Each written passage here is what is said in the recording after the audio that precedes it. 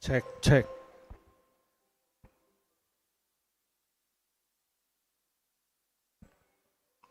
Check one. Check 1, 2, 3. 1, 2, 3.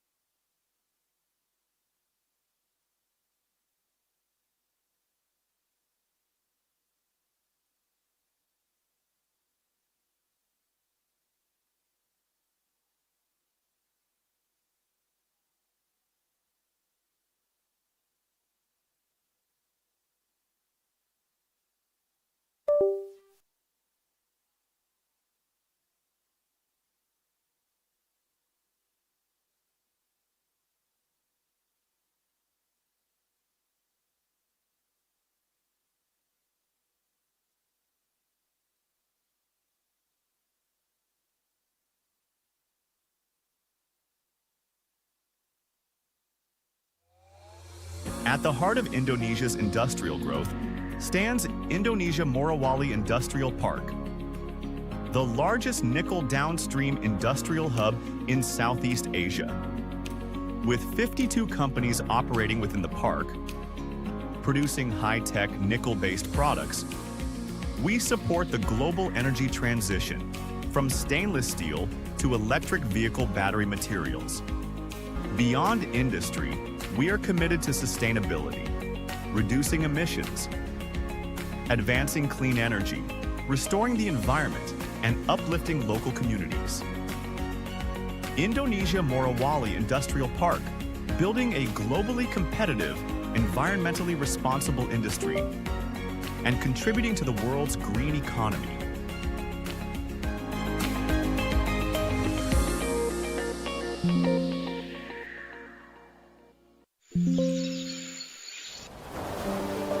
Our homeland, a place where the stories of life are passed down through generations, blessed with abundant resources, gifts from God for us to nurture and protect with wisdom and care. Here, our journey begins, a dream for our nation. Wherever it leads us, we are wholeheartedly committed to giving our very best for the advancement of our country, delivering the best energy solutions to people across the nation. Integrated, spanning shore to shore, providing reliable and affordable energy to all, from the bustling cities to the remote villages. We pledge to preserve our homeland's treasures, striking a balance between generating energy and protecting the environment for future generations.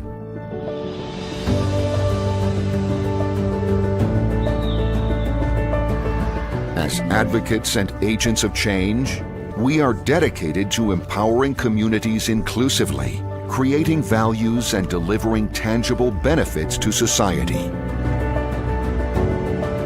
With a bold vision, we take a leap forward into a new chapter, anchored in transparency, innovation, and integrity. We stand united in our purpose. PT Adaro Andalan Indonesia Tbk. With unwavering commitment, responsibility, and dedication, we present energy for a better future.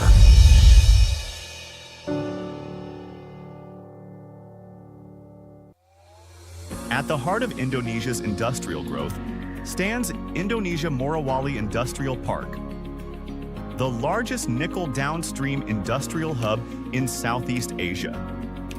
With 52 companies operating within the park, producing high-tech nickel-based products, we support the global energy transition from stainless steel to electric vehicle battery materials.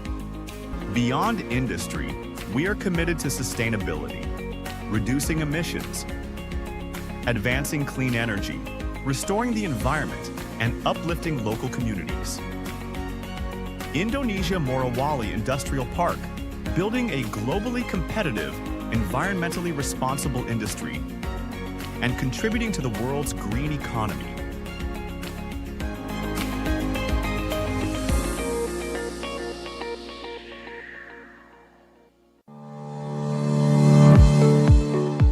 Pupuk Indonesia is a state-owned enterprises company. Currently, Pupuk Indonesia is home to 9 subsidiaries, engaging in the fields of 5 fertilizer company and 4 non-fertilizer company, which consists of logistics, food, trading and EPC company. PT Pupuk Indonesia is committed to driving sustainable business practices through its ESG initiatives, focusing on reducing greenhouse gas emissions and enhancing its environmental, social, and governance standards. These efforts align with global sustainability goals and strengthen the company's reputation in the global fertilizer industry. In 2024, a 13% emission reduction compared to the business as usual (BAU) scenario was achieved. By 2030, approximately 96% of the emission reduction will be achieved through energy efficiency programs. By 2050, around 86% of the emission reduction will come from the conversion of gray ammonia to clean ammonia. Pertamina has always been here for the nation and the world for more than 6 decades. With a vision to become a world-class energy company, Pertamina has a mission to run an integrated business of oil, gas, and new renewable energy based on strong commercial principles. Pertamina has transformed to create subholdings and subsidiaries that are integrated into the business ecosystem that can compete globally to achieve global recognition. Upstream subholding, refining and petrochemical subholding, commercial and trading subholding, gas subholding, power and new renewable energy subholding, and integrated marine logistics subholding that maintain the energy supply and sustainability. Pertamina, energizing people, energizing the world, energizing you.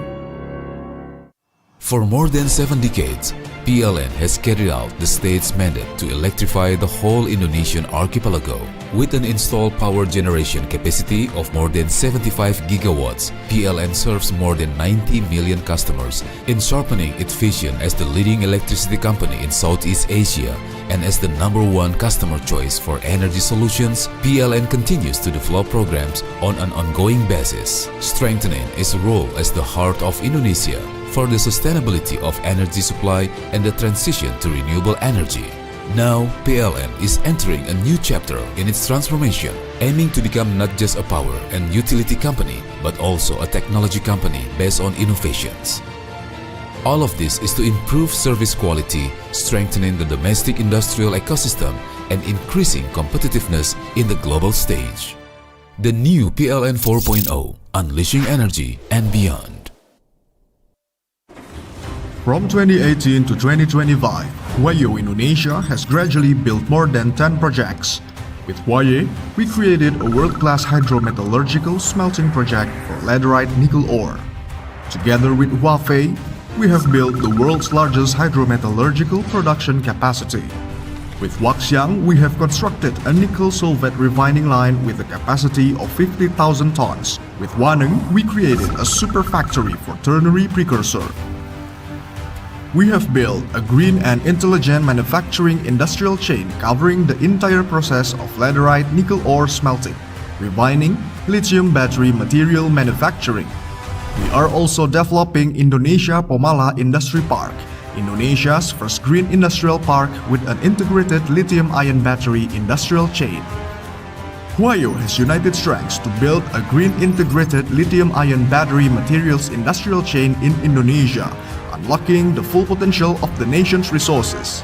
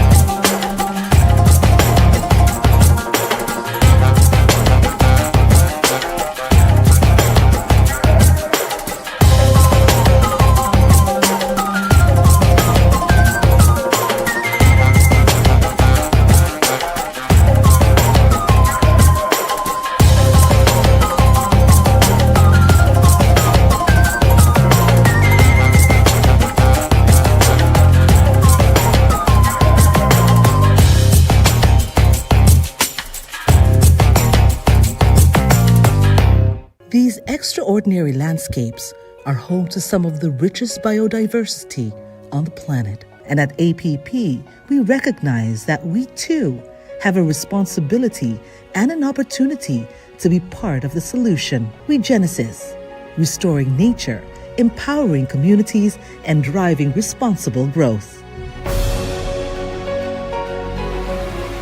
Regenesis is APP's ambition for a sustainable future. It is our commitment to conserving and restoring the forests and biodiversity while also managing carbon, driving innovation, empowering communities, and fostering partnerships. Our new forest positive policy marks the first step of Regenesis and the next phase of our sustainability journey.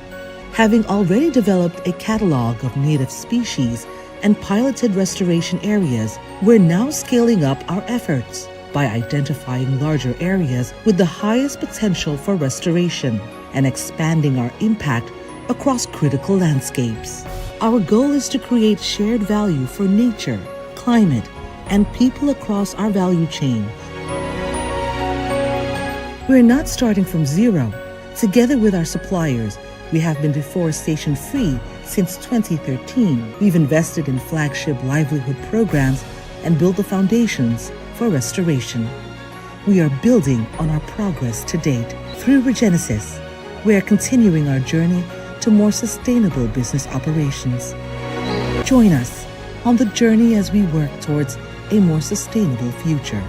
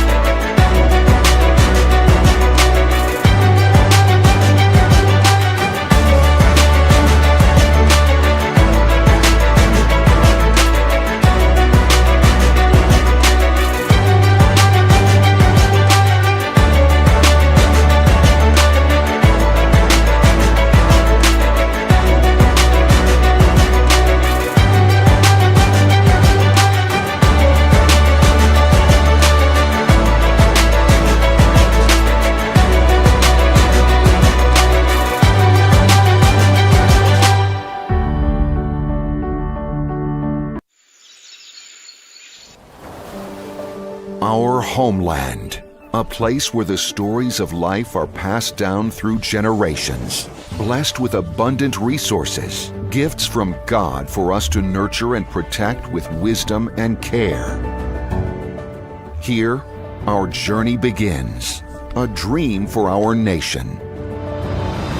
Wherever it leads us, we are wholeheartedly committed to giving our very best for the advancement of our country, delivering the best energy solutions to people across the nation. Integrated, spanning shore to shore, providing reliable and affordable energy to all, from the bustling cities to the remote villages. We pledge to preserve our homeland's treasures, striking a balance between generating energy and protecting the environment for future generations.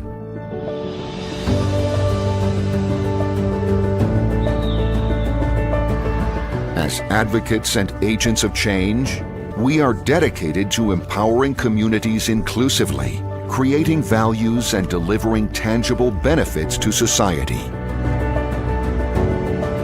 With a bold vision, we take a leap forward into a new chapter, anchored in transparency, innovation, and integrity. We stand united in our purpose. PT Adaro Andalan Indonesia Tbk. With unwavering commitment, responsibility, and dedication, we present energy for a better future.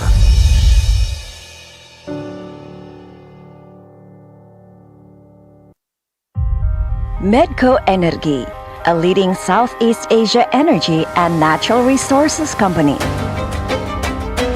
In the oil and gas business, we are a cost leader, operating fields producing over 300 million barrels of oil equivalent per day, of which 70% is gas production.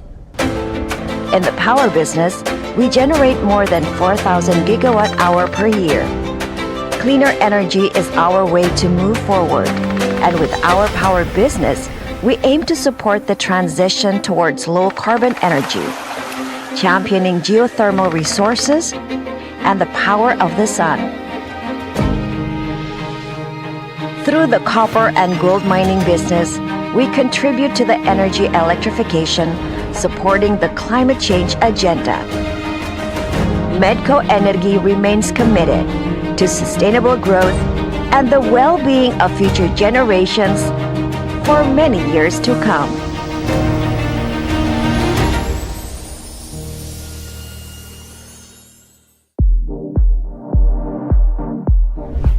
As one of the largest copper mining companies in Indonesia, responsible production defines our operations. Aman holds the concession of world-class copper-gold resources and the Future Ilang project, which has one of the world's largest known undeveloped ore bodies. Aman has a fully integrated operation, exploration and development, ore mining, ore processing, and smelting. Aman's commitment to sustainable mining practices can be seen from the 4 pillars that underpin the sustainability framework. Our active reclamation program, conducted in parallel to mining operations, affirms the company's commitment to sustainable mining practices.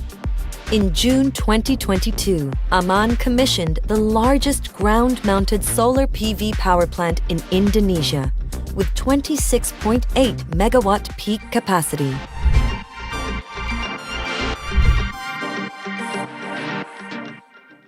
Did you know that blue carbon ecosystems like seagrasses absorb carbon dioxide up to 35 times faster than trees? The ocean is in crisis, but with action, it can become a sustainable driver of economic growth. GGI works across Asia, Africa, the Pacific, and Latin America and the Caribbean to restore ecosystems, empower communities, and build a resilient blue economy. GGI's work is guided by 3 pillars that shape our global approach. Pillar 1 is resilient blue bioeconomy. Pillar 2 is marine industries and low carbon transport. Pillar 3 is blue carbon and sustainable finance. which we unlock climate finance through blue carbon markets, blue bonds, and debt for nature swaps to support long-term coastal resilience. GCGI will be with you on the journey to turn our oceans from a sea of crisis to a sea of hope.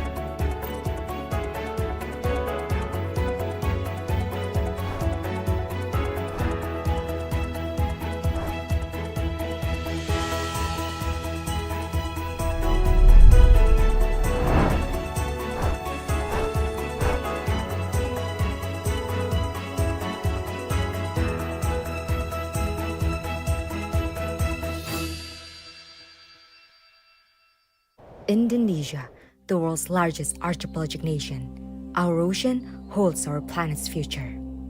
But today, it is under threat due to the impact of climate change. It is also our greatest climate ally, so we believe amplifying the ocean climate nexus is essential. Indonesia Ocean Justice Initiative is a think tank committed to ensuring justice for the ocean and for those who depend on it. We support Indonesia through several strategic programs. We provide detection, legal analysis, and case assistance against IUU fishing and assist in maritime security policy development.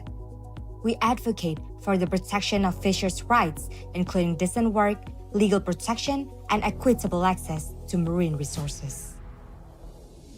We provide assistance in the implementation of safeguards to ensure that carbon initiatives uphold environmental integrity and community rights. We support effective law enforcement against mangrove deforestation and drives long-term protection. We call for a paradigm shift in environmental law grounded in 5 main principles. Through our partnerships, research, advocacy, and enforcement supports, we strengthen Indonesia's leadership in ocean governance.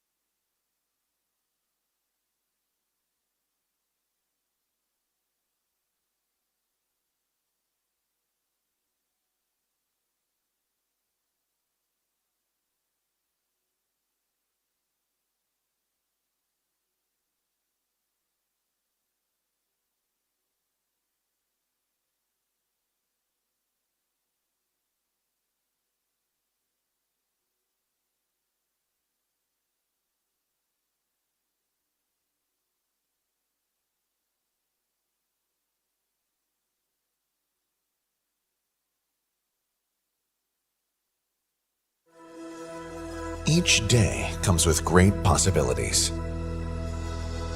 Because we must keep moving. Drive solutions. So we can construct a better, stronger, and more resilient future. We are SIG. We're a leading building solutions company in Indonesia. Our innovations and solutions enable us to deliver effective results every single time. They're efficient, high-performing, and environment-friendly. Together, they support sustainable transformations and go beyond next with SIG.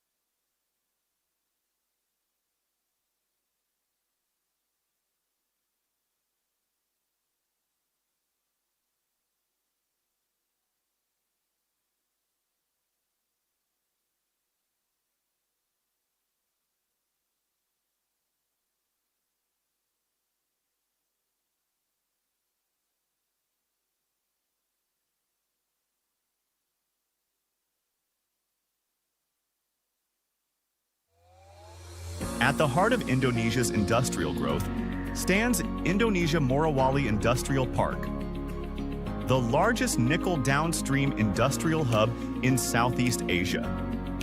With 52 companies operating within the park, producing high-tech nickel-based products, we support the global energy transition from stainless steel to electric vehicle battery materials. Beyond industry, we are committed to sustainability, reducing emissions, advancing clean energy, restoring the environment, and uplifting local communities. Indonesia Morowali Industrial Park, building a globally competitive, environmentally responsible industry, and contributing to the world's green economy.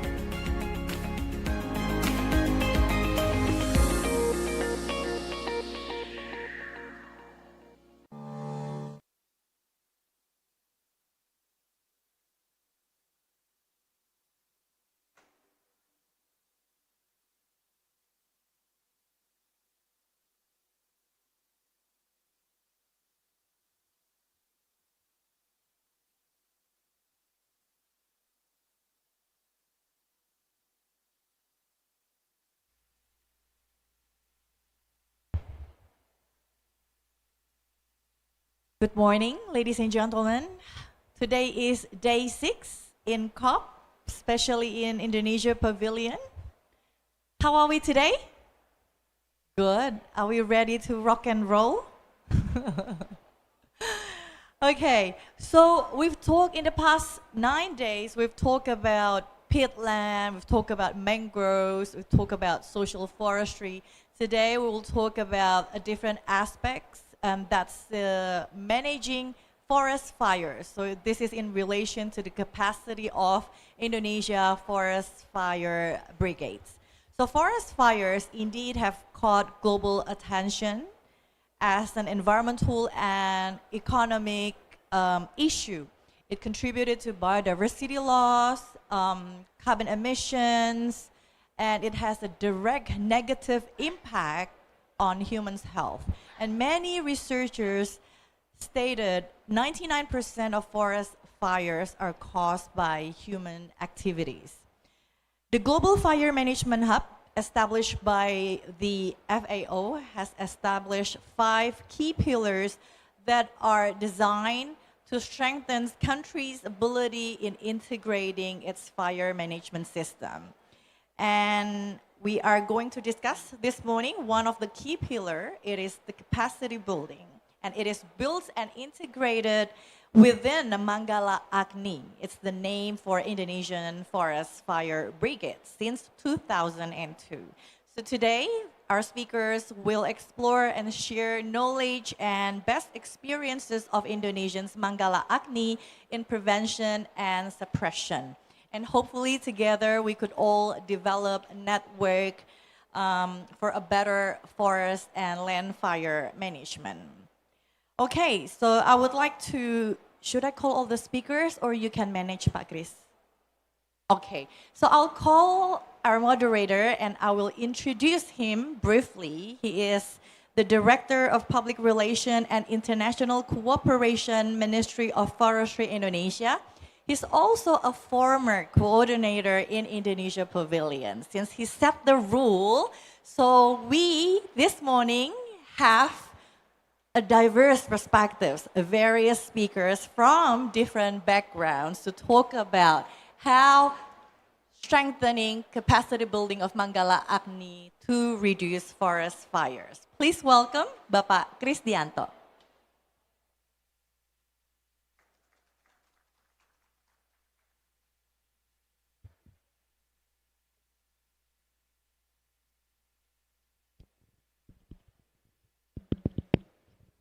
Thank you. Good morning, everyone, and also good afternoon and good evening, because it's online at the moment.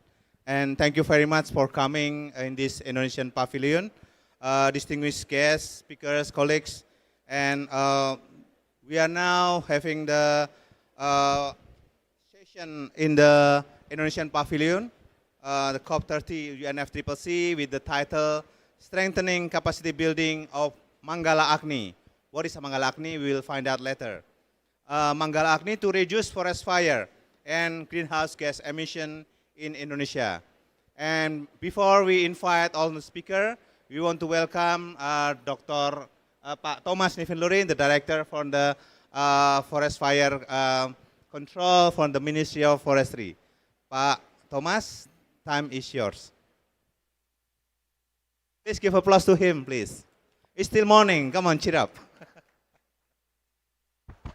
Check. Very good morning, everyone. It is a pleasure and honor for me to welcome you all to the talk show of strengthening capacity building of Manggala Agni to reduce forest fire and greenhouse gas emissions in Indonesia. For those who are not familiar with Manggala Agni is Sanskrit language, meaning the fire commander. Manggala Agni is Indonesia Forest Fire Brigade. Distinguished guests, ladies and gentlemen, first of all, I would like to thank to all speakers, Dr. Lara Steele from FAO, who will join us today from Rome by Zoom. Dr. Song Min Kyung from National Institute of Forest Science, Republic of Korea. Mr. Hideyuki Kubo from JICA, Japan, and my colleagues, Dr. Isar Albar from Indonesia Ministry of Forestry, for their meaningful participation today, and will share their thoughts, findings, and lessons learned concerning the importance of human resource development in integrated fire management. Our thanks also goes to Dr. Chris Dianto, my colleague, the Director of International Cooperation, Indonesian Ministry of Forestry, that will be our moderator for today. Thank you, Pak Chris. And of course to Indonesian Pavilion Secretariat team and Miss Annie, my team from Jakarta, for the excellent work in organizing this event today. I would like also to acknowledge my colleagues, Dr. Tito, the Director of Mangrove Management from the Ministry of Forestry. Thank you for your participation, sir. Colleagues, ladies and gentlemen, when we talk about climate change, forest and land fire, wildfire, bushfire become a global threat that affecting our forests. The fire contribute to deforestation, land degradation, biodiversity loss, food and livelihood insecurity, and reducing quality of life. Based on the IPCC report, scientists remind us that the global rise in temperature will influence the probability of extreme fires. And based on the UNEP report in 2022, climate change and land use change are projected to make wildfires more frequent and intense, with a global increase of extreme fires up to 50% by the end of this century. As global temperatures rise, it's expected that size, frequency, and severity of wildfires to increase in the years ahead. It means that the fire will be more challenging to be addressed. In this situation, it is difficult for one country to resolve this problem without support and collaboration from partners. Distinguished participants, in recent decades, many countries are committed to combat forest and land fire with multiple approaches and efforts. And this can be shown recently during the opening thematic sessions and Belem Climate Summit November the 6th, 2025. Excellencies President Lula just launched and declared call to action on integrated fire management and wildfire resilience that had been endorsed by 62 countries by today, including Indonesia, Republic of Korea, and also Japan. And 2 years back, during the 18th International Wildland Fire Conference in 2023, Global Fire Management Hub, or we call it Fire Hub, has been launched, organized by FAO. The Global Fire Hub aims to enhance collaboration across region and global in implementing integrated fire management that cover 5 pillars, notably knowledge and data sharing, capacity building, fire risk reduction, wildfire resilient communities, and policy support. The 5 pillars are designed to strengthen countries' ability to implement, we call as the 5 R's: review and analysis, risk reduction, readiness, response to fires, and recovery, as well as reducing the negative impacts of wildfire on people, landscape, and the global climate. How about Indonesia, and what sort of policy and action had been done and planned for the future challenge in reducing greenhouse gases emission from forest and land sector? And what kind of mitigation strategy will be applied in anticipating the massive fire? Distinguished guests, Indonesia, home for almost 120 million hectares of forest, and we have a tremendous experience in combating forest and land fire since 1984, when the big fire impacted almost 3 million hectares of forest at the time. However, during the last decades, in 2015, since paradigm shifting from suppressions to prevention approach, the forest and fire in Indonesia have been decreased significantly from 30% to 93% within period 2015 up to 2025 by now, by using baseline data 2015, which burn area calculation reached almost 26 million hectares of forest and land. Indonesia have learned that the achievement in handling the severe forest and land fire depend on 3 key pillars. First, develop a collaboration among parties at national, regional, and international level. Secondly, maintaining a well coordination across sector and region. And lastly, encouraging a meaningful participation of communities. Indonesia has taken action based on the many years experiences, but we also realize that improvement cannot be achieved without support from partners countries and global partners in addressing forest fire issues. Therefore, today, we have several partners that will present their role and contribution to integrated fire management in Indonesia as well as at global scales. Colleges, distinguished participants, this talk show will discuss capacity building as one of the key pillars of the Global Fire Hub. In line with that, Indonesia has established its forest fire brigade known as Manggala Agni since 2002, aiming to contributing in reducing greenhouse gas emissions such fire and have been mandated by national determined contribution and Indonesia Voluntary 2030. This talk show aim among others to share the role of Mangalagni, lesson learned and best practices on capacity building program in strengthening forest and land fire mitigations, and how achieve the target of reducing greenhouse gas emissions as has been mandated in NDC and Indonesia Voluntary 2030. One of the near future challenges that Indonesia should always be prepared that based on climate outlook by the Agency for Climate and Weather of India, BMKG, 2027 is considered as El Nino year after 2023. It means that all resources in mitigating forest and land fire in 2026 should be well prepared and managed accordingly, including the preparedness of forest firefighters, forest fire brigade of Mangalagni, and all relevant parties in the country. In order to maintain the professionalism and competence of forest fire brigade, we are remaining open to strengthen cooperation among partners countries and international partners through developing a meaningful program in the country or overseas. We hope the achievement and lesson learned we gain from integrated fire management could provide a broader contribution not only in the region but also in global. Colleagues and distinguished participants, in closing, again, I would like to thank and appreciate for all participants in this event and for all the support giving to Indonesia. With that, I officially declare this talk show open, and I wish you all an enjoyable discussion. Thank you. Thank you, Pak Thomas. Thank you, Pak Director Thomas. Please give applause to him. And as Pak Thomas mentioned, he is the director for the Forest Fire Control. As you can see, he is wearing the red batik with the tiger on it. So it's represent the braveness of the how to handle the forest fire in the field.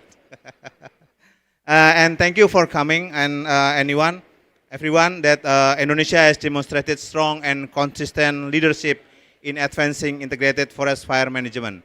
We don't want to have a forest fire happen every year, but it's very devastating. Forest fire is 2015 and 2019 in Indonesia, and Indonesia is now involved in the Global Fire Management Hub established by FAO. Then have the 5 pillars. This is the most important thing. The 5 pillars is the knowledge and data sharing, capacity development, and wildfire resilient communities, policy development and implementation, and risk reduction and early warning. And one of the pillar is what we call it capacity building or capacity development. So today we want to learn about what is the capacity building has been done in Indonesia. And I invite the first speaker, Dr. Israr Albar. He is the Deputy Director of Forest Fire Management, the Ministry of Forestry.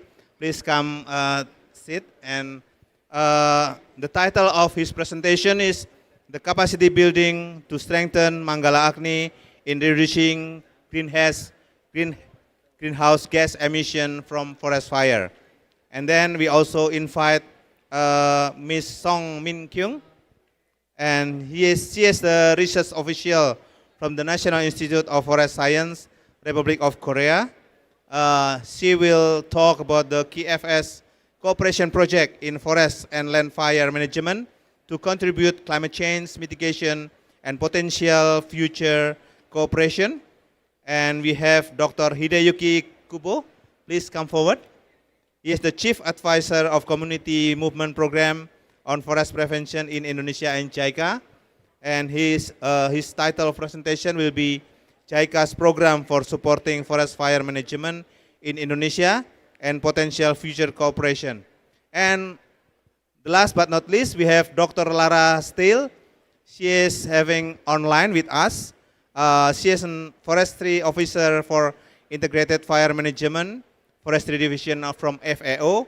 She will talk about FAO's strategy to address forest fire issue in developing countries. Now, the first, I would like to invite Dr. Israr to give presentation about 10 minutes, Pak.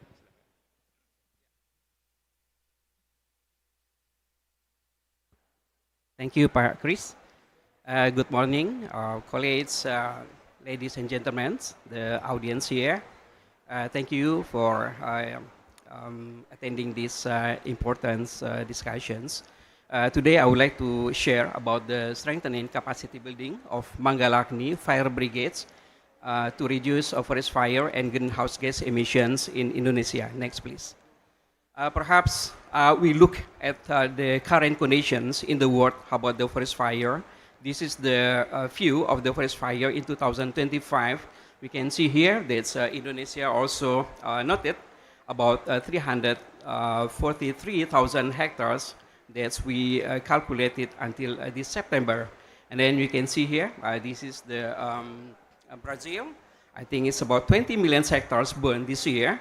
And then several countries also having the same fire occurrences this year. And we know this based on the UNEP report that with this climate change and also the land use change, so there will be the extreme fire will be more, at least until 50% more until the end of the century. Next, please. And this is about the emissions, the greenhouse gas emission from the wildfire. You can see here for Indonesia in 2019 and then 2023 and then 2015, of course. There's a big fire in Indonesia, and then of course there's also the greenhouse gas emissions also become highest at the time. And then I think Japan and also South Korea just small emissions based on this data. Next, please. If we look at the source of emission, we can refer to the first burn for Indonesian in 2015. So at least 47% is come from the land use change and including the pit fire. And then the second burn also mentioned about 44% also come from the LUCF and pit fire. And then the third burn also mentioned 50% the source of emissions come from the ULCF and pit fire. And fortunately, the first BTR that we submitted in 2024, it's decreasing for the LUCF as well as pit fire. It's less than 25%. So we believe that the reducing the hotspot, the active fire, and then the fire occurrences as well as the burn area is the key to reduce the emission, also to achieve the volume net sinks target. Next, please. Next, please. You can look here. For example, this is the satellite data in 2015. Let's say this is in Sumatra and Kalimantan. We can see here clearly about the active fire in Kalimantan in September 2015, and also in South Sumatra, there's bulk of the hotspot of the active fire. In 2019, we can see clearly here, this is the yellow one, is the big thick smoke in Jambi, and we can also have the record from the photo from Jambi itself, the yellow thick one from the ground. And then this year, we also having another fire episode. This is in Riau, in Rokan Hulu, where the smoke, the thick smoke, and also the transboundary has pollution for a while. It's across the Malacca Straits. Next, please. This is the active fire. If we check from the 2015 until this year, you can see here. So this active fire mainly occur in Sumatra and Kalimantan. These two main islands, they also have the pitland fire, the pitland area there. So in 2015, 19, and 23, there's the fire seasons as well as also the El Nino years. Perhaps in the next 2 years, in 2027, we will have another El Nino years. So this is also in line with the wildfire, where the 2015, 19, and 23 is the biggest fire, and also in burn area. Next, please. This is the burn area 2 years ago in 2023. This is not the active fire or the hotspot, but this is the burn area that we delineate every month. So this is the accumulations of the burn area using the Lancet and also Sentinel. And then you can see here in Sumatra, there's South Sumatra, and then Kalimantan, West Central and South Kalimantan, and East Java. We also noted here West and East Nusa Tenggara. Also, there's a lot of fire as well as the burn area. And in South Papua, there's always a little bit fire there, and we recorded also the burn area. Next, please. This is the burn area in Indonesia from 2000 to this year. You can see here in 2002 that we just established our Manggala Agni Fire Brigades, and then in 2006 we have a big fire, 3.8 million, mainly in Sumatra and Kalimantan, and then 2015, 2.6 million hectares burned. The same places, Kalimantan and Sumatra, and then 2019 we lost 1.6 million, and then 2023 we lost 1.1 million hectares forest and land. So this is the bigger picture in Indonesia, how the big fire is become the challenging. Next, please. If we look the forest fire trend, at least for the last 8 years, we can see clearly here that the forest fire in Indonesia will start, let's say, in June or July. So this is based on our burn area that we calculate every month. In 2019, this is the big fire in Indonesia, and then 2023, so we can see there's a peak of the graph. So every June and July, and then in November, they will be decreasing the forest fire as well as the burn area. Next, please. This is the latest update of the burn area Indonesia in 2025 as of 31st October 25. So we lost about 343,000 hectares this year, and we hope it's less than, let's say, 400,000 hectares. And the main locations still Sumatra, Kalimantan, East and West Nusa Tenggara. Next, please. So this is the Manggala Agni that we have now, the fire brigades. We have about 2,500 something, and we have 34 local fire stations across Indonesia, mainly in Sumatra and Kalimantan. And then each local fire station, they have the equipments, they have resources. At least we have like 60 people there, and we have the vehicles, the tools, equipments, a pump, and so on. So this is our main resources for fighting the forest fire in Indonesia. Next, please. This is, for example, in South Sumatra, we call it local fire station in Ogan Komering Hulu. It's about 1.5 to 2 hectares, and it's equipped with the office, and then we have the training class, we have the warehouse storage, a dormitory, and so on. So we have 34 local fire stations like this in Indonesia. Next, please.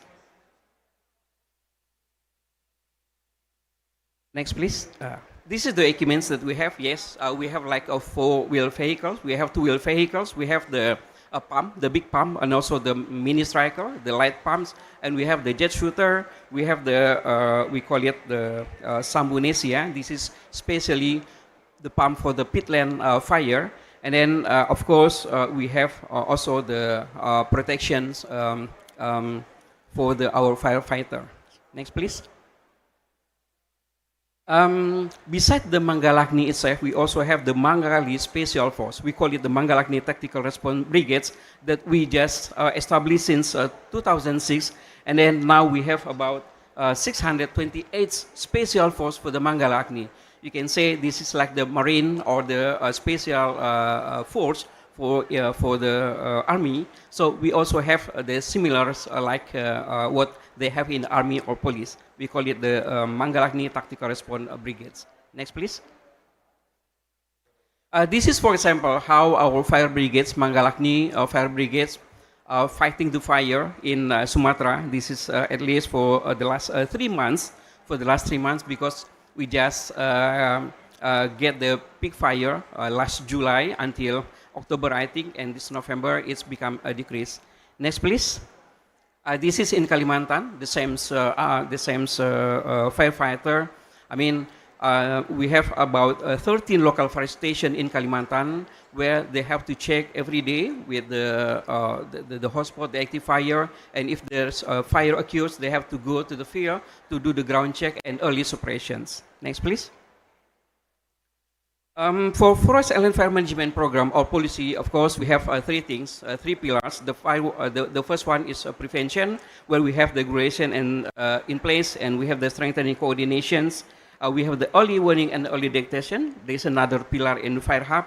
We have the integrated fire prevention patrol, campaign and capacity building is a must, and then land preparation without burning practices, or we call it the PLTB. We have fire care community, more than 10,000 fire care community now, and then weather modification. This is aimed to pit rewetting, and of course capacity building. The second one is the suppression. We do the ground suppression, we do the joint suppression and air operation with water bombing and also surveillance. And the last one, we have the post-fire with the law enforcement, burn estimations, burn area estimation, burn area inventory, and so on. Next, please. So this is the fire hub pillars that already mentioned by director. The first one is knowledge and data sharing, capacity building, fire resilient communities, fire risk reduction and early warning, and the last one is the IFM, integrated fire management policy development and support. So we'll talk about today only about the capacity building. Next, please. We have the ITTO project in 2021, 2022 with the title is the capacity building on forest and land fire management in Indonesia. So the location is 3 provinces, South Sumatra, Central and South Kalimantan. And the result is we have about the thematic training where 1,300 people already involved in this thematic training. You can see the list of the training here. The training of zero burning practices, training of community economic empowerment, technical training for occupational health and safety, basic technical training on integrated fire management, burn area calculation, and so on. Next, please. Another project is the JICA project. That's, we will talk about this deeply by Pak Kubo later on. The title is Project for Community Movement Program on Forest and Land Fire Prevention, where the overall goal is new model district where hotspot and burn area are decreased, is established in the target and other provinces. So this location, 3 provinces. The first one is Riau, West Kalimantan, and Central Kalimantan. We already have a lot of training here. Yes. This is about 776 persons already involved. Next, please. And this is the KFS project with the Korea Forest Service. Now it's still going on, where we build the land and forest fire management center there. So there are a training center and then a command center also there. And then we hope this local fire station as the center of excellence for forest fire management. So this is in South Sumatra. Next, please. Another one is the GCF Green Climate Fund with RED and Indonesian Environment Fund. We also do a lot of training in this with this scheme. Almost all provinces with all varied thematic training. So at least 1,800 our Mangalakni and also local community, forestry divisions, and also conservation units also involved in this training. Next, please. The capacity building. So this is the resum of this project. The JICA about 776, the Korea 156, Green Climate Fund 446, and the ITTO project. This is the most one, 1,307. So that's our capacity building with all the projects that we have in Indonesia. Next, please. The competitive standard to enhance the capacity of our fire brigades. We also develop the competency standard on forest and land fire management with regulation by Ministry of Manpower. We have at least 46 competency units from fire prevention to post-fire activities. Next, please. With 46 competency units, so we have 7 levels. Level 1 is Fire Crew 1, Level 2 Fire Crew 2, Level 3 is Fire Crew 3 until the level 7. So this 46 competency unit, we divided into this 7 level. Next, please. And then, of course, we have the curriculum and syllabus on the training, where the curriculum and syllabus are designed so that learning materials are standardized and can achieve a learning objective. This curriculum and syllabus we also develop with cooperation with our Forestry Education and Training Center. Next, please. I think this is my last slide. So this is the way forward. The burn area 2016 to 2025 and our target from 26 to 30. We hope this provided capacity building to Mangalakni fire brigades along with early suppression will decrease not only the active fire, the fire occurrences, but also burn area and greenhouse gas emission from forest fire and support the fluorescing target by 2030. So the next 5 years is our target. At least we can decrease our fire occurrences, the burn area at least 10%. So that's our target. I think that's my presentation, my sharing. Next, I think, yes, this is my last slide. Thank you for your attentions. I return back to the moderator. Thank you, Pak. Thank you. Please give applause to Pak Dr. Israr. Thank you, Pak Israr. He mentioned about 2,585 Manggala Agni. Manggala Agni is our national fire brigade, ya, Pak. And the most important thing is how the capacity building is playing the significant role in the how to anticipate how they tackle the forest fire, ya, Pak. So we want to have the second speaker, Dr. Lara Steele. Are you still online? Yes, I'm here. Okay, Thank now you. your turn. It's about 10 to 12 minutes, please. Thank you. Okay, thank you so much, moderator, and thank you for having me today. Good morning to everyone. So as it was already announced, my name is Lara Steil. I'm a fire management officer at FAO. And today I will provide a short overview of the Fire Hub and how our global and what we are doing with our global work on integrated fire management and how this work can support countries like Indonesia in strengthening institutions such as Manggala Agni with the goal of reducing wildfire impact and the greenhouse gas emissions. The next slide, please. So let's begin to talk about integrated fire management and governance. So in FAO and with our partners under the Fire Hub, we are promoting a paradigm shift in how fire management is approached. It's no longer just about fighting fires. It's about integrating fire culture, fire ecology, and governance to create resilient systems. And it's important to point out that a strong governance is essential to drive this paradigm shift from a suppression focus to more prevention focus, ensuring lasting impact. Next slide, please. So this approach that we call integrated fire management, it's a holistic approach considering physical, biological, ecological, social, and technical factors. The integrated fire management is built on 5 steps that we call the 5 R's that was already mentioned before. And they are review and analysis, so understanding what is going on about fire in the territory, risk reduction, so prevention, readiness, response, and recovery. As was also mentioned, wildfire is becoming more frequent and intense. So we need to scale up integrated fire management globally to achieve better results and decrease the damages caused by wildfires. And for that, next slide, please. FAO and UNEP launched in 2023 the Global Fire Management Hub. Nowadays, we have many different partners. And to implement the Fire Hub, And the Fire Hub operates through 5 key pillars that were already mentioned in this session today, but just to highlight and emphasize them again.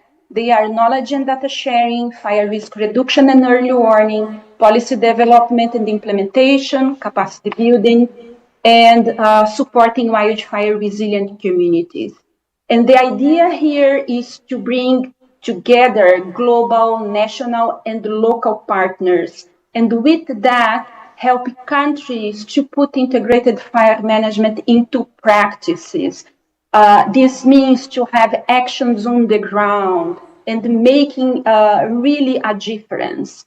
And with that, we aim to reduce the negative impacts of wildfires on people, on the landscapes, and on climate. Next slide, please. In June of this year, we held the first Fire Hub plenary, gathering over 600 participants from 85 different countries and 250 organizations. And this plenary back in June covered working group topics, post-fire restoration, early warning systems, and policy development. 9 side events highlighted regional perspectives and other emerging issues on fire management. For details, if you are interested in knowing more about it, please visit the FAO website. You can see this website in the slide. And this slide is shared with the organization, so the participants can get the presentation from the organization of this session today. Next slide, please. So talking about the working groups that we launched during the plenary, we launched 3 initial working groups focused on fire data, interoperability, and community-based fire management. These groups are inclusive and welcoming organizations from around the world. The idea is that countries and organizations can join the Fire Hub through the working groups, and the working groups will address specific technical aspects. We are starting with these 3 working groups, but the idea is to have more working groups addressing other aspects of integrated fire management. The idea is to ensure that everyone has a voice in shaping fire management solutions at the global level. And the idea is to have local solutions for global results. Next slide, please. Also, during the Fire Hub plenary, the first Fire Hub plenary in June, we launched the FAO Integrated Fire Management mascot. Her name is Pira. This name was elected by the participants of the plenary, and Pira is engaged in promoting integrated fire management and also gender representation. Pira is a female tiger, and she symbolizes strength and courage and the protection of wildlife under threat by wildfires. She also highlights the importance of women's roles in integrated fire management. And again, you can learn more about her accessing the website that is available in this slide. Next, please. As you said before, one of the pillars of the Fire Hub is related to communities, and also one of the key elements of integrated fire management is also communities. So we recognize that communities and indigenous peoples' leadership is vital in integrated fire management. And because of that, we are working on international indigenous-led fire adaptation network. And we had a co-creation dialogue and this co-creation dialogue was led by indigenous people and not by FAO. And in this co-creation dialogue that happened in Panama 2 weeks ago, we discussed this proposal of the International Indigenous-led Fire Adaptation Network. This initial gathering brought together over 20 indigenous organizations from the 7 United Nations regions. And during this meeting, an interim working group was appointed to define the network's missions and the network's governance. And with representatives from the network joining the Fire Hub steering group. And ongoing dialogues will further shape this important initiative. So here we are recognizing, is a way to recognize the importance of communities, the importance of indigenous peoples in helping establish best strategies on integrated fire management. The next slide, please.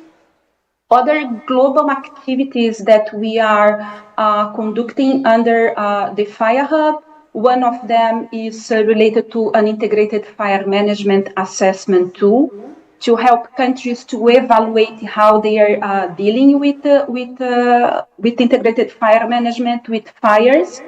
The first module of this assessment tool is related to governance, and we expect to have it ready by the end of this year, only this module. Also, we have launched and we will launch new knowledge products and also offer capacity building opportunities. And these initiatives include the FAO voluntary guidelines on integrated fire management that was launched last year during COFO. For this year, we expect to have a community-based fire management publication and also global fire data assessment. FAO's e-learning academy is also will also provide training on topics like fire danger rating system and early warning system, helping countries to build expertise to implement integrated fire management. The next slide, please. Another important point, we have many partners, as I mentioned, and we have an initiative together with the WMO, and this is a task team on fire early warning services. And in this task team, we are working to strengthen fire weather services, supporting national meteorological agencies and to enhance global resilience. We are also working on raising the profile of integrated fire management in international policy spaces, and this is a priority. And the recent milestones related to this raising the profile of fire is included the United Nations General Assembly resolution on disaster risk reduction, recognizing that fire is something to be addressed by governments, and also recognizing the Fire Hub as a way to implement that. We had this year the Kananaskis Wildfire Charter in the same way, and you probably know during COP30 in Belem, Brazil launched this call to action on integrated fire management and wildfire resilience. So these are important milestones. I have been working with fire for 20 years, and this is the first time I'm seeing fire being discussed in so high level environments, and this is very good. Next slide, please.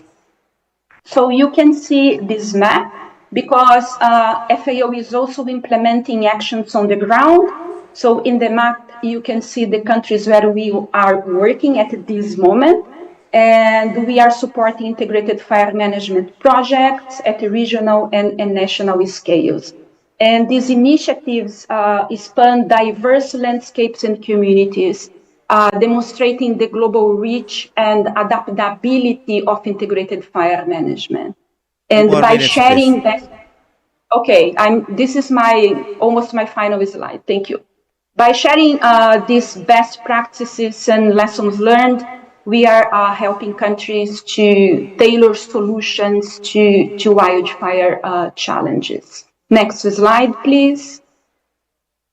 And so our work is made possible by because we have a wide network of partners that you can see in this slide, and we acknowledge their importance to the work of the Fire Hub. I may not mention all of them there because we have many regional networks and national agencies also connected with the Fire Hub, as my colleague Israr said before. Next slide, please. So thank you for your attention, and if you want to learn more or get involved, please visit the Fire Hub website, and this is the QR code that you can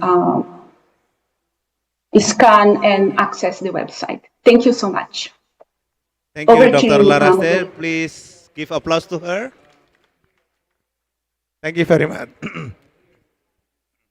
So we learned from Dr. Lara about the program of the capacity building from the forest fire management, and there is what they call it Global Fire Management Hub, and there are 5 R's: review and analysis, risk reduction, readiness, response, and recovery. And the most important thing is there are what we call it the mascot for FAO, that what we call it PIRA. I think the same with the batik for Pak Director Thomas. That's for PIRA and the tiger, that the Fire Hub global activities. Right, thank you, Dr. Lara Ste. And now move to Ms. Song Min Kyung, the research official. She wants to present the KFS cooperation project in forest and land fire management to contribute climate change mitigation and potential future cooperation. Time is yours. Thank you. Thank you for introducing me. Hi, good morning. Let me introduce myself first. My name is Song Min-kyung. I'm working as a research official at the Forest Carbon Research Center of the National Institute of Forest Science. Today I'm giving this presentation on development of forest and land fire management system in South Sumatra, Indonesia. In fact, I'm not an expert on forest fires, but as the only official of the Forest Service here in Belem, so I'm giving this presentation today. I will do my best to convey the efforts of my colleagues with Indonesia as well as possible. Then I will start now. Next slide, please. I'd like to briefly introduce the Korea-Indonesia cooperation and share the progress we have made through this cooperation. This collaboration reflects our shared commitment to climate resilience, forest protection, and meaningful knowledge exchange. As we all know, Indonesia has experienced severe forest and land fires, particularly in 2015 and 2019. Which caused significant impacts on communities, ecosystems, and the national economy in Indonesia. Sumatra and Kalimantan remain the most vulnerable areas, and South Sumatra has been identified as a priority for intervention. In response, the Korea Forest Service and the Ministry of Forestry launched the Korea-Indonesia joint project on the development of a forest and land fire management system in South Sumatra in 2023. The aim is to prevent the recurrence of large-scale fires through institutional strengthening, training, technology, and improved field operations. Next, please. This cooperation has evolved through structured planning and close coordination. From early discussions and feasibility studies to the signing of the letter of agreement and national approval procedures, the project has advanced step by step through strong dialogue and trust building between both countries. Next, please. Let me now introduce where the project is being implemented. The project is located in Ogan Kamarin Lee Regency in South Sumatra. The objective of this project is developing a model for forest and land fire management system in Indonesia. Next slide, please. Next, let me present the main components of our cooperation project. These components work together as an integrated system, strengthening both ground-level response capabilities and overall operational efficiency. Next, please. Project Activity 1 is about construction of the new forest and land fire management center. It is underway and it is expected to be completed in this month. Covering 756 square meters, the facility will include a 100-person training classroom, a command center, and an exhibition room. Next, please. This center will serve as a hub for training, coordination, information sharing, and public outreach, becoming a model and center of excellence for Mangala Agni in Sumatra and beyond. Next, please. A significant milestone was the groundbreaking ceremony in last year, which symbolized the strong joint commitment of both governments and brought together key stakeholders from national and local institutions. Next, please. This is project activity 2, development of application and ICT systems. The second major activity focuses on digital transformation. We are preparing to enhance Indonesia's forest fire ICT system, either by upgrading the existing system or developing a new integrated platform. The intensive development phase will begin in 2026. Next, please. We also support the development of a firefighting module within the SIPP Karhutla Patrol Information System in collaboration with Professor Imas Skasi Sitanggang and her team. This model enables real-time documentation of firefighting operations and improves reporting accuracy. In addition, the patrol reporting system has been upgraded to ensure faster, more efficient, and paperless prevention work. Next, please. We are also establishing a command center that integrates data, communication, and field operations, enabling real-time coordination and faster decision-making. This center is designed to serve as a model for potential national replication. Next, please. This is project activity 3, capacity building and training strengthening. Human capacity is another core pillar of the project. The training of trainers program equips Mangala Agni personnel, especially from Taupus Oki, to train colleagues and local communities in their regions. This approach ensures continuous knowledge transfer and strengthens prevention capacity at the grassroots level. Next, please. Since 2023, 10 training and certification programs have been conducted, involving more than 150 personnel from 10 operational areas, as well as participants from Jambi and Riau. Technical exchange visit to Korea in 2024 further enhanced institutional understanding and provide opportunities to explore advanced fire management practices. Next, please. Finally, the project activity 4, development of forest fire equipment to strengthen field readiness. The project also supports the annual procurement of fire suppression equipment aligned with Indonesian standards. Next, please. So far, more than 970 units of equipment have been delivered to the Ministry of Forestry in Indonesia, including goggles, fire suits, something like that. These equipments directly enhanced mobility, response speed, and frontline safety. Next, please. Next slide, please. So beyond technical work, we have placed a strong emphasis on promoting awareness and sharing progress with the public.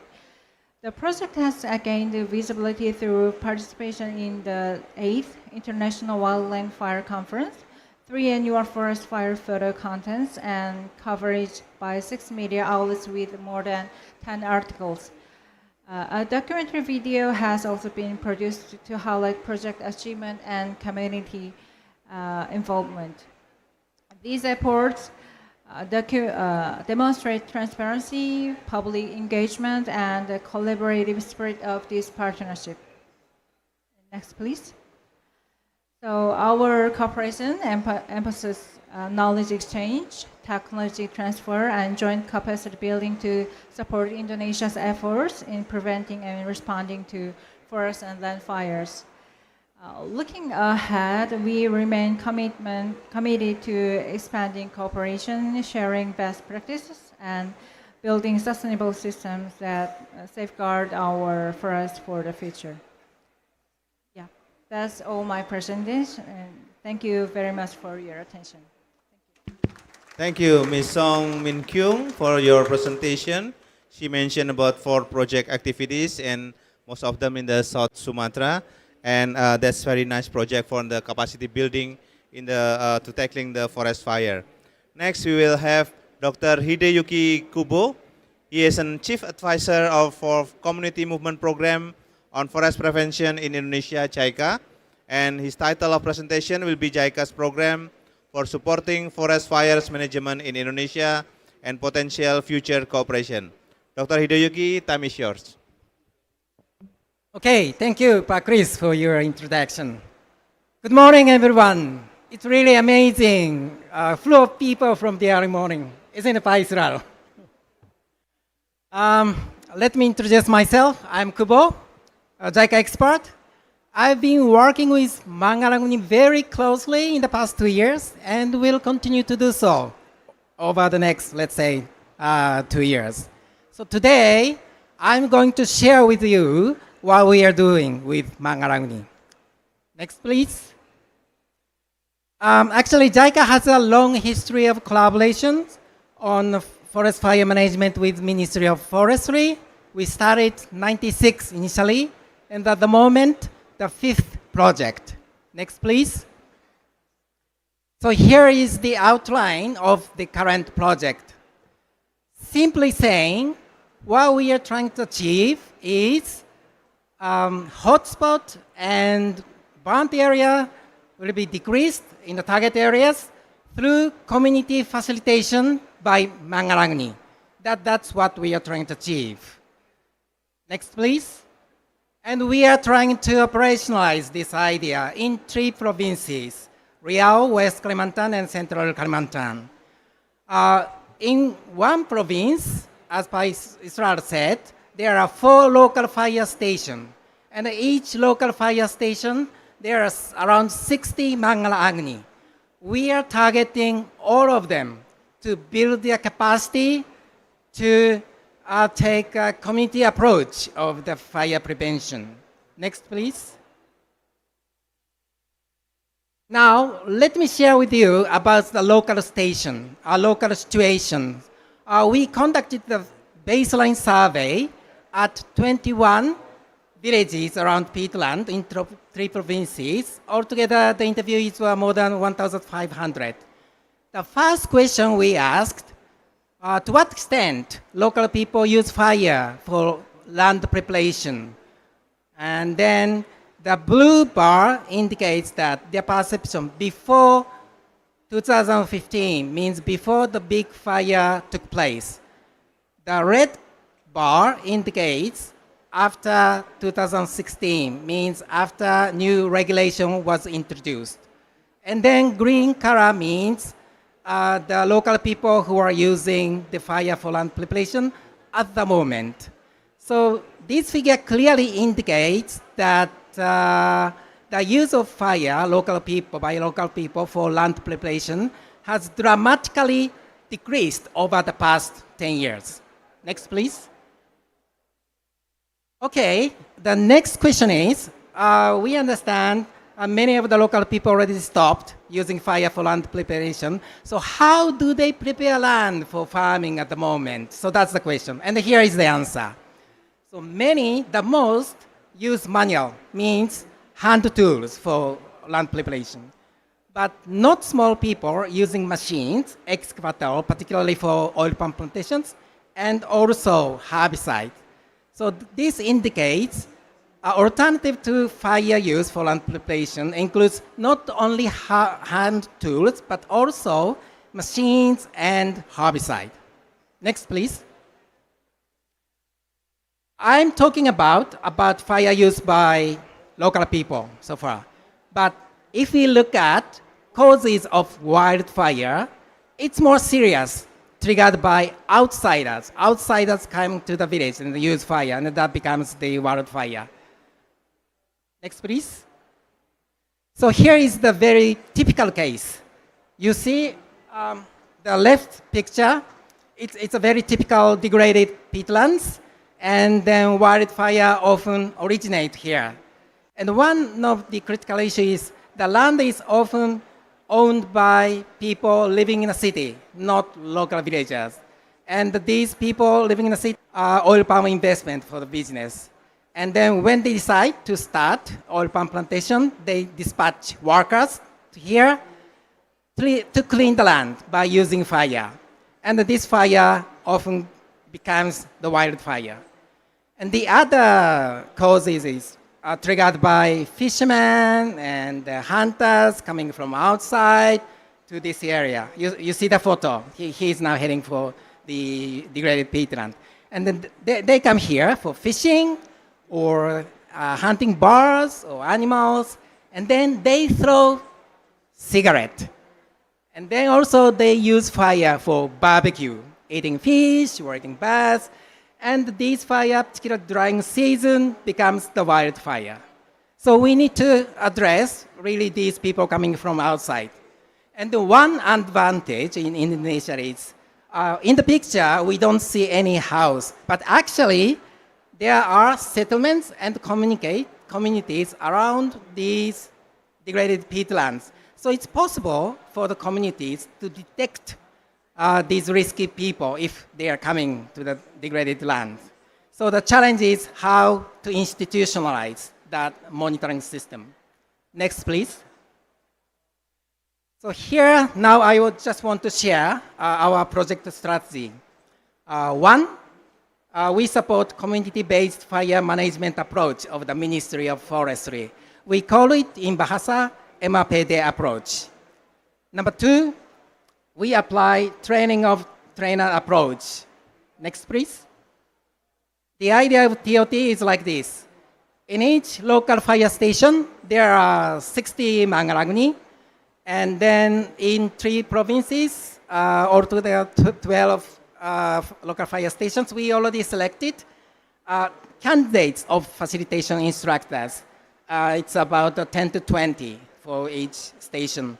And then we are providing intensive training for them. And then after 6 months, we are expecting the instructors will be identified, expecting about 5 to 10 for each station. And then we continue to provide intensive training for them.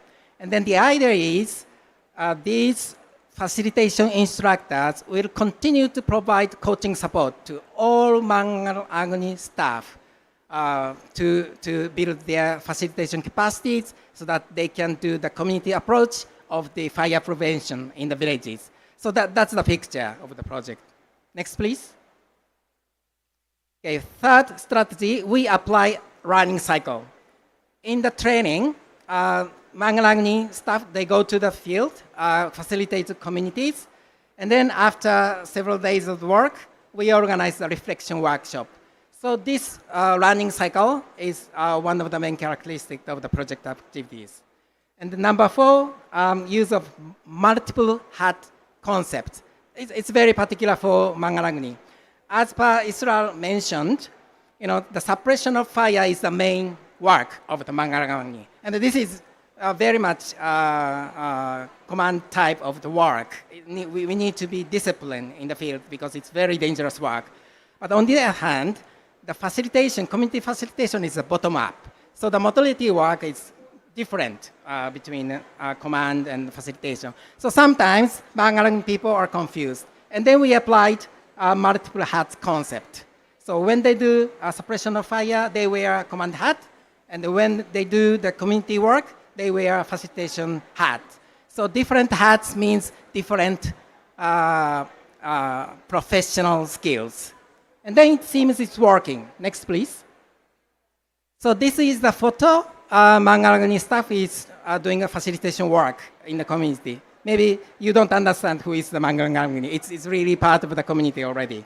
So when they do the suppression work or patrolling work, they wear formal uniform. But when they do the community work, they just wear ordinary uniform. So it's just part of the community landscape.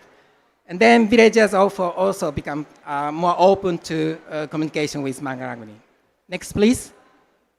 So it's discussion with women's group, talking about village history from their perspectives, and also talking about risky areas of the peatland in the village. Next, please. Men are often busy in the farmland during the daytime, so our meeting is organized in the night after taking bath. Next, please. So here, I just want to share emerging impacts brought about by Mangalagni's facilitation work. I talk about the 2 cases, both are the initiative of the local villagers facilitated by the Mangalagni. So this first case is one village from Riau. In this village, there are 17 hamlets, and the leaders of these 17 hamlets agreed to form associations because they thought it's better to negotiate with the landowner of degraded peatlands and allow the villagers to use the land for pineapple cultivation, so that the risk of fire will be reduced. The villagers can monitor the land. Next, please. So this is another example from the village Central Kalimantan. So head of village council, she took initiative to establish a new village regulations to enable fund available for local fire group, voluntary group of the villages to enable them take actions for land fire prevention.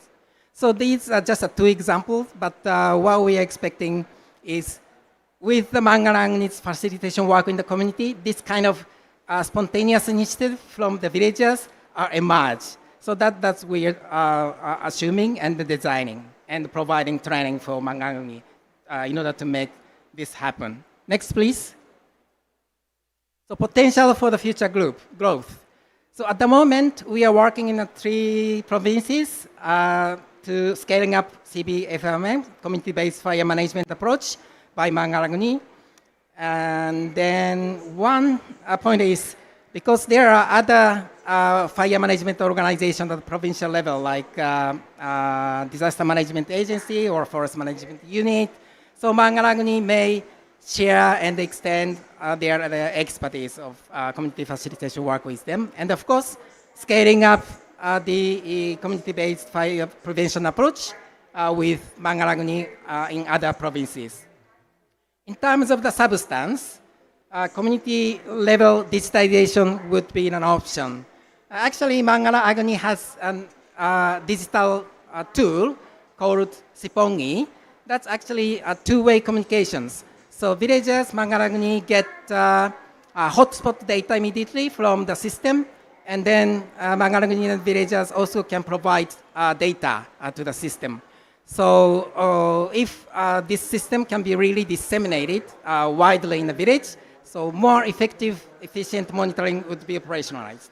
Lastly, promoting company community collaboration. I didn't mention so far, but we conducted survey on company community collaboration, and we found it's very effective because the company has more stable fund to support community-based prevention work. But the number of those companies are very, very limited. So we can see the potential to scaling up this company community collaboration. Okay, next please. So this is the photo, Mangalanguni wearing the fire suppression hat. Next. So this is the Mangalanguni wearing the facilitation hat. So these are same people and having multiple professional skills being demonstrated in the field. Okay, that's all my presentation. Thank you for your attention. Thank you very much. Please give applause to him. Thank you, Dr. Hideyuki Kubo. He mentioned about the JICA project starting from June 2003 and also 2027 and in 3 provinces, yeah? In Riau, West Kalimantan, and Central Kalimantan. So it gives us an idea about how the capacity building is not only from the Manggala Agni, but also from the villagers only. So they will support how to tackle the forest fire. We still have about 6 minutes. Is there any question from the floor, please? The ladies over there.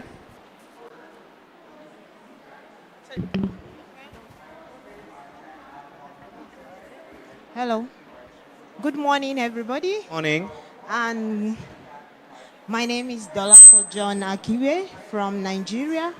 I work with the Ministry of Environment. And in Nigeria, we have the Forestry Department under the Ministry of Environment.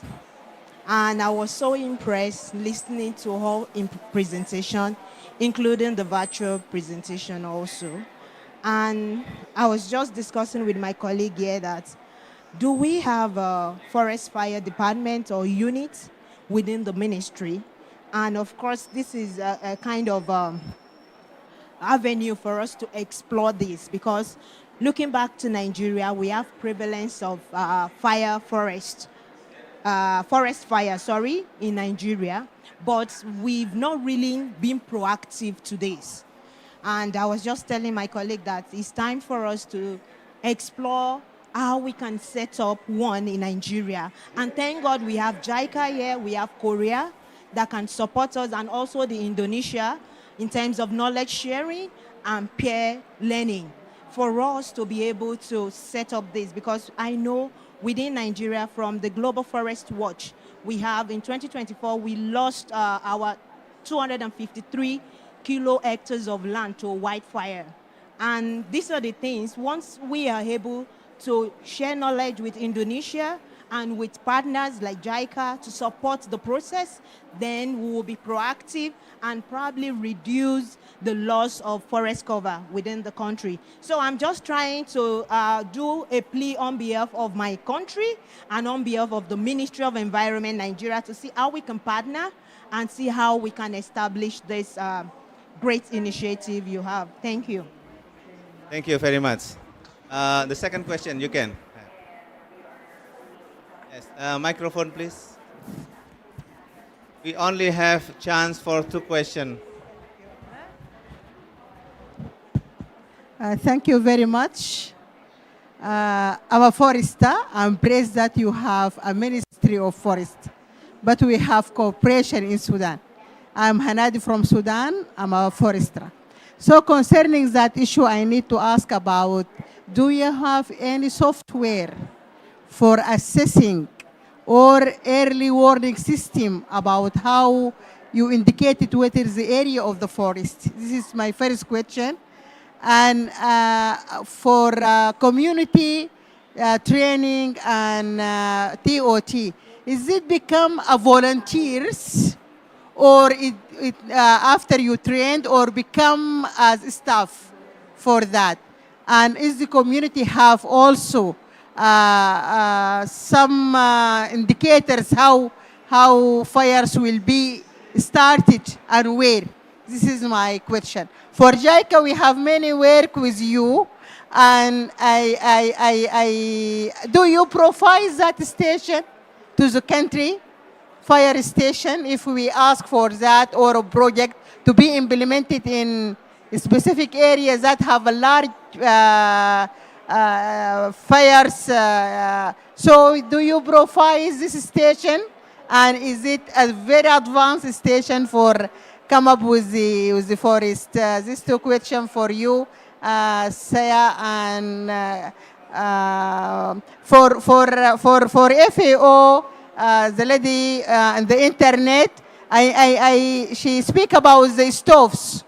We have of cooking stove. We have some experience very good for high efficiency stove reduction, the amount of fuel, and to save brings that fire. Thank you, Indonesia. I all time come for these valuable presentations and knowledge shared beside your gift and hospitality. Thank you very much. Thank you very much, Lady for Sudan. And the last one, the gentleman over there, and that will be closing the discussion. And then after that, I want to have the comment from the panelists. Last question, Pak. Thank you. The good presentation. So I understand the program of the fire distinguish or protection. But for the fires, maybe the 3 point, the after fires, you know, the burning and come to the round, the dark, and so sunlight to directly heat up, then come to the dry. So this area, the frequently the fires again. So rehabilitation of this after fires, most important for future. Then so another point is what to say, before the fires. So this is the cause of the climate effect. So we understanding that is caused by the IOD, Indian Ocean dipoles. The sea areas that come to the cold, not global warming, come to the cold. Then evapotranspiration is reducing, and so humidity is decreasing. Then come to the fire. So prediction is most important of this IOD. Maybe now, so intensively we are monitoring maybe half years. Now success to the what is the initiative of. So the total system is very important, the protect of the fire. So what do you think of this kind of? Okay, thank you very much for the question. And to answer the question from lady from Nigeria about the forest, there's the explore the possibility of the cooperation. Pak Israr? Thank you, Pak Chris, and also for the questions. We are very pleased, we are very welcome if we have like cooperations. Is there any country would like also to have our experience? We are very welcome for them because we also would like to have like leading by the examples, and we can share our experience because we already have like, let's say, 25 years experience in this fire. And I think we can talk later on. And the second one is about the from Sudan. Thank you also for the questions about the early warning systems. We developed this early warning system since 26 years ago. So it's based on the satellite that we have at the time. So we have like NOAA at the time. Still have still have like NOAA 11, NOAA 12. Now we have NOAA 20. So it's like evolutions that we develop our early warning system. Now we can check in Google. You can googling like Sipongi, so you can have our early warning system. And then the last one for the rehabilitation after fire. I think this is very important. We have one example in Jambi. We call it a Londrang project with the Korea Forest Service, where we can rehabilitate the land about 200 hectares with vegetations. Now the success ratio is about 93%. So I think we will develop this rehabilitation method for the next couple of years in another location. Thank you, Pak Chris. Right. To answer the third question regarding to the after fire, Pak Kubo, or is there any attention? Yeah, I think that's covered with all of the program in JICA. There's three parts, and that's also include the after fire program.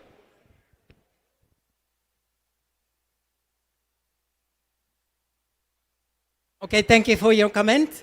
Actually, in terms of the ecosystem regenerations, so we are not working on that aspect, but actually the perspective is different in the sense that the unprotected land is always prone to the fire. So that the challenge is to convert unproductive land or open vacant land to productive land. So after fire took place, how to recover that's the degraded land into the productive land.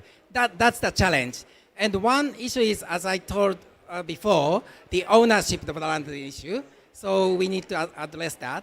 And once that is solved, and then the various productions can be introduced. And then if we're talking about the peatland, the products can be introduced is limited, like pineapple or nanka. What's nanka? Dragon fruits. But they are actually a good benefit for local people. So once having that plants, and then if we incorporate the ecological recovery perspective in that, I think we can support more comprehensive ecosystem regeneration, including economic production on the degraded land. Thank you. Thank you very much. Sorry for about the timing constraint. So I just want to conclude that this commitment for Manggala Agni, the forest fire ranger, is supported by partners across the world, demonstrates that capacity building is not only a national priority, but a global responsibility. The insights shared today strengthen our networks, reinforce cooperation, and open new pathways for joint action to reduce forest fire risk and greenhouse gas emission. Indonesia remains ready to lead, to learn, and to work hand in hand with all partners toward a more resilient future. Thank you very much for coming, and give applause to us all, and back to you. Thank you, Pak Chris. Hopefully this discussion have sparked fire, only allowed in this room, not in our forest, and connect all the parties to keep on strengthening the capacity building of Indonesia Manggala Agni as the frontliner in managing wildfire and protecting our forests. Once again, please send a huge round of applause for the moderator and speakers.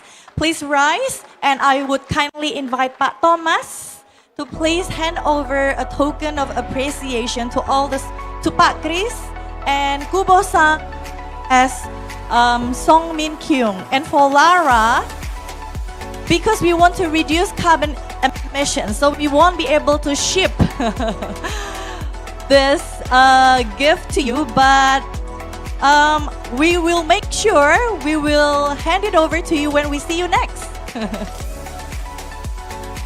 Thank you, but we really appreciate your effort this morning joining our session. Okay, last, we need to take a group picture. Please make a few steps forward, Bapak-bapak.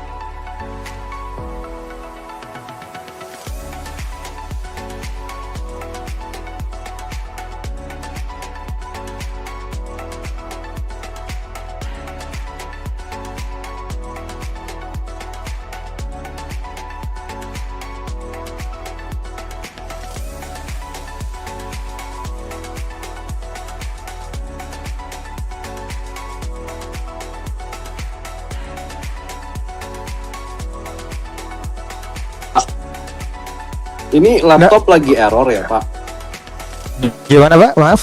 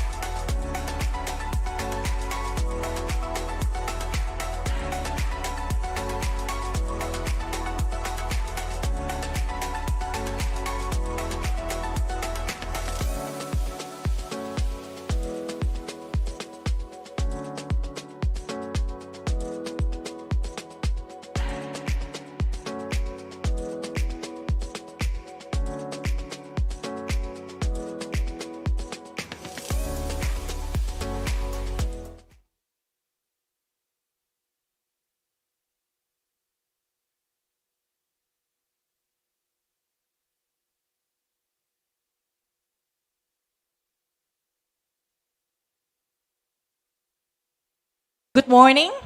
How are we today? Great. Awesome.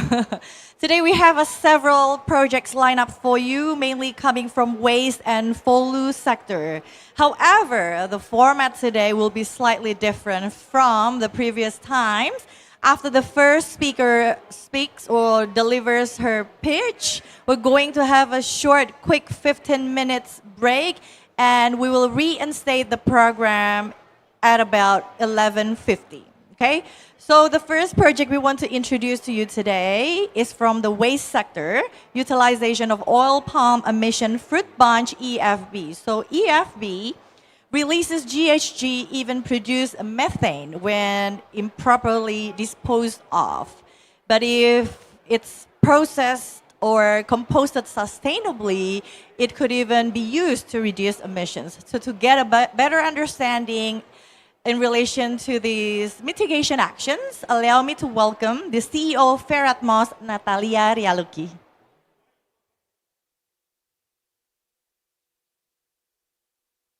Thank you so much for the opportunity, and thank you for the Ministry of Environment for having me here to share a little bit about our project. My name is Ria, I'm the CEO for Atmos, and we help companies who wants to reuse also their nature waste into to process it more sustainably. Now, maybe to start off the presentation, we have a quick video, and it would be great to have the video played. In Central Kalimantan, PT Gawi Bahandep Sawit Mekar transforms palm oil waste into a valuable renewable resource that benefits both nature and people. Using a controlled composting process, waste that emits methane is converted into rich organic fertilizer. This replaces chemical alternative, restores soil health, and reduces thousands of tons of emission each year. The initiative empowers local communities, promotes gender equality, and sets a new standard for sustainable palm oil operations.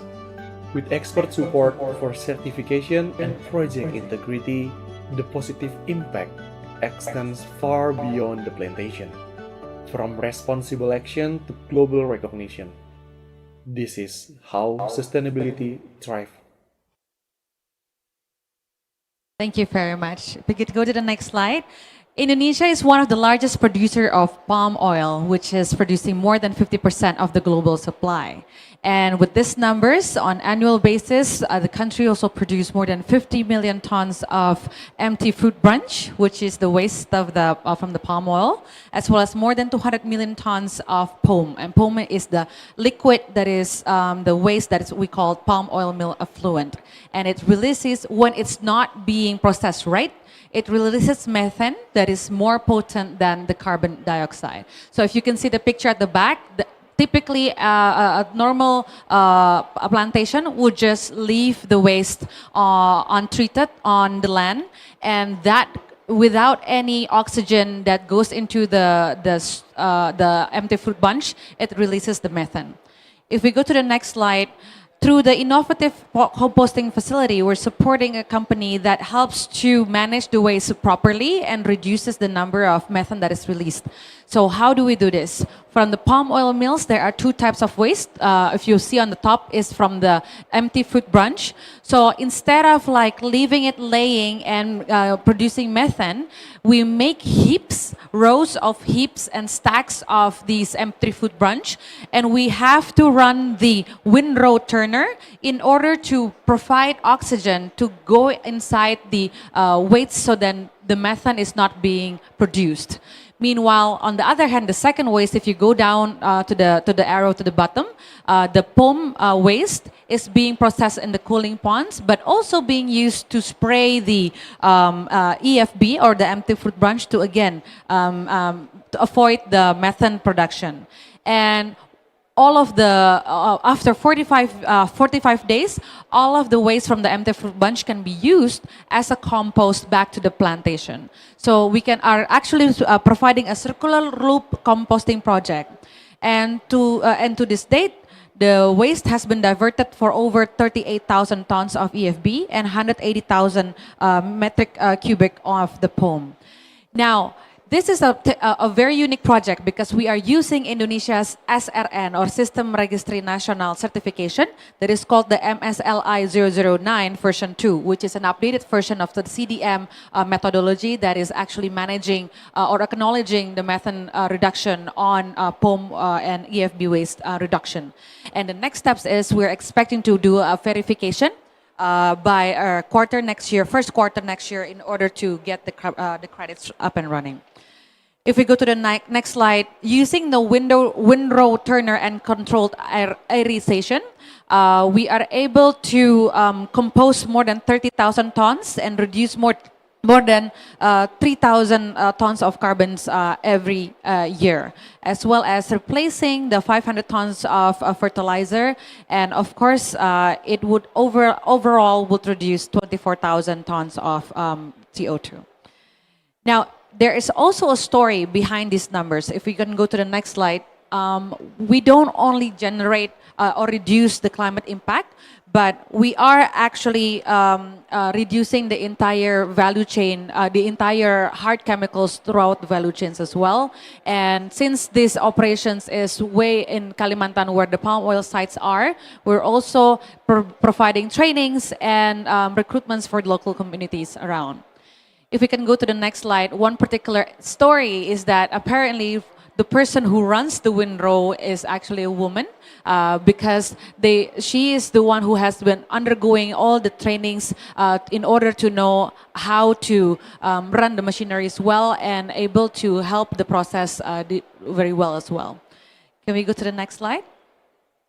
The way we try to make sure that this project is delivering the impact is by first applying sensors or digital monitoring first. So number one, we apply sensors to really manage the POM quality, so then it doesn't overflow and we can do immediate actions to manage the waste treatment as well. But we also have a full traceability system. So every steps of the process, we do have data champions who's responsible to, or a data custody who's responsible to ensure the accuracy and credibility of the performance that we record. And all of the teams and the data integrity is always being checked, not only with the softwares and sensors, but also on the ground. If we can go to the next slide. We hope that this could be an inspiration because, as I mentioned before, Indonesia do have a large production of palm oil, and if we can make the production of palm oil much more sustainable by reducing the methane release as a part of the process, would be something that is really great. We invite everyone who's keen to talk about the project, as well as keen to support more sustainable approaches into palm oil plantation, to chat, and we can also share more about our progress if you check out our website. I think that's all from me. Thank you so much for your time. Thank you. Short, precise, yet comprehensive. So if you need to ask any more questions about this specific projects or other projects by Feratmos, you can approach her directly. She's just here. Or at the end of the program, we have a QR code. We have a range of projects that you can select on. Probably we can start from then, and we'll see you in the next 15 minutes. We'll have a quick short break, and we will reinstate our program at about 11:50, okay? See you then. Thank you.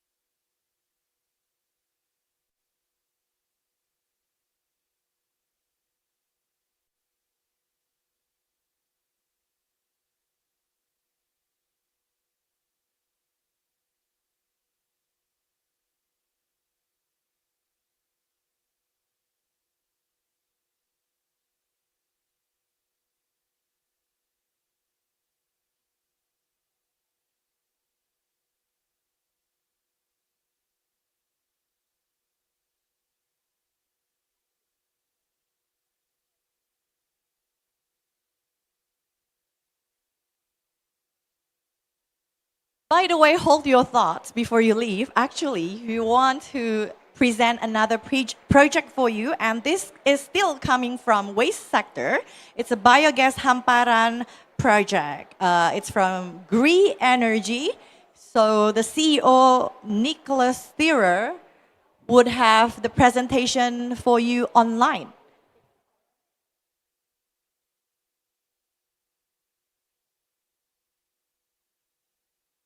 Hi. Good morning, ladies and gentlemen, distinguished participants. My name is Wisnu Chandra. I'm the CEO of Tirta Carbon Indonesia, a project proponent of the Belayan Peatland project. We would like to express our gratitude to the Ministry of Environment for giving us the opportunity to present our project here, the COP30. The Belayan project is an initiative that brings together community participation, government leadership, ecosystem protection, and bold climate action, all in the heart of East Kalimantan of Indonesia. This project is a collaboration between Tirta Carbon Indonesia as a project proponent and the government of Kutai Kartanegara Regency of East Kalimantan Province. It is supported by an experienced development partner and a leading funding partner. Both are from Singapore. Next, allow us to introduce the Belayan Peatland project. Distinguished participants, the Belayan Peatland project is located in the northern part of the Mahakam Lakes region. Within Kutai Kartanegara Regency, it lies in the Belayan Kalinjau Peat Hydrological Unit, a vital and largely intact peat dome spanning around 112,000 hectares. Peat dome area store massive of carbon stocks.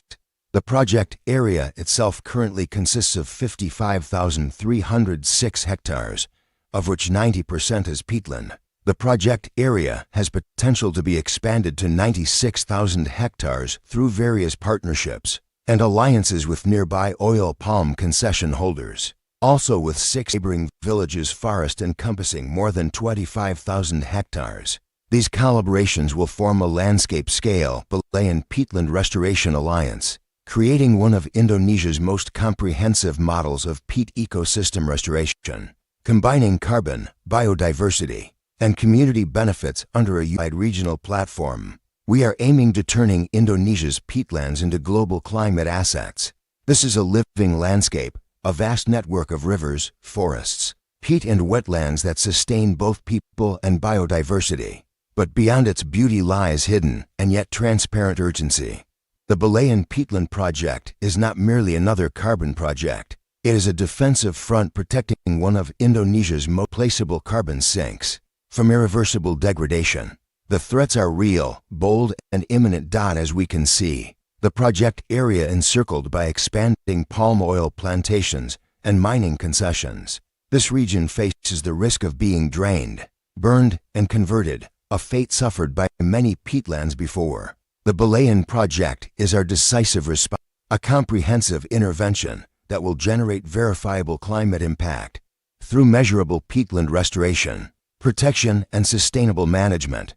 It will demonstrate measurable climate impact beyond the baseline, achieved through real, verifiable, and transformative peatland restoration action. The Belayan project's approach builds upon the VM7 Vera methodology, soon transitioning to VM48, ensuring the highest integrity and transparency. The project is anchored on 5 science-based interventions: avoiding planned deforestation, preventing planned wetland degradation, drained peatlands through engineered canal blocking systems, restoring ecosystem function across degraded and burned strata, and reforesting with native species through advanced nurseries for long-term ecological recovery.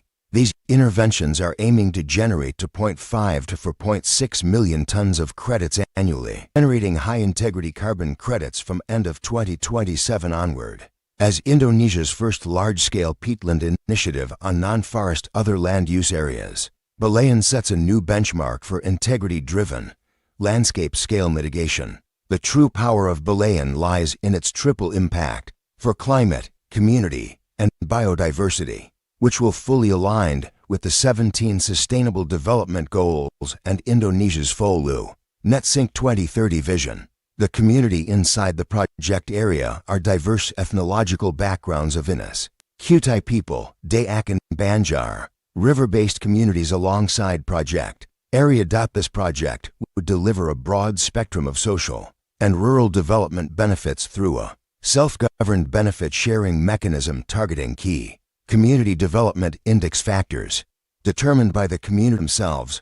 Project area includes several IUCN critical endangered and endangered species, such as proboscis monkeys, hornbills, and likely the Borneo orangutan.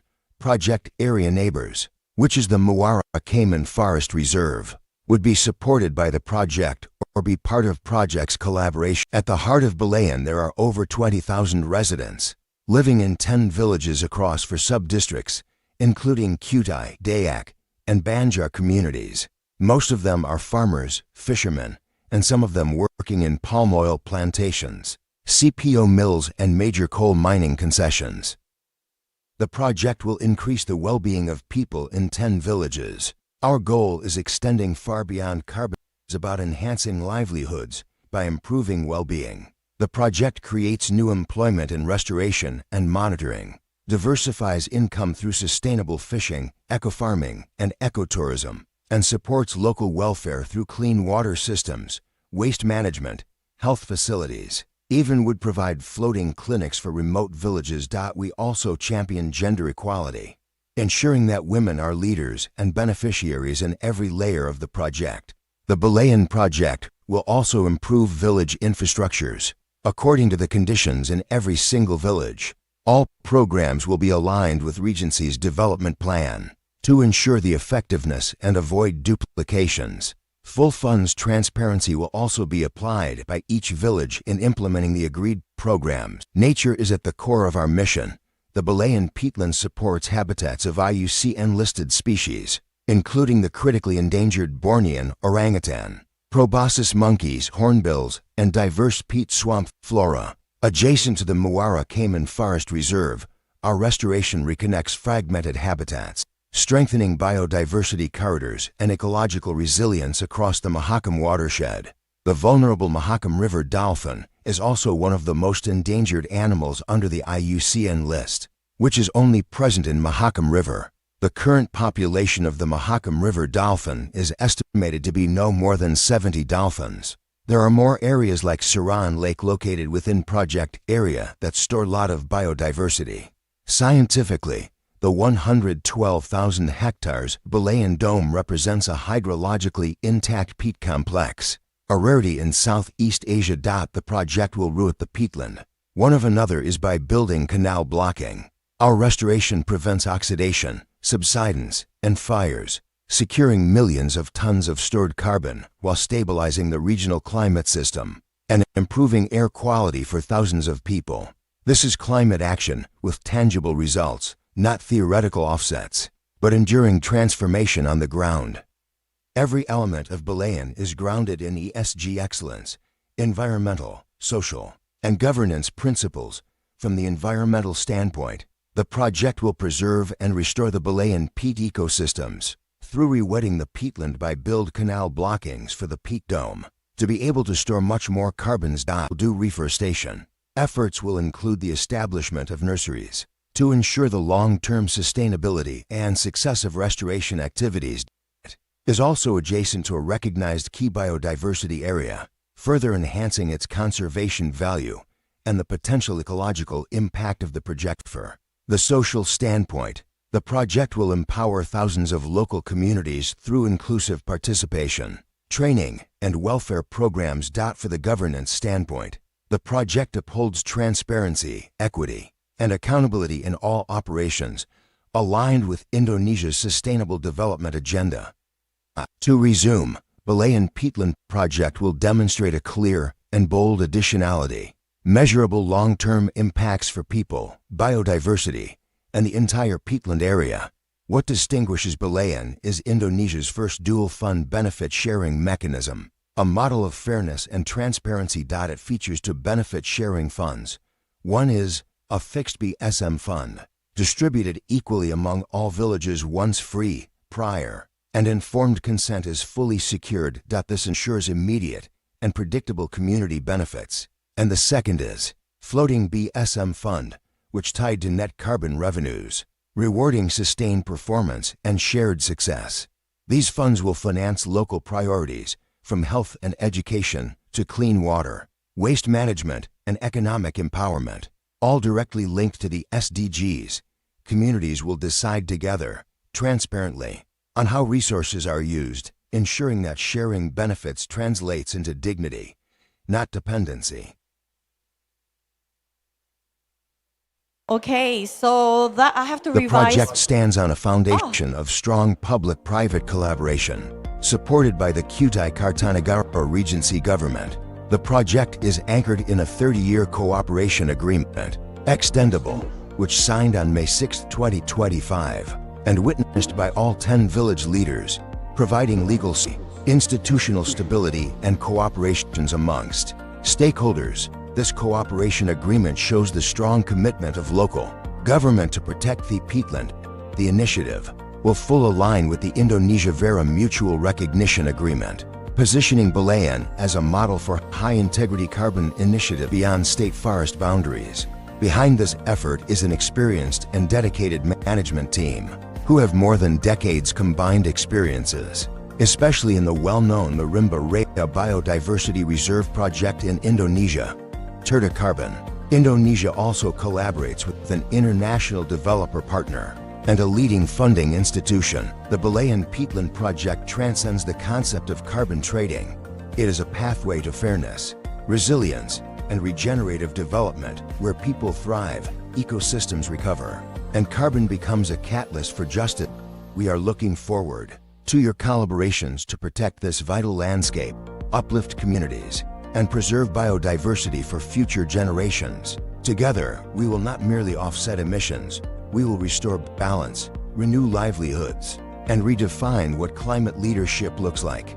Let us make Belem a benchmark of integrity and impact within the Vera Registry and Indonesian SRN, showcasing Indonesia's leadership in nature-based solutions. We thank you and appreciate your time. Okay, so that is the Belem Peatland project developed by PT Tirta Carbon Indonesia. That's the second out of 5 projects we have for you. Unfortunately, we have to put this on hold for a moment and we will resume in 15 minutes. Thank you.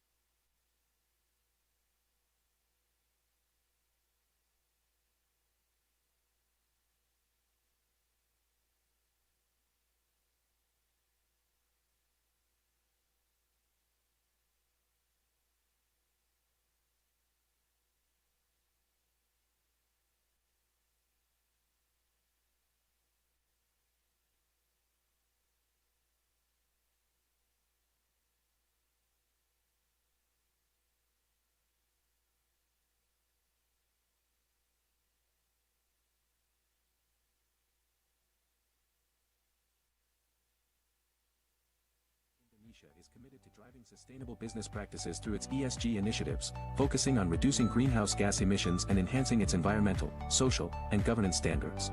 These efforts align with global sustainability goals and strengthen the company's reputation in the global fertilizer industry. In 2024, a 13% emission reduction compared to the business as usual (BAU) scenario was achieved.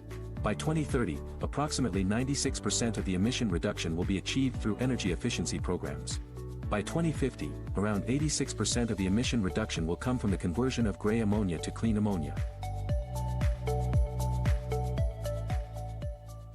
Pertamina has always been here for the nation and the world for more than 6 decades.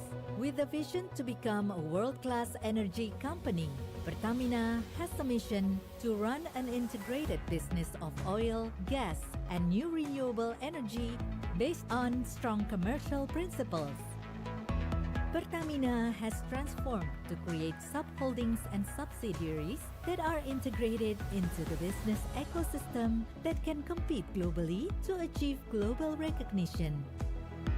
Upstream subholding, refining and petrochemical subholding, commercial and trading subholding, gas subholding, power and new renewable energy subholding, and integrated marine logistics subholding that maintain the energy supply and sustainability. Pertamina, energizing people, energizing the world, energizing you. For more than 7 decades, PLN has carried out the state's mandate to electrify the whole Indonesian archipelago. With an installed power generation capacity of more than 75 gigawatts, PLN serves more than 90 million customers in sharpening its vision as the leading electricity company in Southeast Asia. And as the #1 customer choice for energy solutions, PLN continues to develop programs on an ongoing basis, strengthening its role as the heart of Indonesia for the sustainability of energy supply and the transition to renewable energy. Now, PLN is entering a new chapter in its transformation, aiming to become not just a power and utility company, but also a technology company based on innovations. All of this is to improve service quality, strengthening the domestic industrial ecosystem, and increasing competitiveness in the global stage. The new PLN 4.0, unleashing energy and beyond. From 2018 to 2025, Huayo Indonesia has gradually built more than 10 projects. With Huayo, we created a world-class hydrometallurgical smelting project for laterite nickel ore. Together with Huafei, we have built the world's largest hydrometallurgical production capacity. With Waxiang, we have constructed a nickel sulfate refining line with a capacity of 50,000 tons. With Waneng, we created a super factory for ternary precursor. We have built a green and intelligent manufacturing industrial chain covering the entire process of laterite nickel ore smelting, refining, lithium battery material manufacturing. We are also developing Indonesia Pomala Industry Park, Indonesia's first green industrial park with an integrated lithium-ion battery industrial chain. Huayo has united strengths to build a green integrated lithium-ion battery materials industrial chain in Indonesia, unlocking the full potential of the nation's resources.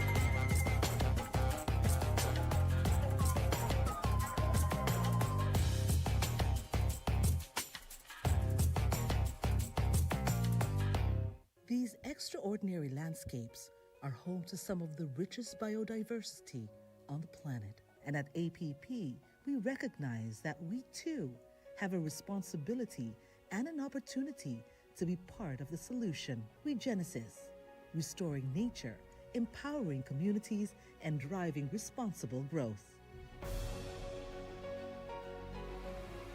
Regenesis is APP's ambition for a sustainable future. It is our commitment to conserving and restoring the forests and biodiversity while also managing carbon, driving innovation, empowering communities, and fostering partnerships. Our new Forest Positive policy marks the first step of Regenesis and the next phase of our sustainability journey.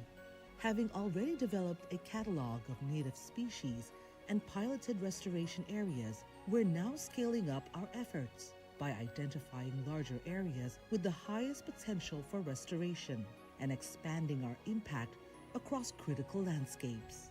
Our goal is to create shared value for nature, climate, and people across our value chain. We're not starting from zero.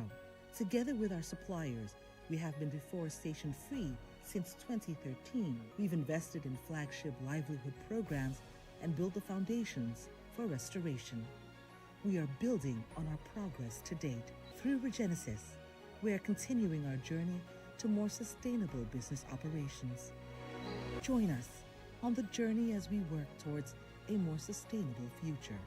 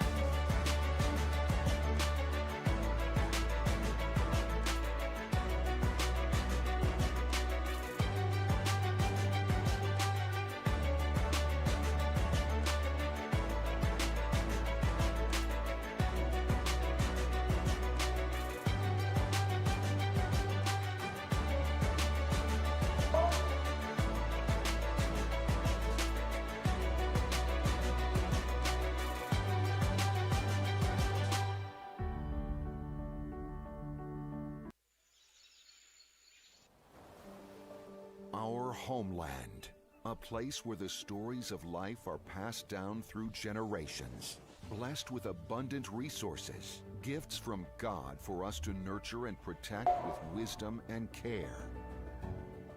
Here, our journey begins, a dream for our nation. Wherever it leads us, we are wholeheartedly committed to giving our very best for the advancement of our country, delivering the best energy solutions to people across the nation. Integrated, spanning shore to shore, providing reliable and affordable energy to all, from the bustling cities to the remote villages. We pledge to preserve our homeland's treasures, striking a balance between generating energy and protecting the environment for future generations.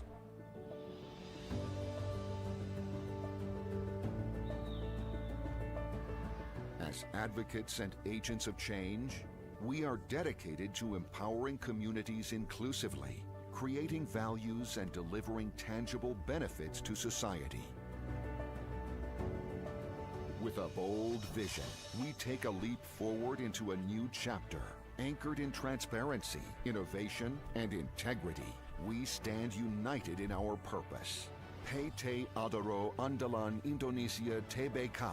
With unwavering commitment, responsibility, and dedication, we present energy for a better future.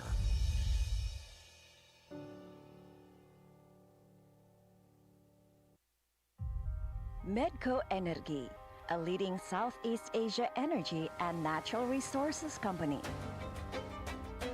In the oil and gas business, we are a cost leader, operating fields producing over 300 million barrels of oil equivalent per day, of which 70% is gas production.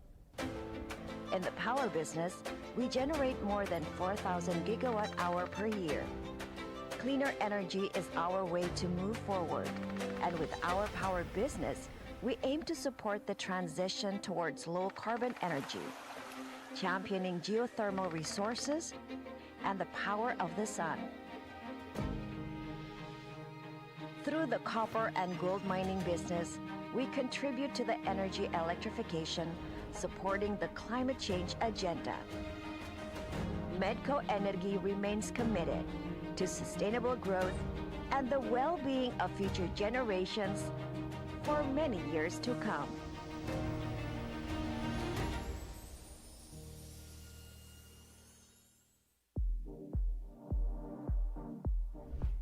As one of the largest copper mining companies in Indonesia, responsible production defines our operations. Aman holds the concession of world-class copper-gold resources and the Future Ilang project, which has one of the world's largest known undeveloped ore bodies. Aman has a fully integrated operation, exploration and development, ore mining, ore processing, and smelting. Aman's commitment to sustainable mining practices can be seen from the 4 pillars that underpin the sustainability framework. Our active reclamation program, conducted in parallel to mining operations, affirms the company's commitment to sustainable mining practices. In June 2022, Aman commissioned the largest ground-mounted solar PV power plant in Indonesia, with 26.8 megawatt peak capacity.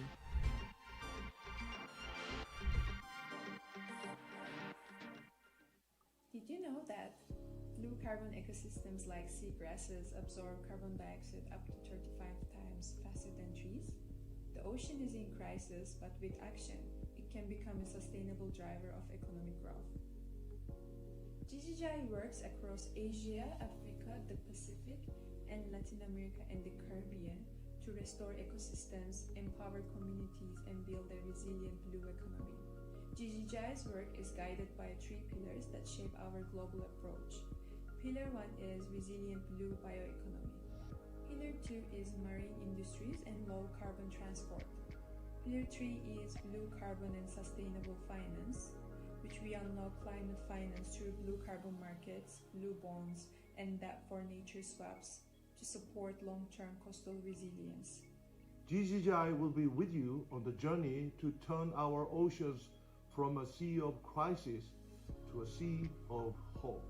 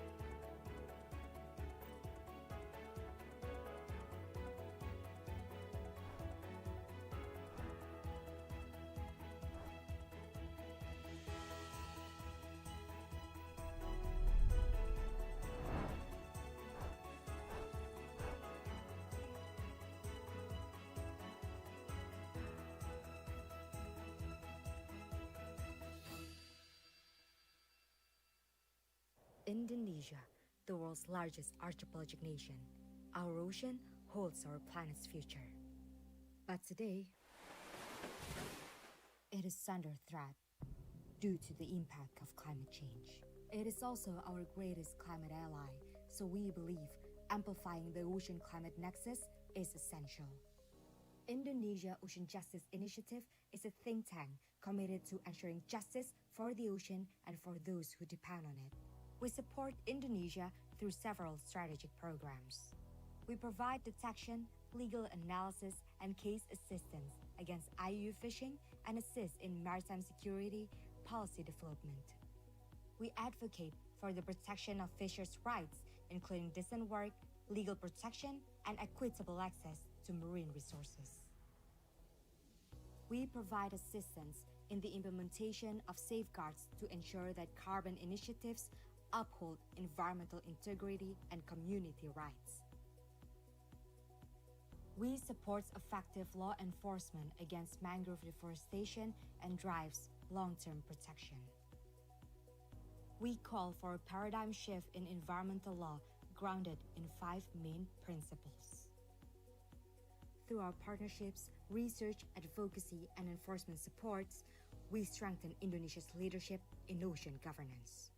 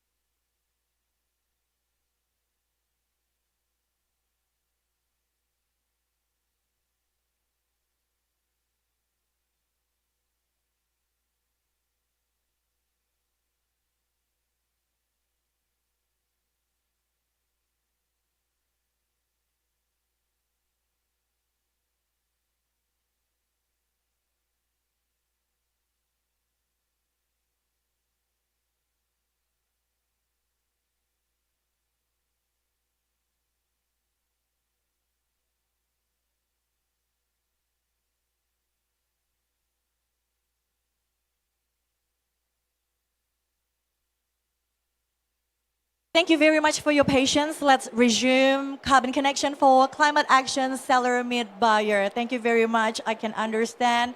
I saw your enthusiasm actually. Some people ask me when this program is going to continue. Well, it is right here, right now. So thank you for that. Okay, our next project, we have 3 more to go today. It's the upcoming one is from the waste sector. It's biogas Hamparan project developed by Green Energy, and we have the CEO himself, Nicholas Thirer, who's going to present it online. I have to check the connection. Nicholas, am I coming through okay? Could you hear me well? Yes, I do. Okay, please proceed.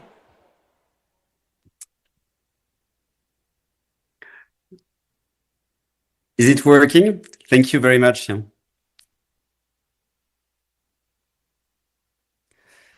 Now, maybe before we start, I would like to extend my gratitude to the Indonesian team of the Indonesia Pavilion at COP30 to welcome us, to organize this event, and to give us the opportunity to talk about what we do.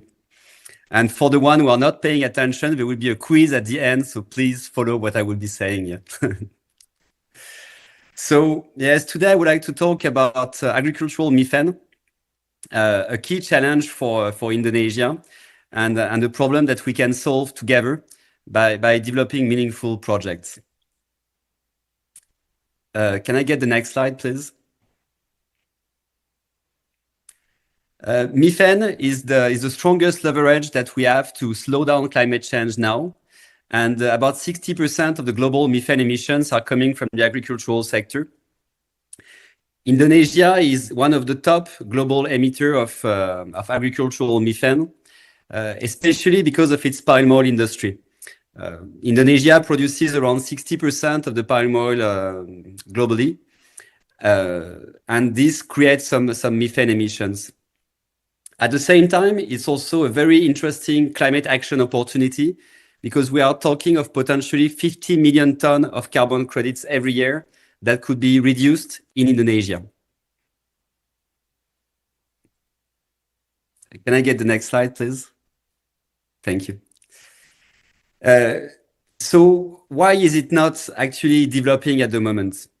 Biogas, methane capture technologies are mature, efficient, proven, but adoption remains extremely low because projects require high upfront investment, while there is no regulatory obligation. So most mills cannot finance and develop these systems alone.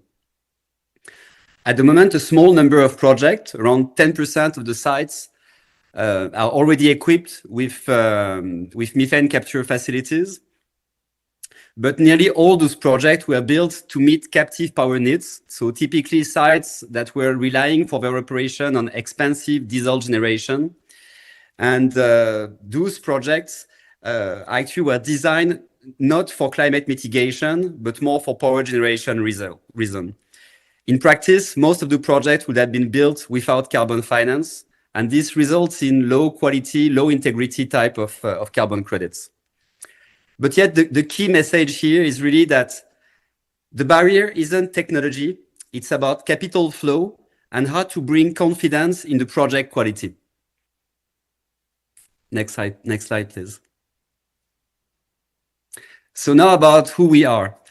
So Green Energy is a leading company in agricultural methane reduction in Indonesia. We are a social enterprise, B Corp certified.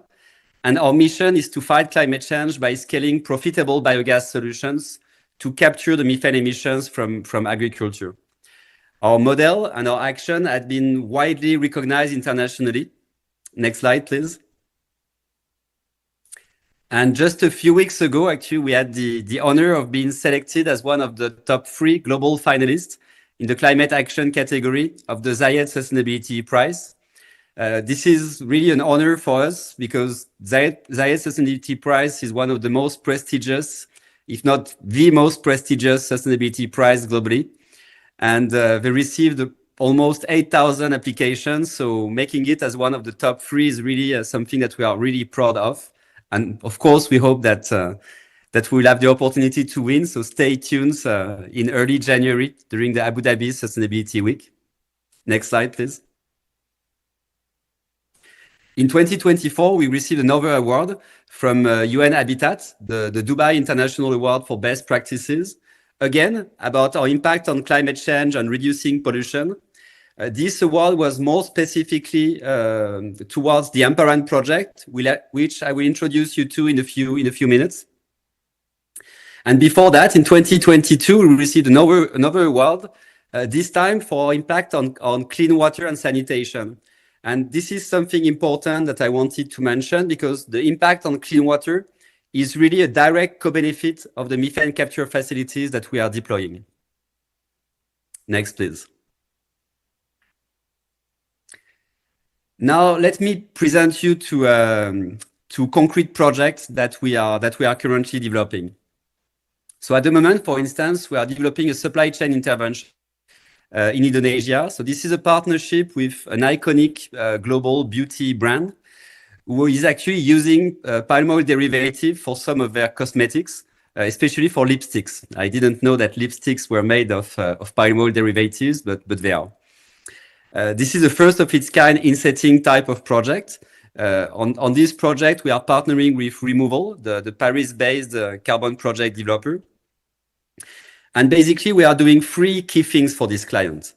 The first one is the selectivity of the project host, of the mill itself. So GRI has developed over the years a database where we mapped out around 1,400 agro-processing facilities in Indonesia. And for each of them, we have data about their carbon credit potential, their risk of deforestation, a risk of deforestation assessment at the provincial level, but also at the mill level, ESG an owner, etc., etc. This database allows us to select a few mills for each project to have a short list that we can offer to each client. But then we don't stop here. Once we have this short list, we will do some on-site verification of all the data in-house, but also using some expert third parties to really make sure that we verify and validate every data related to environmental and social performance of the host. We believe that this is something extremely important because palm oil is a controversial industry globally. And this is very important to implement robust environmental and social safeguards for this project to really shield the project from any possible reputation risk. The second key thing that we are doing for this client is that they didn't want to do only a pure climate action project, but they also wanted to incorporate some social action as part of the project. So we co-designed jointly with the client some social program. And I think that here what I want to emphasize is that we designed this project based on their relevance for the local communities we are serving. For instance, around this project, we realized that women had a traditional skill of weaving some rattan for wicker baskets. And so we partner with another social enterprise in Indonesia to design some more contemporary design and to grant them access to urban markets in Jakarta and in Bali, so that we can turn this traditional skill into an inclusive economic development locally in their village. The third thing we are doing, and this is really centered on the core of the project, on the climate action project, is that we provide end-to-end project delivery from the commercial engagement to the mill, to the technology supply and its deployment, carbon validation and verification, and of course the monitoring and reporting, including the impact reporting throughout the whole crediting period of the project. Commercially, that kind of very high quality type of project, also the exact terms of the ERPA are still under final assessment, but we are talking about a 10 years contract, a payment structure of futures with an upfront payment to support the capex. Again, that relates to the barrier that I just mentioned about the high upfront cost of those projects. And we are targeting a price per credit of around $15. Next slide, please. Okay, so this is another type of project. So case study number 2. This project is actually already operational. We commissioned this project in 2021. Commercially, it's a more standard type of project, purely focused on methane reduction.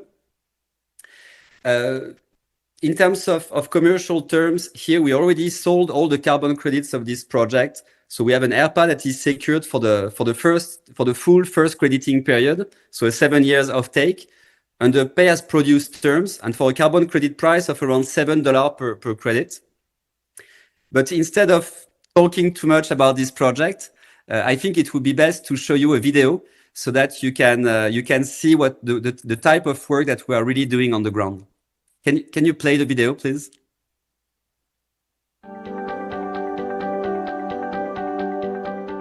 Welcome to GREE Energy's Mission in Action. This video showcases how biogas can transform agriculture value chain and combat climate change.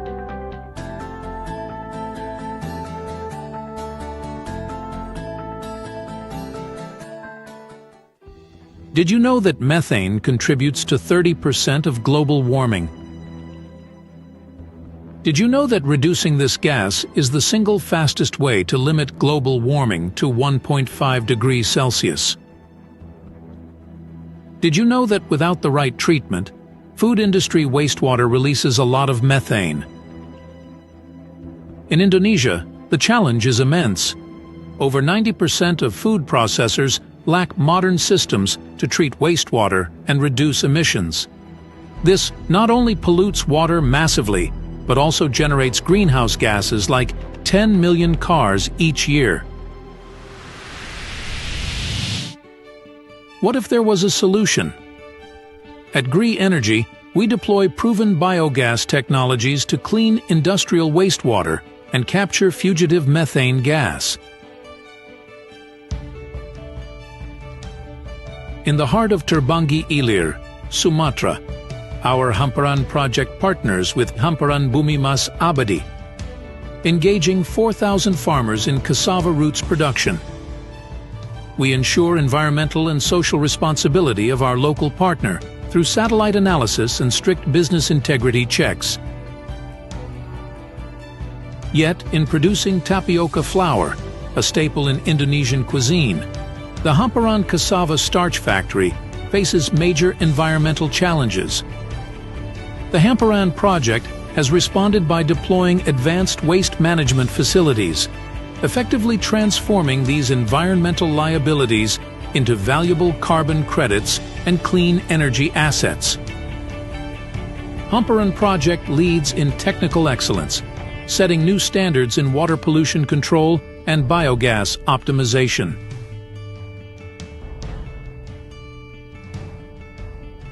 Our commitment goes beyond industrial waste management. We are achieving crucial sustainable development goals, combating climate change, ensuring clean water and sanitation, providing affordable and clean energy,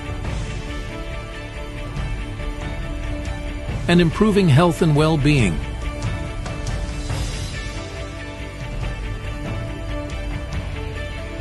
From the success of the Hamparan project, the potential is enormous.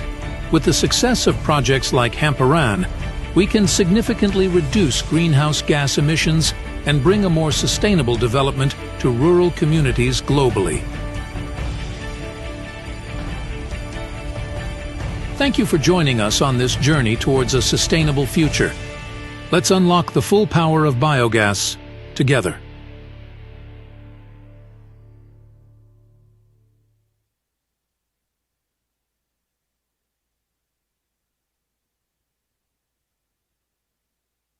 Yes, so if Indonesia and global buyers want meaningful methane reduction by 2030, this is the time to partner. I think that technically I already explained the way we work and how we can deliver this project.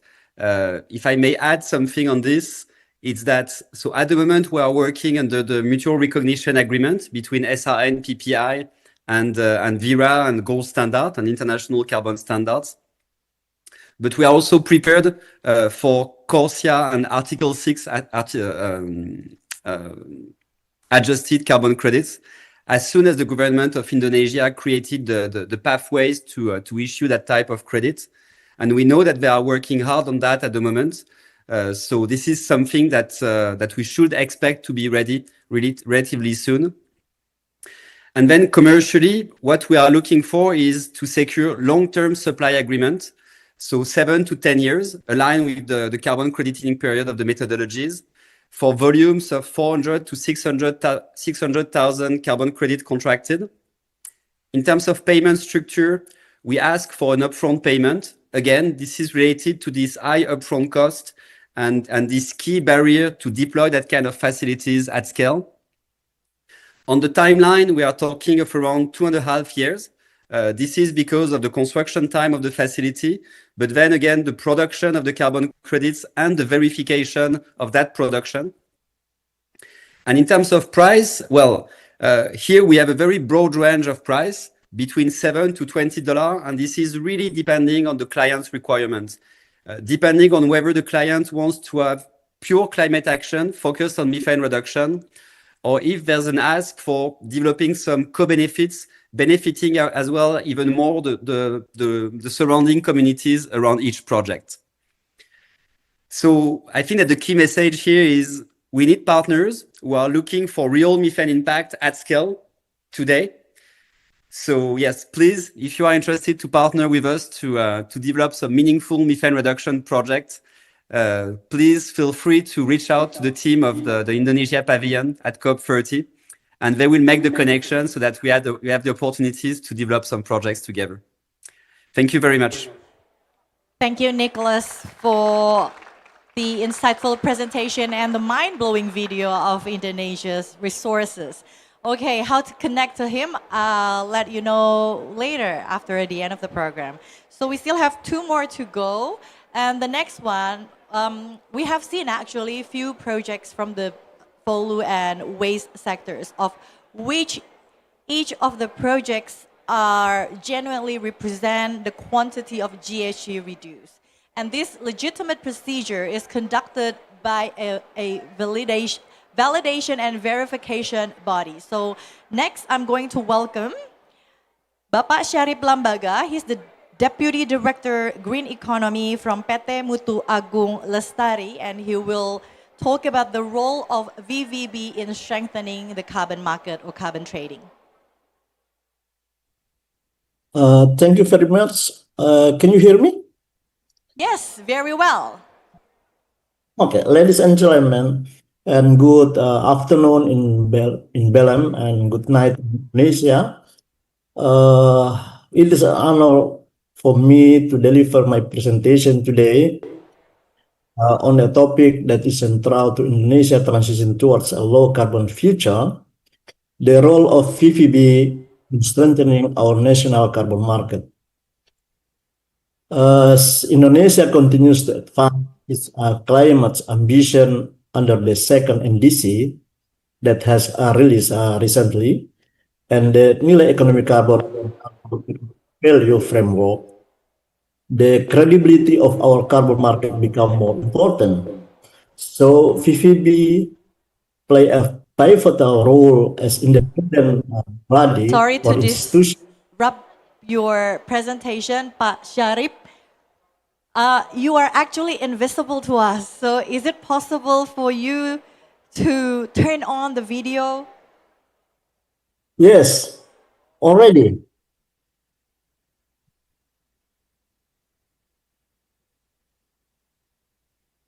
Oh, can you perhaps sit Yes. closer to the camera so we can see you through? Otherwise, it's all green on our screen. Okay. Or if you could switch off your virtual background, I think it will be Yeah. better. Yeah, maybe I'll lock. Let me.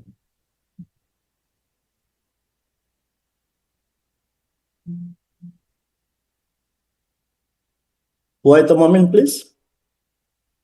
Okay. I try to use the non-background because I use the COP background. Can you see? Not yet?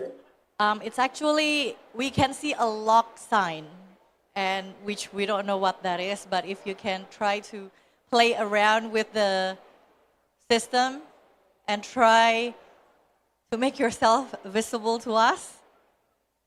Yes, yes. Yeah, because it is work in my laptop, but I don't know why no.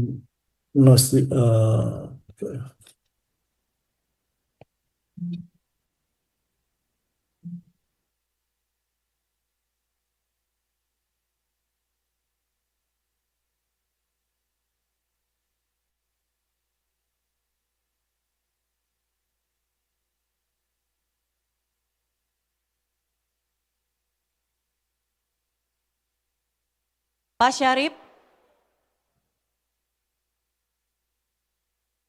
are you still online, Pak Syarif? Yes, yes. But I have a problem about the video. I try to setting my video first. I think don't worry about it if we can continue because we have a time constraint and we still have another one to do. Yeah. So I'm sorry for it. VVB play a pivotal roles as an independent body responsible for ensuring the carbon quality that every metric ton of emission reduction claim is real, measurable, and compliant with regulatory standard. So this is a challenge for us. Shall be taken to the very Indonesia carbon market more credible. So Mutu is a local company in Indonesia with brand Mutu International.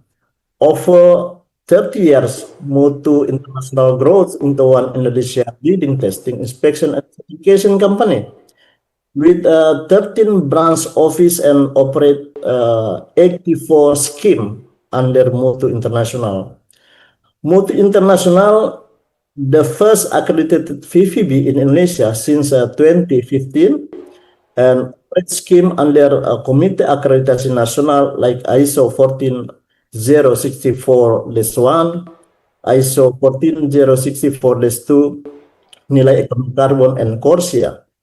And Mutu also operate the joint crediting mechanism and plan FIFO. Next slide, please. Climate change has emerged one of the most significant global challenges of our time. Its impact are no longer theoretical right now. They are increasingly evident through the growing frequency of extreme weather event, disruption to food and water system. World Meteorological Organization confirmed that 2024 was the warmest year of their record, with temperature around 1.55 degrees Celsius above the pre-industrial level. So, mark the fiscal calendar year to officially exceed the 1.5 degrees Celsius. To achieve the goal of the Paris Agreement and safeguard national interests, collective effort must be accelerated across the sector. Carbon market will stimulate long-term transformation, and carbon market is not just a financial mechanism, it is a catalyst. So by accelerating emission reduction today, the carbon market inshallah help safeguard the global temperature for future generation. Next slide. There is a 5 component to building a strong nilai ekonomi carbon and carbon market ecosystem in Indonesia. The first component is regulatory framework and standard. Indonesia already established a clear national regulation to guide the validation and verification process, and also adopt international standard like ISO 14064 to align the global best practice and ensure the policy harmonization across the ministry like forestry ministry, energy ministry, agriculture ministry, industry ministry, and finance. And Indonesia has developing methodology guidelines for sector specific like in forest, in energy, waste, and refer to Badan Standardization Nasional or National Standardization Body, and also already upload in the SRN website. And also we refer to UNCCC methodology. So how the regulation framework standard government of Indonesia already have been developed right now. So the second component is accreditation body. We have a committee accreditation body or national accreditation body as national authority accredited to VVB in Indonesia. So they work with the ISO 17029 and 14064. So they already established the transparency accreditation system with regular audit, regular performance evaluation, surveillance, and etc. In the every annual build capacity building program to train technical assessor and auditor in Indonesia, can also already a member of International Accreditation Forum. And the third component is validation and verification body. This is a crucial because this is a guard for the carbon market. VVB shall encourage development domestic VVB with specialist expertise across various emission sectors, promote independent and integrity to prevent conflict of interest. This is a crucial from VVB. And also provide technical and financial support to emerging VVB to scale operate and ensure the high quality carbon credit and provide competency validator and verificators. And the fourth component is the stakeholders. This is very important also. How to foster a multi-stakeholder dialogue to align expectation and methodologies, encourage project proponent like company, project developer to engage early with VVB, promote buyer confidence through a verified traceable carbon credits, and involve non-government organization and academic institution in research, capacity building, and public oversight, and build international partnership to attract investment and ensure their transparencies. And the last component is a market platform. Indonesia has developed the market platform like IDX Carbon, and IDX already running since 2023 by President Jokowi. Next slide, please. This is a regulatory framework that has been developed by our government. The Perpres number 98 2021 and now already updated by Perpres number 110 2025 about implementation of carbon economic value, instrument, and national GSG emission control. And second, the Permen LHK 21 at 2022 and For validation and verification, how to develop the PPD, there is a SCAMEN LHK number 1131/2023. And also there is a sectoral regulation like Permen LHK 7, Permen SDM 18 and 14, and also the accreditation regulation KANKA U01, KANKA K10, and KANKA 10.3. And accreditation body always make a surveillance and during the validation and verification. Next, please. And we know there is a three type of carbon market. There is voluntary carbon market, compliance market, and hybrid markets. Maybe I cannot explain more because we as know then we have a short time for this presentation. Next, please. VVB as a front guard, as I mentioned before, VVB as the front guard for the carbon market to deliver the high carbon quality. So an independent body that conduct validation and verification of emission reduction project responsible for ensuring the accuracy, reliability of emission data and reduction outcomes. VVB have to implement it impartiality, competencies, and also consistencies. Next, please. Next, please. VVB role in Indonesia, there is a 5 principle shall be implemented by VVB, how to delivering the good validation and verification and delivering the good quality carbon. The first one about the institutional strengthening.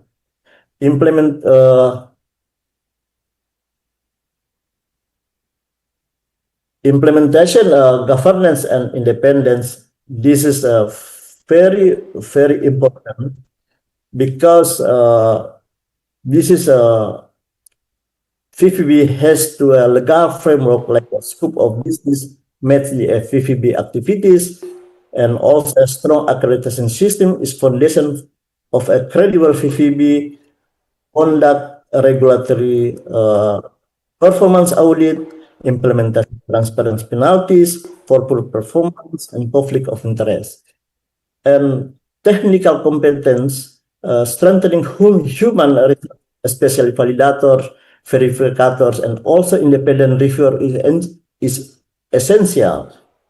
So VVB shall provide advanced training on baseline setting, GSD quantification, monitoring system, and MRV framework. Strengthen sector-specific expertise like follow blue carbon, carbon capture, retention storage, industrial process, renewable energy, etc., according to the sector and subsector. And also the validators and verificators have to understanding about the national regulation, methodology, also Article 6 rules. Next, sorry. Yeah, how to the VVB work in Indonesia? The first one, the project proponent has to register to obtain the user account on the SRN PPI. After get the user account, the project proponent can upload the project design document to the SRN and make the engagement with the VVB to conduct the validation process. According to the national regulation, VVB only have a maximum a month to conduct the validation and process.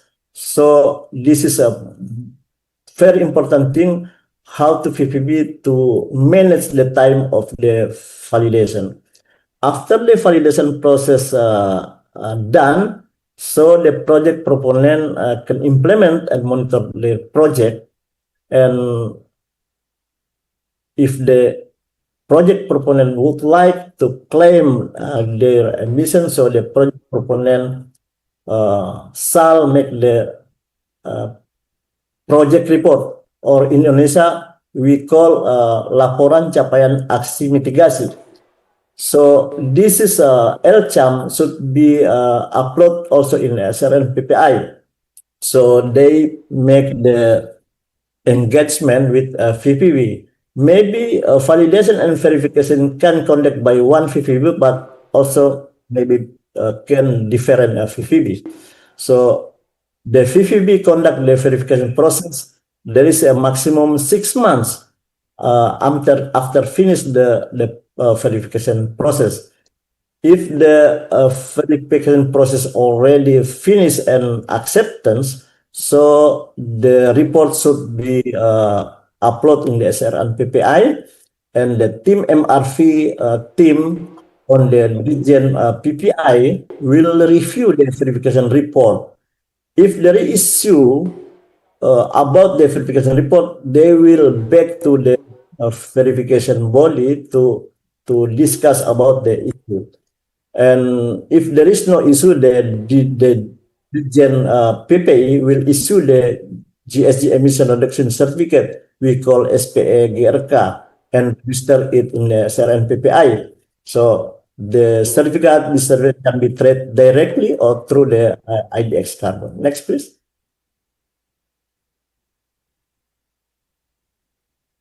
Next, please. So, what the impact of the VPB on the carbon market? Yeah, VPB will be make the enhance investor confidence and ensure authentical of the carbon credit and stimulate green economic growth.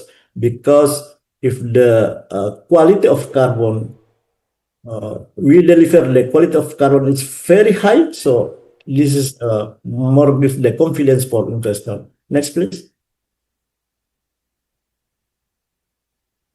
Next, please.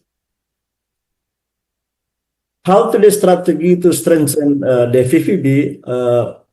I already explained more about the 5 strategy to strengthen the VPB, but this is depend on the strengthening national regulation and guidelines, enhancing validator verification training and technical capacity, fostering international cooperation for technology transfer. Next, please.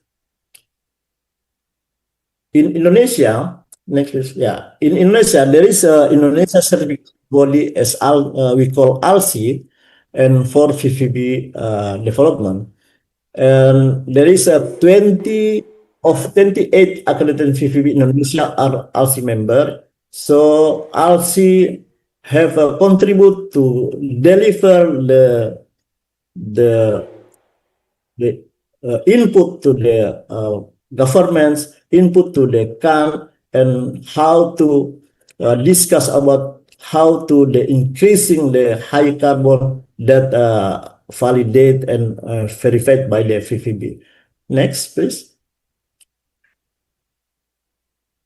This is a conclusion. VPB are the backbone of the transparency, integrity, and also delivery carbon quality in the carbon market. Their presence strengthen the system and attract private participation. Policy support and technical competence are essential for their sustainability.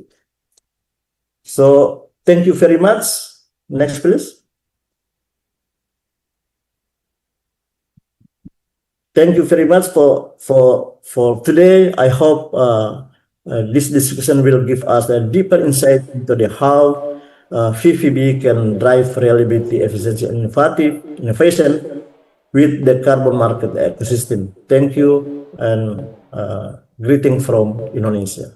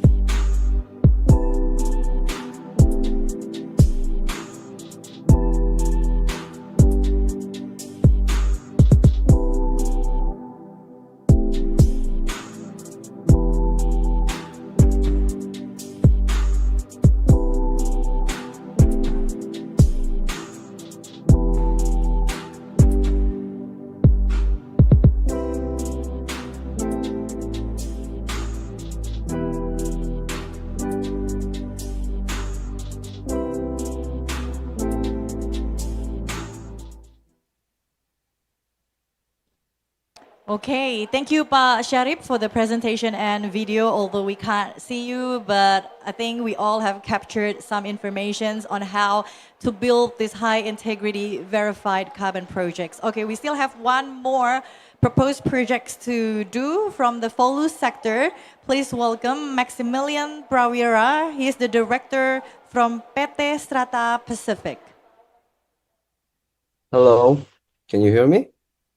Yes, of course. Please proceed.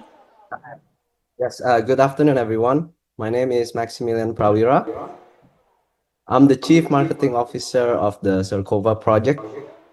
Thank you all for coming, and a special thank you to Indonesian Ministry of Environment for this valuable opportunity to present our wonderful project. So, before I introduce Serkova, I want to begin with a simple truth that affects all of us. Global warming is driven by the rapid increase of carbon dioxide in our atmosphere. Carbon dioxide, or CO2 in short, traps heat. A little of it is natural, but human activities have pushed it to the highest levels. This leads to the type you're seeing in the global warming, like extreme weather, rising sea levels, habitat loss, and ecosystem collapse. So when I first started to getting into sustainability, I thought the solution was simple, right? Just plant more trees. It makes sense.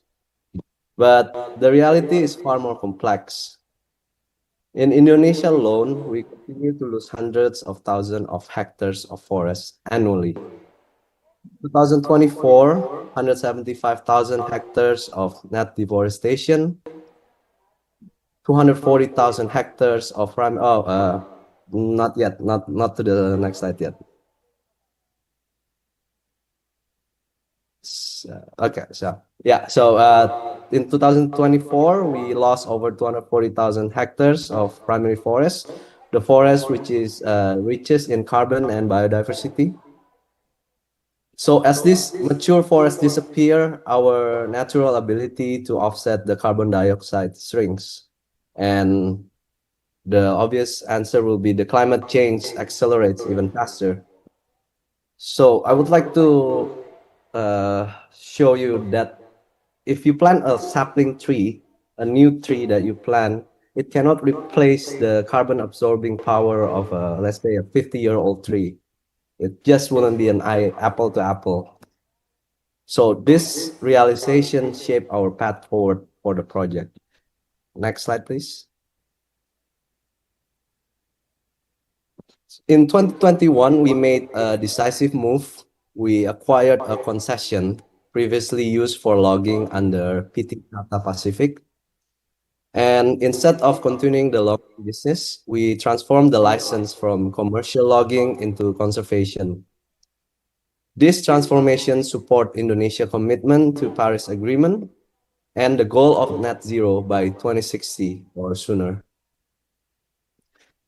But conservation is not free. Protecting forests, biodiversity, and communities require a long-term funding. And we're not a philanthropist, right? Like Bill Gates, well, at least not yet. So we need to think of a sustainable financing model. And we came across with carbon credit. Next slide, please. We registered the Serkova project under FERA using the VM10 log to protected forest methodology, making Serkova Indonesia's first IFM project of this kind. By protecting forests originally planned for harvesting, we allow mature trees to keep absorbing carbon, safeguard biodiversity, and uplift nearby communities, all while supporting Indonesia climate targets. So this is our approach, not just planting new trees, but protecting the ones already silently and powerfully fighting the global warming. Serkova contributes to many of Indonesia SDGs as well, from climate action and poverty reduction to gender equality, education, and biodiversity protection. Our work is not just environmental, its social, economic, and long term. Next slide, please. Today, I'm honored to present the Seram Climate and Conservation Project, or SERCOVA in short. SERCOVA spans 73,000 hectares of forest rich in biodiversity, home to more than 280 species. Our mission is to reduce emission, protect ecosystem, and empower local and indigenous communities. We follow the proven VM10 methodology, and our project is aiming to achieve the highest integrity level under VCS and CCB triple gold. Next slide, please.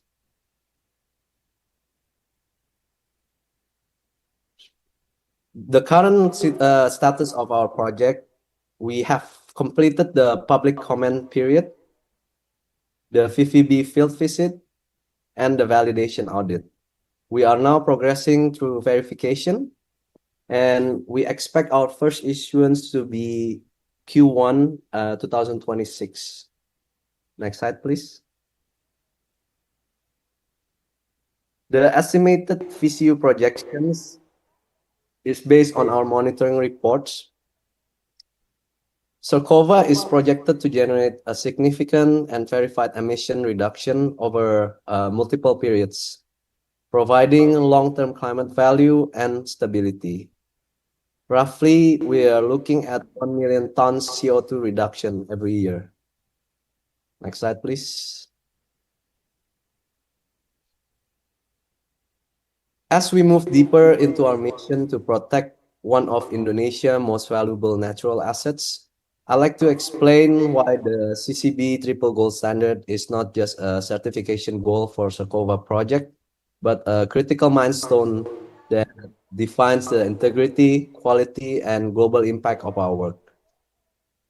So the Climate, Community, and Biodiversity Standards, or CCB in short, are internationally recognized as one of the highest benchmarks for nature-based climate solutions. Achieving triple gold means a project has delivered exceptional benefits across three categories: climate, community, and biodiversity. It's not just meeting the criteria, but exceeding them at the highest level. And why triple gold matters? Pursuing the CCB triple gold standard position us, SERCOVA, among the highest quality conservation globally. It demonstrates that our climate benefits are credible and long-lasting, our community programs produce real measurable uplift, and our biodiversity protection efforts meet global excellence. In a world increasingly critical of the quality of carbon and conservation projects, triple gold is not just a certification, it is a statement of integrity, a proof of quality, and a trust for a investor, government, and global partners. Next slide, please. For the first gold level CCB, we are using an ecosystem-based or EBA approach. We implement by restoration of degraded areas, establishment of native nurseries, reforestation with food trees and endangered species, climate smart agriculture and fisheries, and finally, use vegetation monitoring. This effort reduce emissions and strengthen ecosystem resilience. This also ensure the forest serve, but strengthen to face future climate risks such as rainfall, drought, and biodiversity loss. Next slide, please. For the second CCB, the community, SERCOVA empowers 17 surrounding villages through our health program, education and scholarships, women leaderships, and gender equality initiatives, also community-based conservation teams. By improving livelihoods, we reduce dependence on extractive activities and support long-term sustainability. The triple gold standard requires strong, measurable, and lasting benefits for communities, and we are fully committed to ensure that the people of East Seram experience this benefit firsthand. Next slide, please. So for the last CCB is the biodiversity. East Seram is not just a forest, it's a biodiversity treasure. This ecosystem, as I mentioned before, is home to over 280 species of both flora and fauna, including 66 high conservation value species. Many of these species are protected under IUCN, CITES, and Indonesian conservation laws. And our forest is a biodiversity hotspot protecting species such as the salmon-crested cockatoo and the purple-naped lory. We conduct hotspot monitoring, deploy smart patrols, and conduct biodiversity education in villages and schools. For this effort, safeguard species and preserve one of Indonesia's most unique ecosystem. Next slide, please. So the Sarkova project begins with a simple question. How do we meaningfully fight global warming? The answer for us is not only to plant trees, but to protect the mature forests we still have. The forests that store the most carbon, support biodiversity, and sustain its communities. What began in 2021 as a bold transformation from logging to conservation has grown into one of Indonesia's leading climate initiatives. We are proud of how far we've come, and we look forward to working with partners who share our vision for a sustainable and a climate resilient future. With that, I'd like to leave you with a short video showcasing our project and the amazing team behind it. Thank you.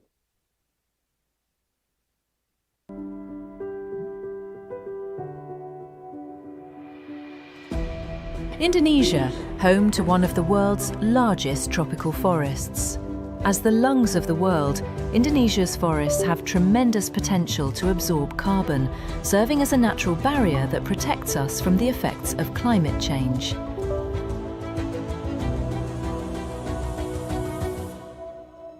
Recognizing the importance of this role, Sarkova, as a nature-based solution, is committed to managing and protecting forests in a sustainable manner.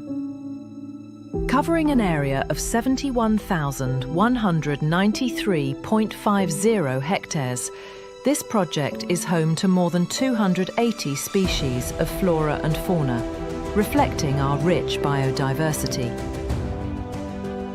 As Indonesia's first improved forest management project, Sarkova focuses on converting previously logged areas into protected forest. This crucial work is estimated to reduce an annual average of 1 million tons of carbon dioxide equivalent in greenhouse gas emissions, making it a significant contributor to global climate change mitigation.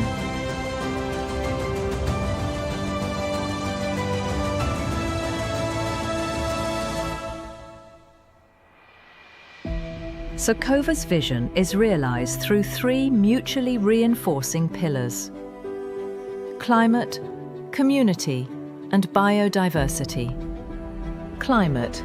Sarkova is focused on reducing emissions through forest protection and carbon sequestration.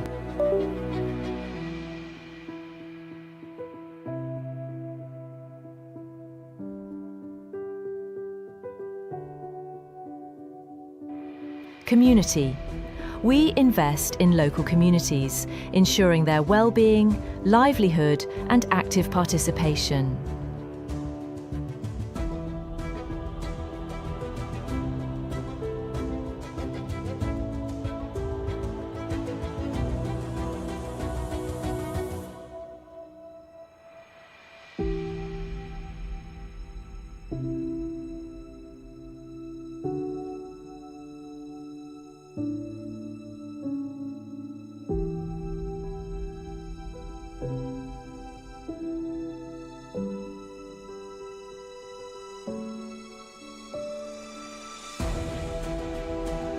Biodiversity. We are committed to preserving the biodiversity that is at the heart of this ecosystem.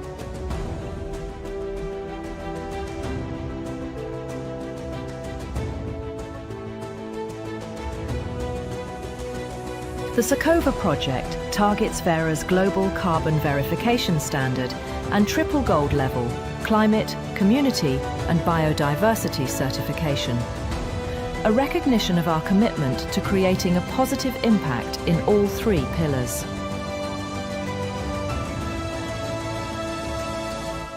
Sakova is not just about carbon and forests. It's about creating impact, building a better future, and proving that investing in goodness will yield sustainable results.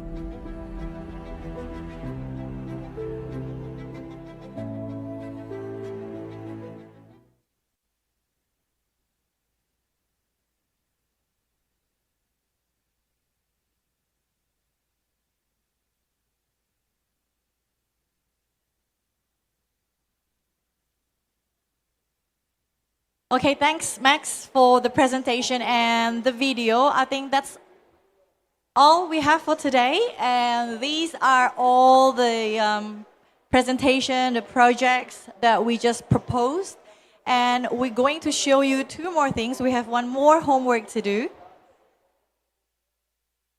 Okay, on my right is the form if you want to express your interest, you have queries in relation to the projects that's just being presented and the upcoming projects. If you're interested, you can also select from the list. And on my left hand side, it's the IDX Carbon Coaching Clinic. So we have someone who is going to stand by between 1 p.m. to 3 p.m. Brazil time to answer all your queries in relation to the mechanisms on how to trade within the Indonesian carbon market system. I think that's it for today. We'll see you again tomorrow. Thank you. Thank you very much.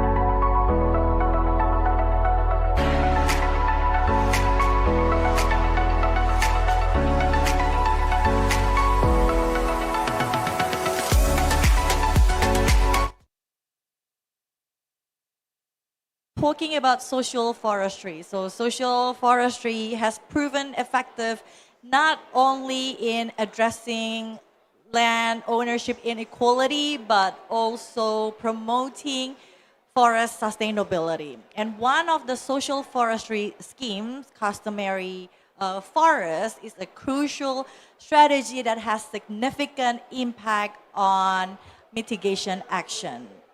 So to set the note for today's session, allow me to welcome the Director of Handling Tenurial Conflicts and Customary Forests from the Ministry of Forestry. Please welcome Bapak Julmansyah.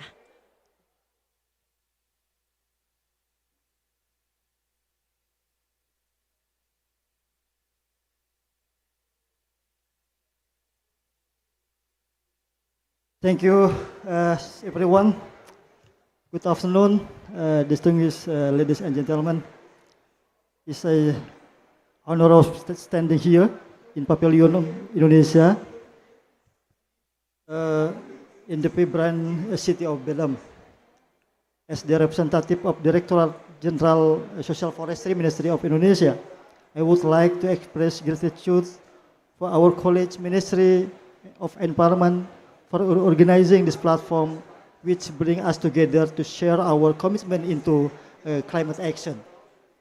Furthermore, I also would like to deliver appreciation to my fellow speakers, as well as participants that have kindly to be here, the Takso Adat Forest Living Cultures, the role in indigenous people and local communities in climate change and environmental and forest protection through social forestry program. To share insight and knowledge, your insight to great appreciate here. Ladies and gentlemen, indigenous people and local communities, IPLC, play important roles in shaping the traditional knowledge, sustainable practices, and stewardship of vital ecosystem, including their crucial role in climate action.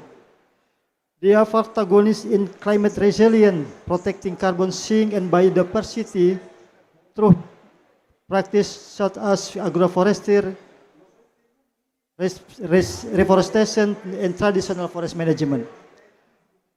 Government of Indonesia, particularly Ministry of Forestry, has important role in protecting IPLC in recognizing the right to land, territories, and resources through determination of customary or adat forest, which are part of social forestry program. Furthermore, social forestry is the management of protection of forests and involve partnership between government and local communities to improve environmental, social, and economic development. It aims to empower local people by giving them the right to manage social forestry sustainability, which help conserve biodiversity, improve livelihood, and mitigates climate action. The practice is to balance community welfare with the ecological sustainability of forest resources. As of October 2025, 8.3 million hectares from 12.7 million hectares have been distributed to be legally managed by more than 1.4 million households. Meanwhile, there are 164 adat forest decree has been distributed with total area 345,250 hectares and managed by 7,963 households.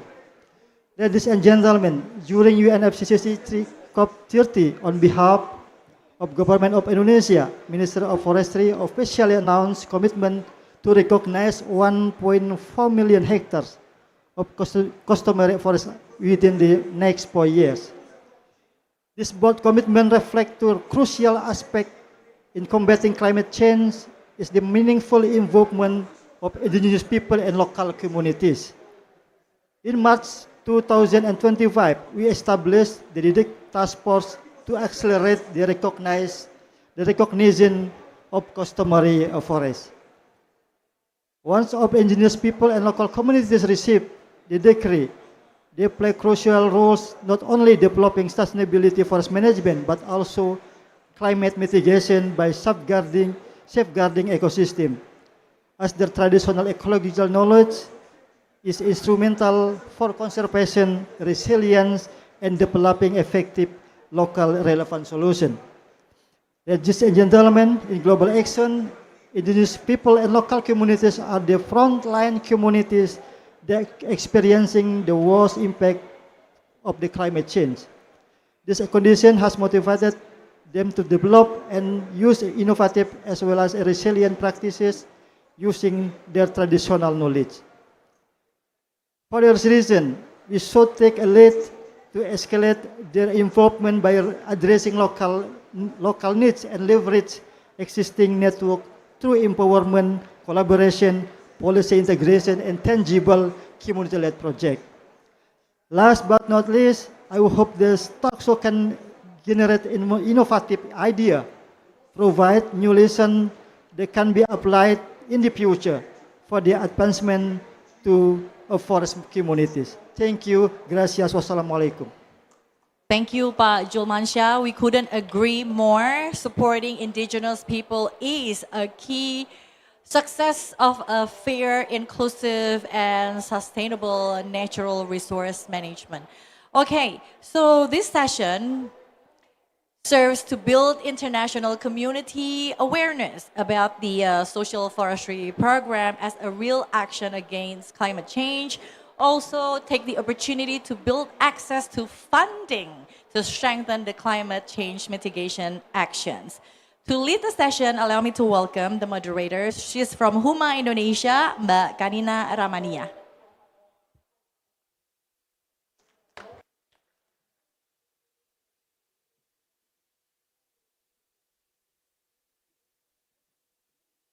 Okay, thank you so much for the MC for introducing me.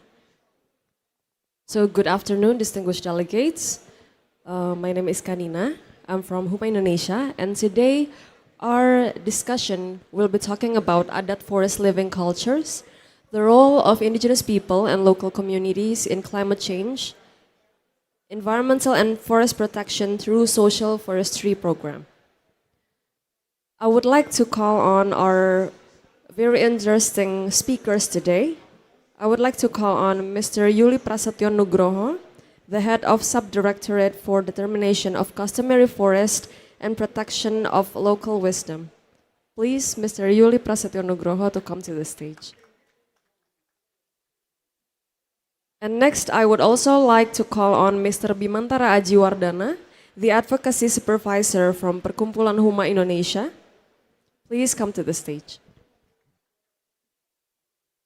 And lastly, I would like to call on Ms. Nida Koledo, the President of the Makatumbalan Community-Based Forest and Coastal Management Association, NTFP EP Asia, please. So before we start a very interesting session today, there is a film to be screened.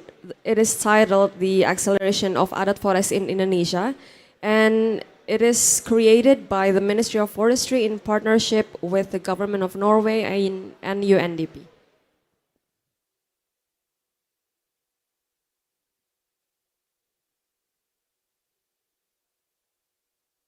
Sorry for the screening. Yes.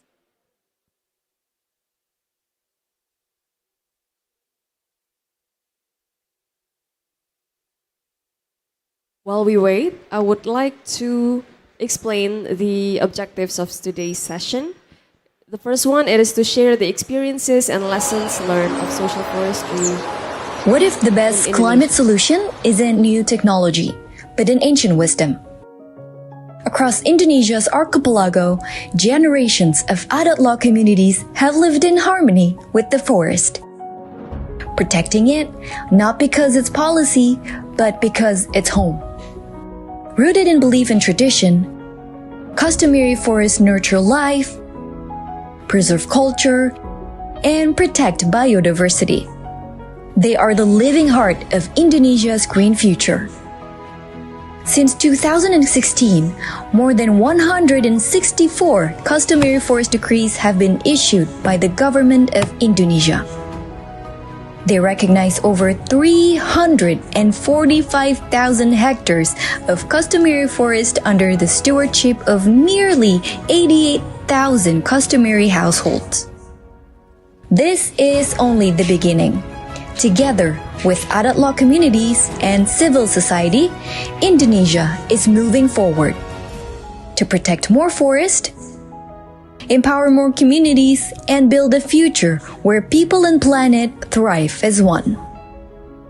The time is now to honor customary forest, to protect our shared home from its roots to its future.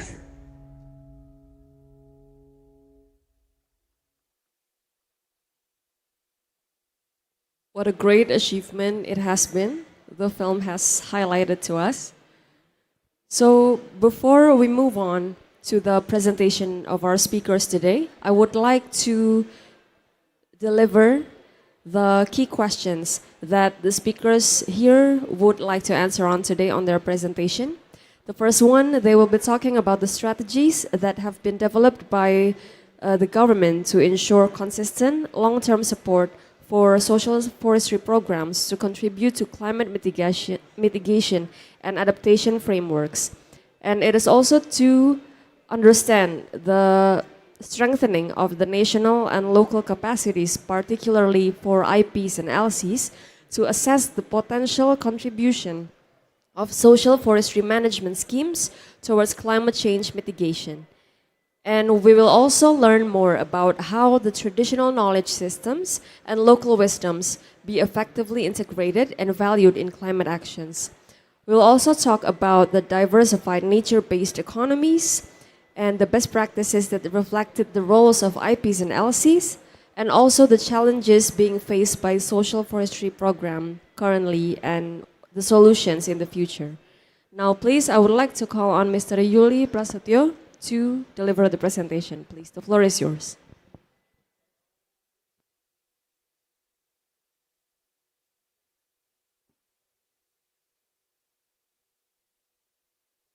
Thank you, moderator, dear colleagues, Bapak Ibu, ladies and gentlemen, brother and sisters.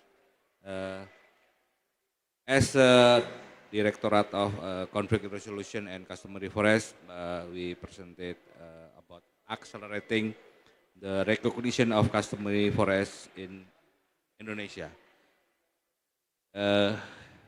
Can we presentation to? Oh, okay. Is the map of ethnic group in Indonesia. We have more than 1,100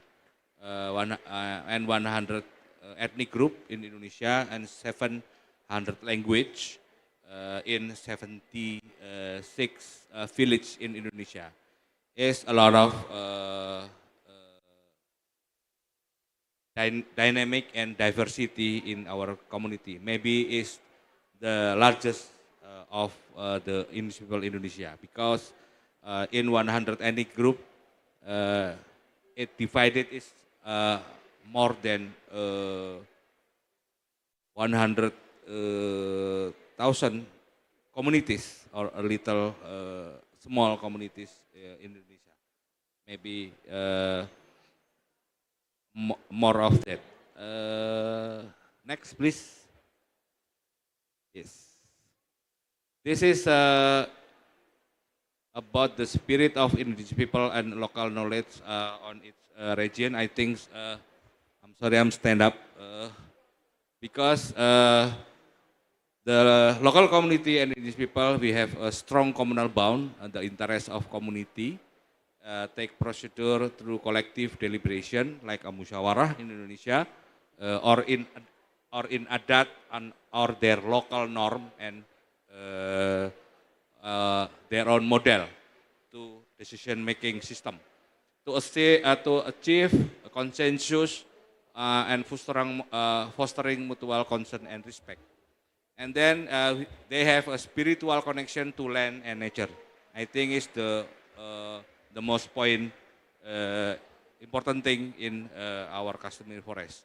Maintain a profound, often magical and religious relationship with their ancestral land, forest and natural resource, and its balance must be maintained for the community's well-being. As for example, the picture is the people of Papuan in Sorong West, South Sorong. We have three people of Papuan, and the one I don't know who's that name. It's me. I'm sorry. It's me. Recognition of customary forest to grant customary law community right over their traditional forest territories, customary institution, and sustainable forest management based on their local wisdom. Next, Mas. This is a social forestry program after they have recognition of customary forest. Now, in whole of social forestry program, we have a lot of plan, community plan. But in all social forestry plan, especially of customary forest or in Indonesian people, now we have 290 adat community plan now, and we have accelerated to that community to have plan to have preparation to engage the scale of economic to the external. Next, Mas. This is how the harmonization about local about the government regulation and their local knowledge of the English people. The second nature of customary forest territory and boundaries for customary law community or English people must be conducted with utmost care and accuracy for harmonization, taking into account their historical context as well as surrounding social, economic, and cultural dynamic. This picture is about when the state regulation in Ministry of Forestry, we have three functions. The first function is production to all of any activity, and then protecting forest when the activity is limited, and the conservation forest is a lot of to be preserve trees and other animal. In perspective of community like Kasepuhan and Daya-Iban, when the forest they call Leweng Garapan. Leweng Garapan is a local name of the production function, the function of production, and Kampung Endor from Dayak people, Daya-Iban people. And then to the protection forest is a limited activity. Perspective of community Kasepuhan is Leweng Tutupan, and in perspective Daya-Iban is Tanah Mali or Maliland and Kampung Galau. Kampung Galau is mean like sacred forest, and conservation area in perspective Kasepuhan is Leweng Titipan and or sacred forest. And then conservation area for the perspective of Iban people is a Pendam or Kampung Taro. It's like it's the burial place of the Iban people. Next, please. This is a distribution of customary forest. I'm sorry, is in Bahasa. And now we have 19 province and 41 regency. If you saw the picture, we have a lot of homework because East Java, Nusa Tenggara, West Nusa Tenggara, and East Nusa Tenggara, and a lot of Sulawesi, North Sulawesi, we still have progress on it, and North Kalimantan or North Borneo, we just facilitation for months ago to accelerate it like the other province. Next. This is acceleration strategies to achieve 1.4 million hectares. We have ministerial degree about national task force, and Pak Bima from Huma is the one member of task force. And then the other task force is like Aman, Walhi, Huma, JKPP, BRWA, and other institution or GSO, and we get more inclusive to the task force. And then we have innovative finance mechanism to protect customary forest as well as improve livelihood through area management, economic and social governance. And maybe in this year we can announce about this collaboration. Development of roadmap, we have a roadmap now to reach the 1.4 million. Next. This is a case study of Amatua Kajang in our customary forest. Next. Lanjut, Mas. This is a key action. Location is we have perspective about overview Amatua Kajang. Second, customary forest.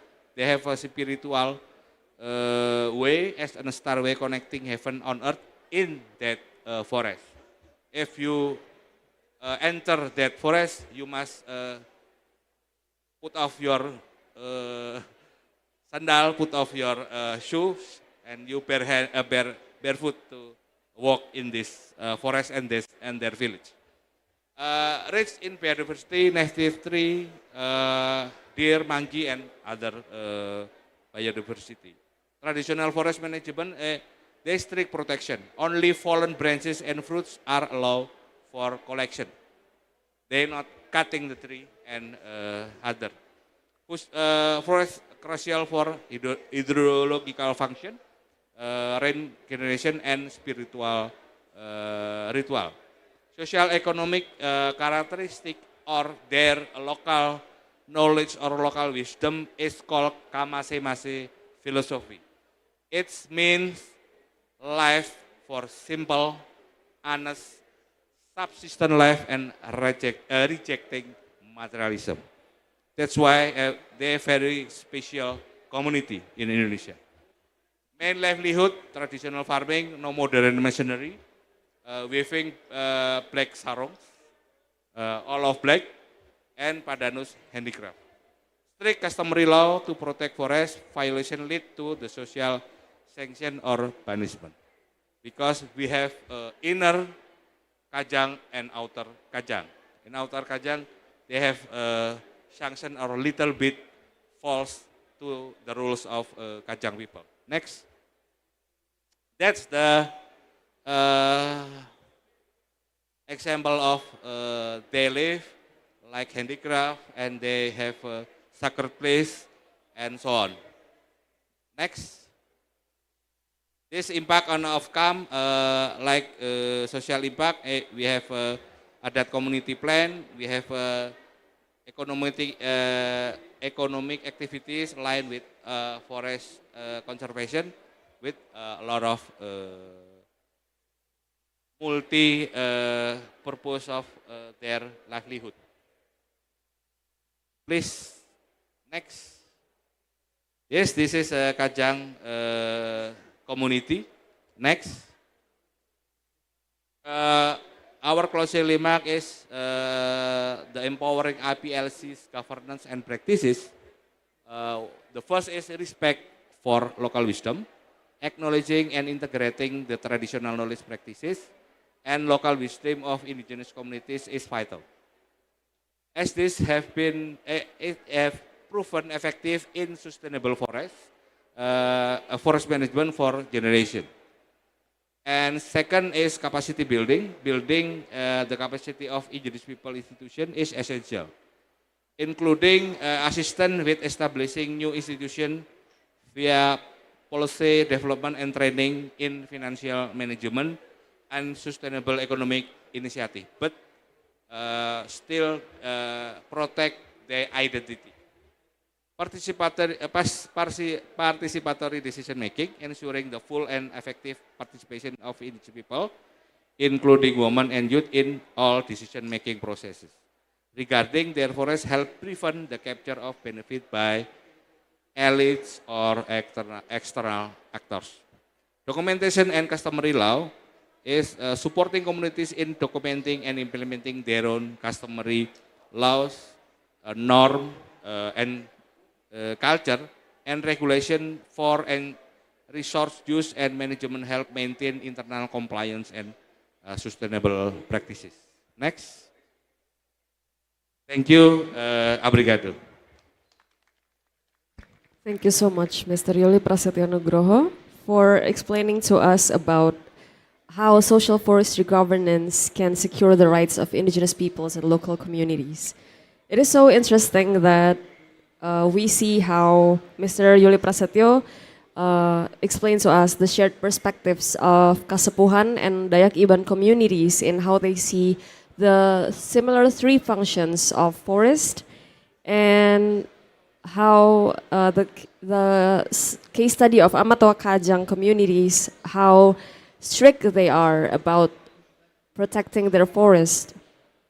So following up on that, we also have Mr. Matthew Van Ryn from the Forestry Officer of FAO, who will be joining us from Bangkok. Please, Mr. Matthew Van Ryn, floor is yours. Thank you so much, and I hope you can hear me clearly. Let me first express my appreciation to Julmansia as Hood, Director of Handling Scenario Conflicts and Customary Forest, the Government of the Republic of Indonesia, and the Directorate General of Social Forestry, Ministry of Forestry of the Republic of Indonesia, and the moderator and panelists for organizing the Indonesia Pavilion and hosting this session on Adat, Forest Living Cultures. Unfortunately, I could not participate or attend in person, and I will briefly talk about the potential carbon contribution in social forestry. Next slide, please. So we can see in recent years, we have seen a remarkable increase in the area under social forestry in the ASEAN region. The area under social forestry has increased from 6.6 million hectares in 2010 to almost 20 million hectares in 2024.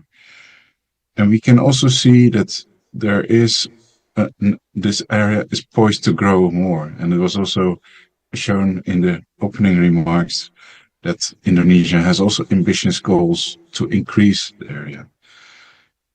And some research has shown that stronger community access and management rights lead to improved forest conservation, management, and reforestation. And tenure clarity and secure rights is a cost-efficient solution for climate action, including lower greenhouse gas emissions and increase in carbon storage. Next slide, please. We have been supporting an initiative, the climate change mitigation through social forestry actions in ASEAN countries, which was supported or is supported by Switzerland over the period of 2022 to 2025. It's a UNRAD initiative, and it works together with the ASEAN Secretariat, the ASEAN Working Group on Social Forestry, and the ASEAN Working Group on Forest and Climate Change, and various partners, including RECOFT, NTFPP, and Nanyang Technological University of Singapore. And it has also, it's a regional initiative, but it had an initial country focus on Cambodia, Indonesia, and Laos PDR. And there are different outputs. I don't go into every detail, but we looked at how to improve the available data, how to improve the monitoring systems of social forestry, how it could be integrated into MDCs, promote and accelerate responsible private investments, as well as supporting building of capacities on nature-based solutions and ecosystem-based approach. Next slide, please. So why social forestry climate change mitigation assessment is so important? It links to different aspects. It will support impact analysis, demonstrate impact of targeted interventions, identification of good practices, and thereby also support effective rolling out of a social forestry program. And mitigation assessment allows for the NDC integration. When having that kind of information, countries can choose to include it in their NDCs, which in turn, all the data that becomes available or evidence that becomes available could help in attracting investments. And further and continued systems and capacities. It's a step-by-step process. We're learning by doing. So by doing this exercises, more information becomes available, more aspects can be reviewed. So it's a very important foundational aspect. Next slide, please. So in our mitigation assessment for social forestry, they are still ongoing for the 3 countries, where initial findings show that social forestry has a positive impact and supports climate mitigation.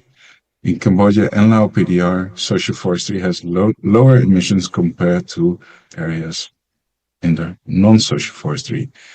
Indonesia, we see higher removals from social forestry, and specifically related to the session today, customary forest shows lower average emissions across the board. We are still continuing with data collection, improvement, and further analysis, also including socioeconomic data as well as deforestation risk factors. Next slide, please. We continue with several activities. In Cambodia, development of social forestry monitoring system, the capacity development for conducting mitigation assessment.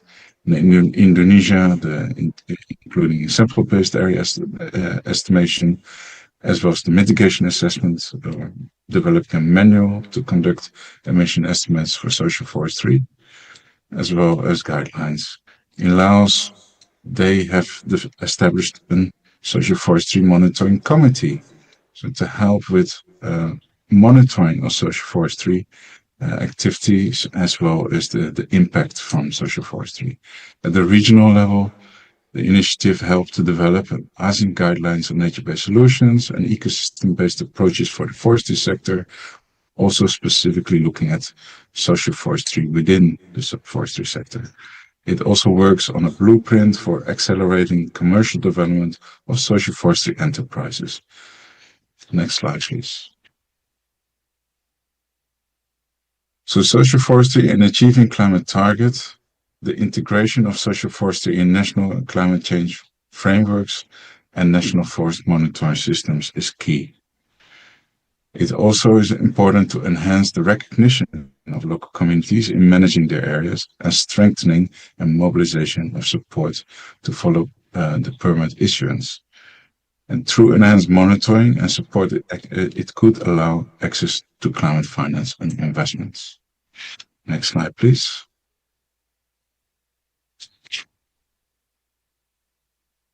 So a few take-home messages. It's a very brief slide. Expanding social forestry is important to provide and protect rights of forest communities to ensure lasting impact.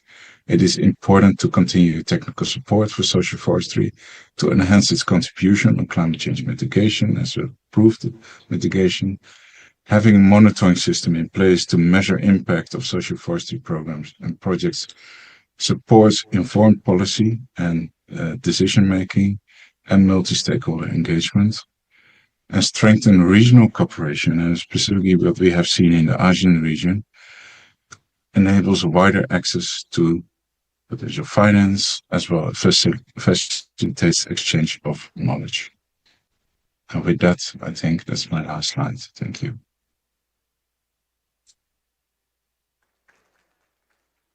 Thank you so much, Mr. Matthew Van Ryn, for joining us from Bangkok. I believe it's past midnight there. So thank you so much for making the time.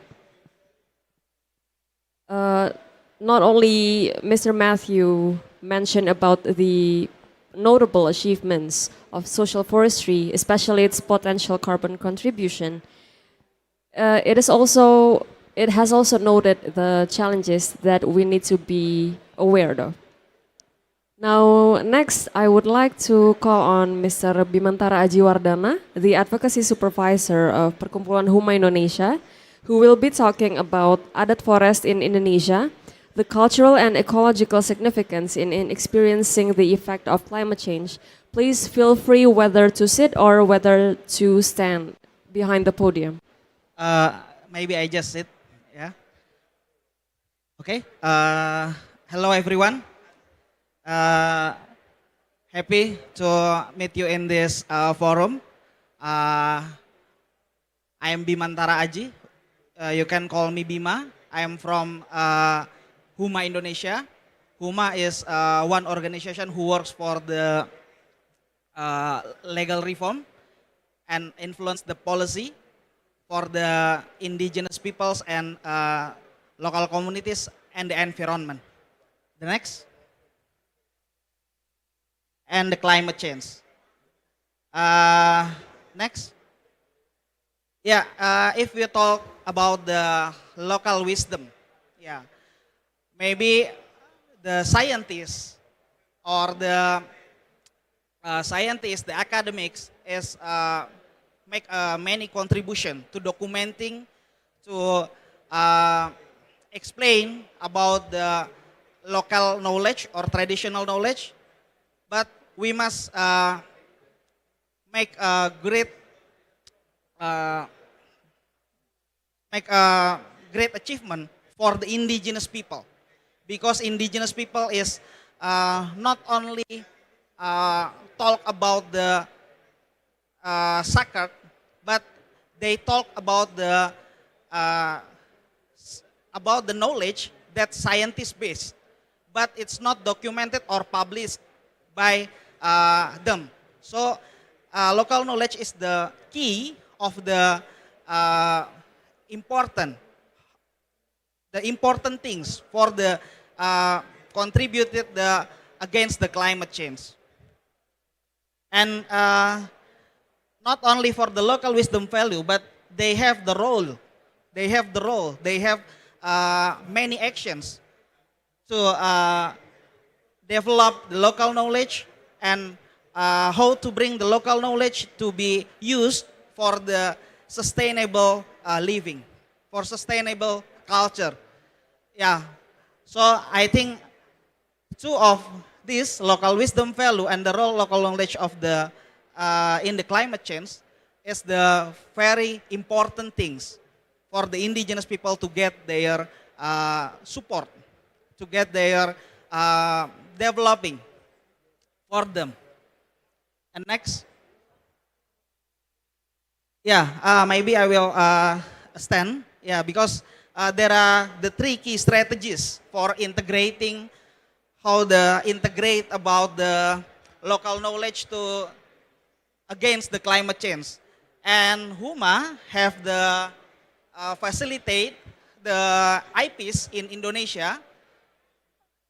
We are working with the IP and with the we are working with the IP. Yes, the effective integration starts with the recognizing their local knowledge as legally equal to state law.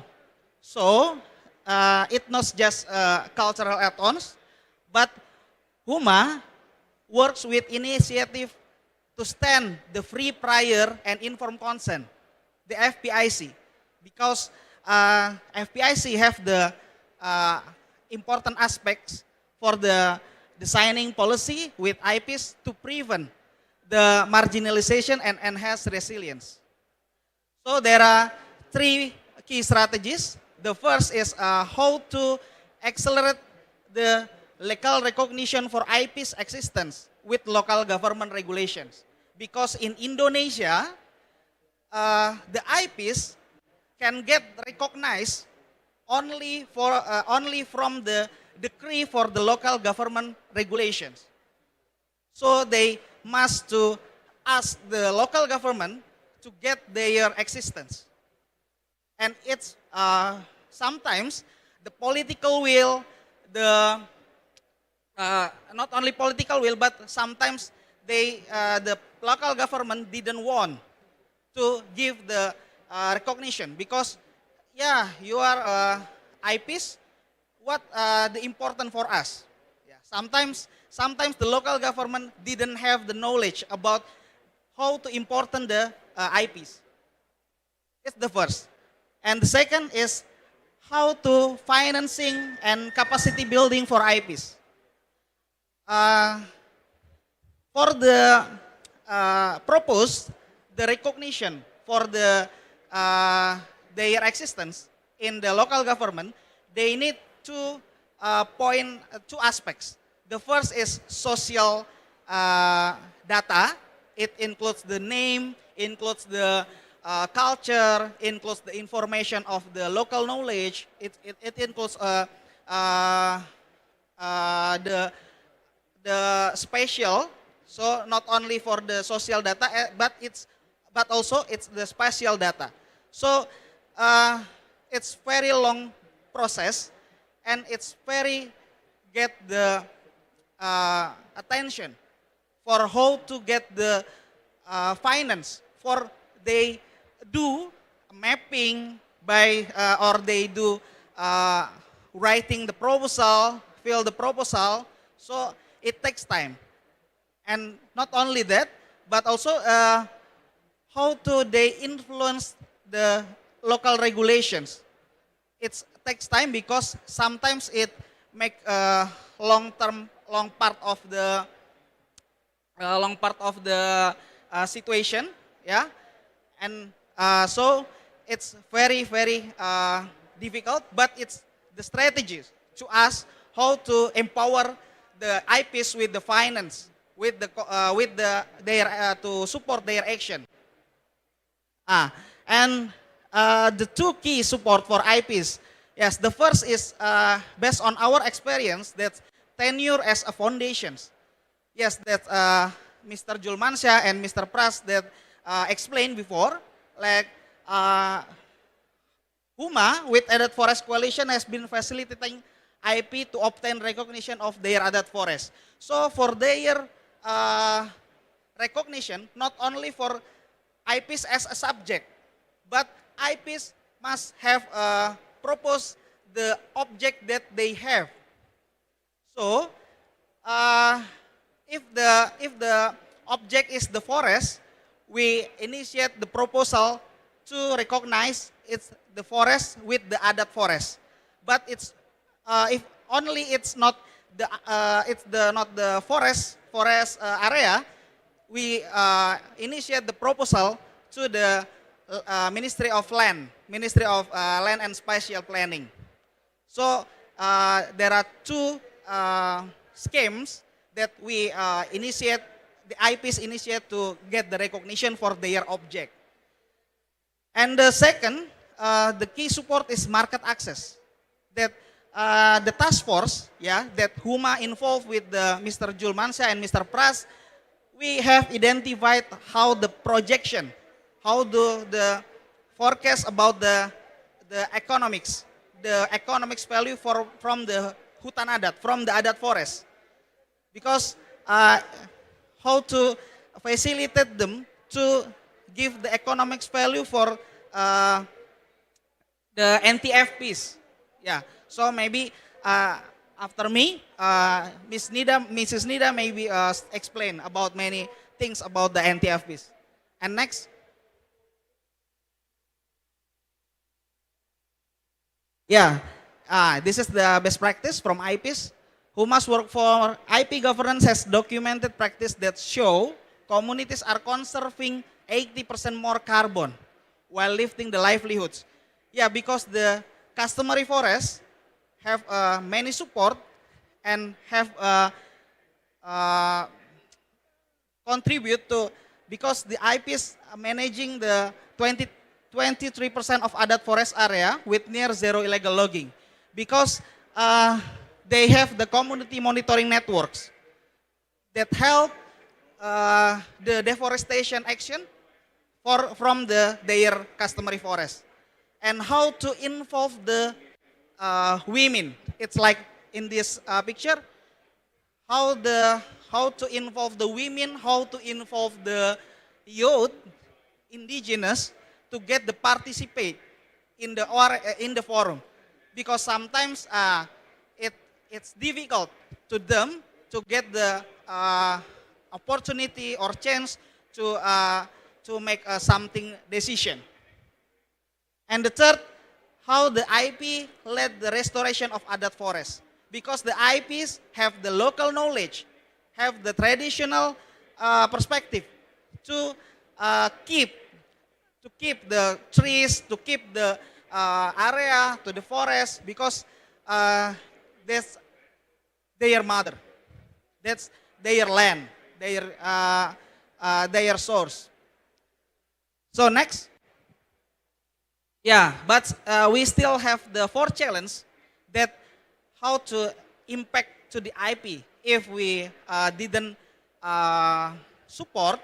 Yeah, the first is climate vulnerability for IPs. And as we know that, yeah, climate change is very impacted for the IPs, and so we must sometimes the people didn't believe about the knowledge, about the local knowledge can get the restoration for the and against the climate change. Yeah, sometimes we face the limited capacity and funding. It's very important, the funding, the capacity to how the IPs can get the direct access funding, and sometimes the area in the village, in the village, the IPs can get the allocation from the village fund, but sometimes they can, because the village fund it's only based on the decree from the Ministry of the village. So sometimes if the IPs cannot get the chance, an opportunity to access the village fund, it can because the Ministry of Village can out the decree, can publish the decree.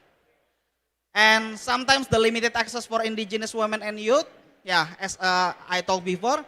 And the last is how the other territories sometimes overlap with the concession of company, yeah, like a forestry company, like a palm oil plantation, like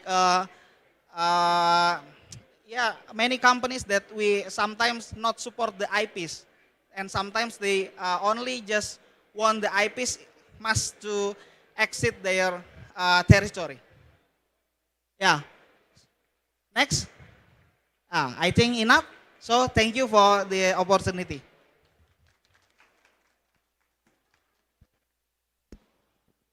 Okay, thank you so much, Mr. Bimantara Ajiwardana. I would also like to resound a phrase that he said. He mentioned that in key strategies, effective integration can only start with recognizing indigenous and local knowledge as legally equal to state law.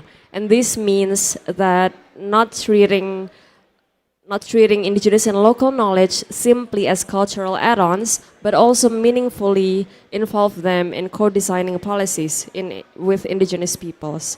And he also mentioned the challenges and also climate vulnerability. And in regards to climate vulnerability, we also need to discuss climate resilience so that indigenous peoples, in the face of the challenges, they can face it head on. And speaking of climate resilience, I would like to invite Ms. Nida Colado, the president of the Makatumbalan Community-Based Forest and Coastal Management Association, to please come to the podium.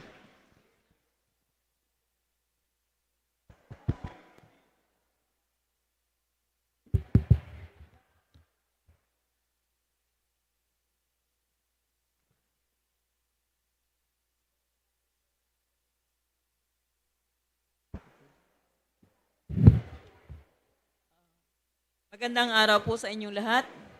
This is a Filipino, means to say, good day. I am Nida Colyado, President of Macatombaleen Community-Based Forest and Coastal Management Association, President of the National CBFM Federation of the Philippines. As a partner of NTP-AP, PNNI, and FFP. Today, I stand before you not as a leader, but a representative of thousands of grassroots communities and people's organizations who had been silent, unpaid, and dedicated guardians of our forest and coastal ecosystem for decades. Our primary organization, the Macatombaleen Community-Based Forest and Coastal Management, began with 36 regular members, mostly women. Today, our influence extends to over 300 members across 16 organized associations in San Vicente, Palawan. We guide these communities through one unified advocacy, a strong community-led forest and coastal protection. Under the national government policy of CBFM A-29 covering 1,850 hectares, we were granted tenure by the Department of Environment and Natural Resources under the Executive Order 263. For more 2 decades, we have acted as forest guards, ensuring the protection and rehabilitation of our area. With our CBFM, we maintain agro farms, National Graining Program or NGP plantations, bamboo and rattan plantations, and restoration areas along our river ecosystems. Our forests also shelter 3 major waterfalls, one serving as our community water resource, and 2 waterfalls that are ecotourism treasures. Beyond our forest area, we applied for expansion into coastal restoration. Since 2014, the Department of Environment awarded us more than 200 hectares in GP mangrove beach forests along the shoreline of our municipality. After completing our planting, we continued patrolling, protecting the mangrove and forests of Macatombaleen Poblacion, San Vicente, Palawan. We also established the Batacano Eco Park, home to more than 90 century trees, Bakawan, 1 miracle mangrove area, and 1 secret mangrove forest, discovered and protected voluntary since 2013, guided by scientific training from Dr. Georgian Primavera. Landscape-based collaboration among stakeholders is essential, especially for accessing funds for community-level climate solutions. But the collaboration becomes meaningful only if the Department of Environment and Natural Resources support the IPLC's communities through securing tenure rights. Without our tenure, communities remain vulnerable. With stronger implementation, the community-based program, we can fully participate in carbon reduction, watershed rehabilitation, ecotourism, non-timber forest product or non-timber forest NTP-based livelihood. Our long-term vision is we need for the Department Administrative Order or the DAO CBFM Strat Plan 2023-2032 to become a bill and eventually pass as a Republic Act or national law because CBFM is recognized as a national strategy for sustainable forest management. With a strong legislative instrument, we can better ensure sustained practice social forestry with IPLCs, empowerment, non-timber forest and development, clean water security, biodiversity conservation, and forest-based climate solutions. A strong tenure and strong implementation will always produce a strong ecosystem.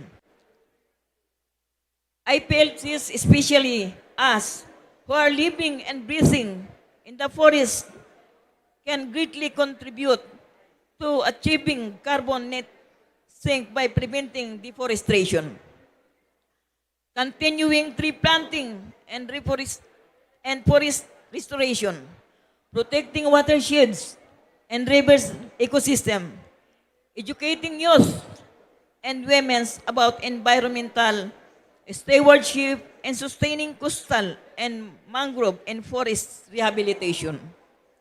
This is now how we will contribute to reducing green gas emission. And when communities are empowered, forests are protected, and when the forests are protected, climate mitigation becomes possible. I stand here today to deliver one message. Grassroots communities are the heart of the forest protection in the Philippines.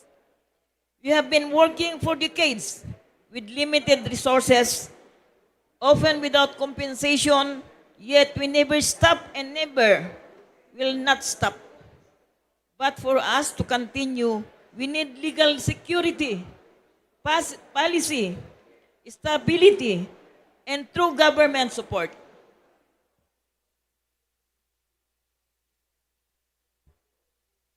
The future of the forest and the future of climate resilience in our country depends on a strong partnership and strong tenural rights. Let us stand together, communities, government, and partners. Let us protect what protect us. Maraming salamat. Mabuhay ang CBFM, mabuhay ang ating komunidad. Thank you very much.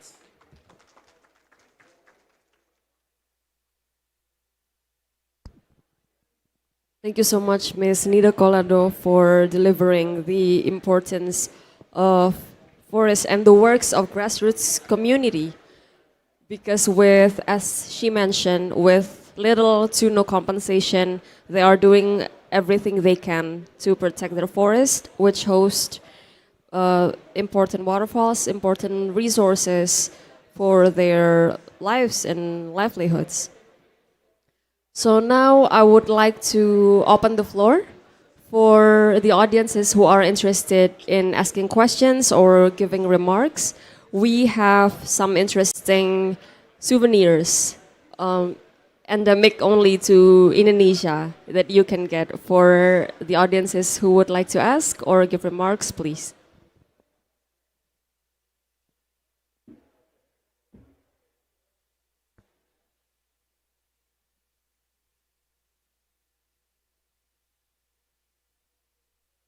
For the audiences who are interested, you can raise your hand.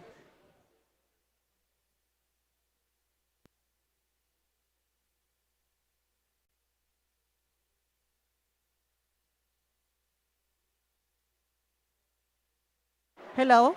No.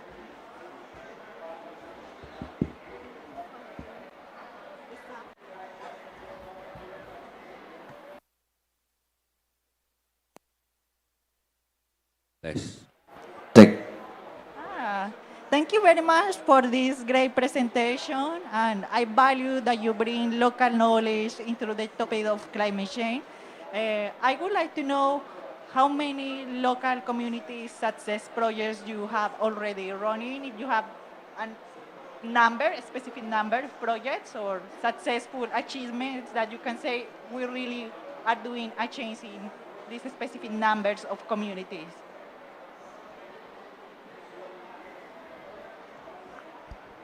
Maybe before the speakers answer the question, I would like to call on one more question or remarks. Please note that anyone who asks or give remarks will receive a very interesting souvenir. Please.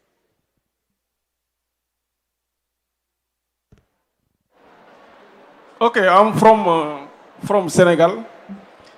In Senegal, I'm also I'm working with a mining company. And then to take account the impact, we work with the communities to create what we call conservation zone. And then we identified the conservation zone, and then we discuss with the communities how to manage the conservation zone. And then we establish what we call the local role. We call it in Senegal what we call convention, local convention. It is a package of local rules that we discuss with the communities, and then we adapt with the communities, and we have to set up the communities and to implement all the local rules in the communities. Then my question is about the system of monitoring. How you conduct the monitoring, the collection of data with the communities. It is and how you communicate with the communicate all the data that you collected. Thank you very much. Okay, thank you very much. So I would like to first ask the speakers for the first questions. That is, how many local communities already recognized? Maybe we can get both the insights from Indonesia and the Philippines. Thank you. Now we have 164 communities in 19 provinces and 41 regency now in Indonesia. It almost 400,000 hectares now in Indonesia. I think it's we have more hard work to that to 1.4, but now we have 100,000 hectares. And I think I agree with you, and we need more monitoring in what you call it about in our term is high conservation value forest in high conservation value culture and local knowledge in their area, and then in our system in monitoring by the local government from the regency, district until the structure of the village. I think is monitoring by their own self, assistancing by local government is the effective way. And for my conclusion, I think we have a slogan, no one left behind, especially for the indigenous people in Indonesia. Thank you.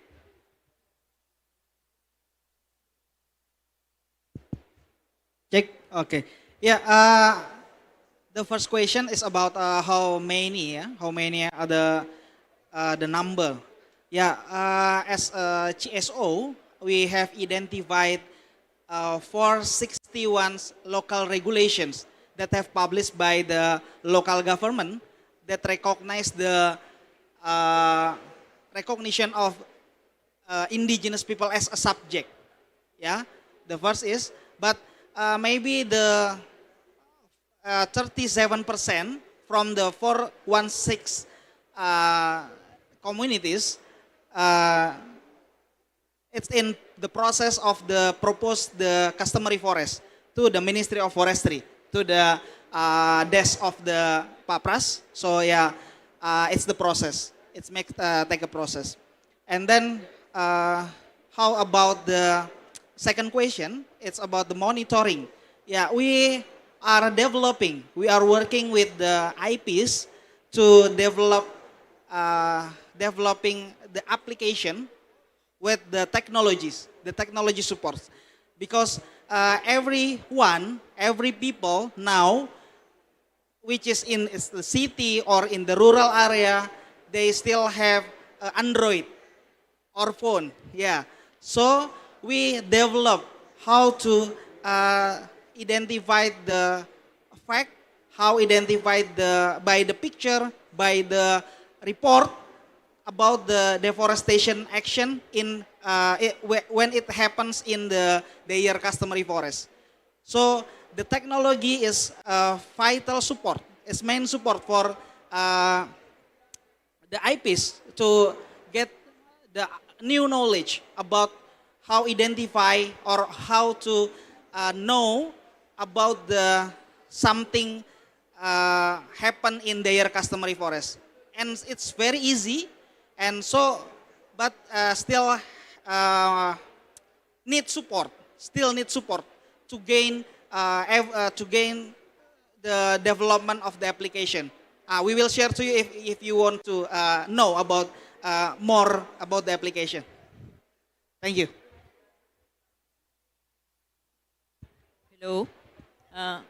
For me, we have 1,971 members community of the forest management in the whole Philippines.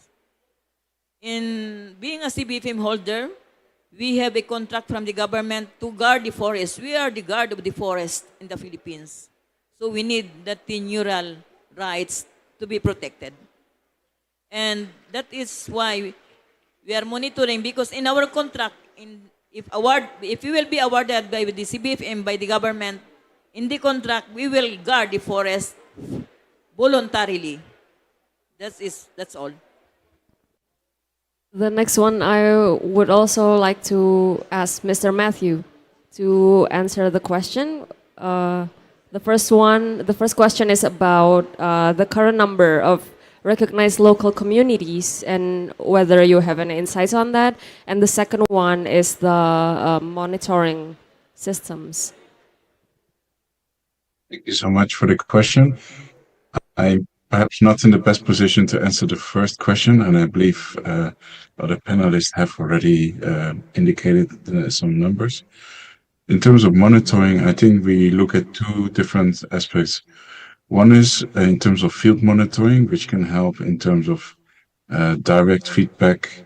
Applications were mentioned, how basically it can steer day-to-day operation, day-to-day management of areas.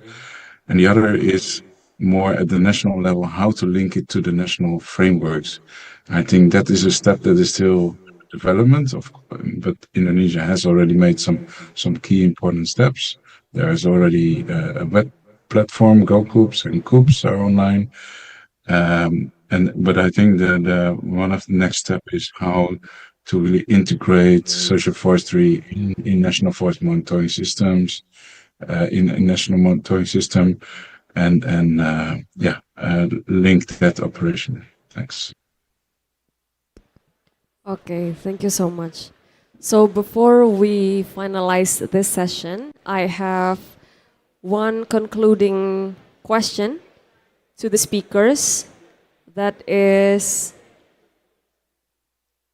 the first one. I have two questions, sorry. The first one is reflecting on today's discussion. What do you think are the most important next steps, whether at the community level or the national level or the regional level, to strengthen the role of indigenous peoples and local communities in climate action and sustainable forest governance through social forestry? Maybe we can start with Mr. Matthew. Thank you. It's not an easy answer. I guess there are different elements to it.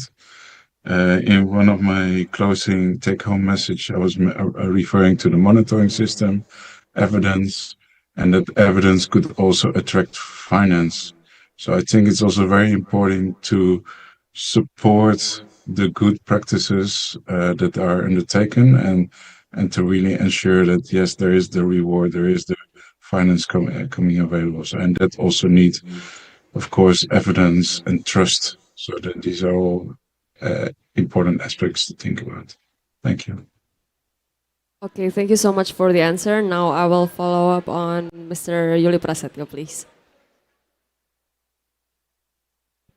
I think what the acceleration with the commitment of 1.4, I think we need collaboration. We need more inclusive with all the multi-stakeholder, and the most important thing is no one left behind. Thank you.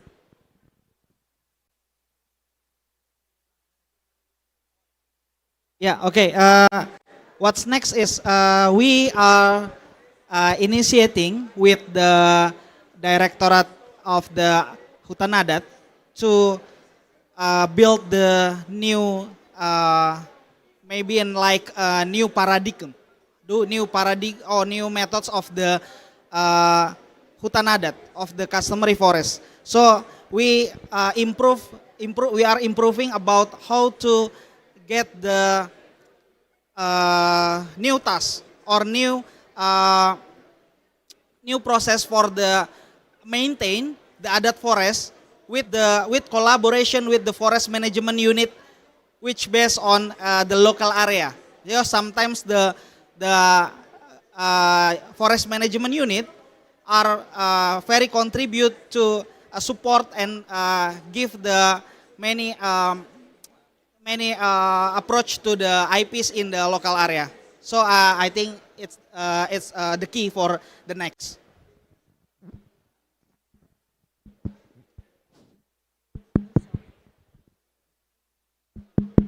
For me, as a stakeholder, a member of the grassroots communities, we need the security of our tenure, the CBFM. What we need from the government, especially the DNR, the DAO 2522, we don't like. We want the protection of the DAO for the CBFM strat plan 2023-2032. We want the government to support that because for the security of our tenure in the Philippines as the community-based forest management.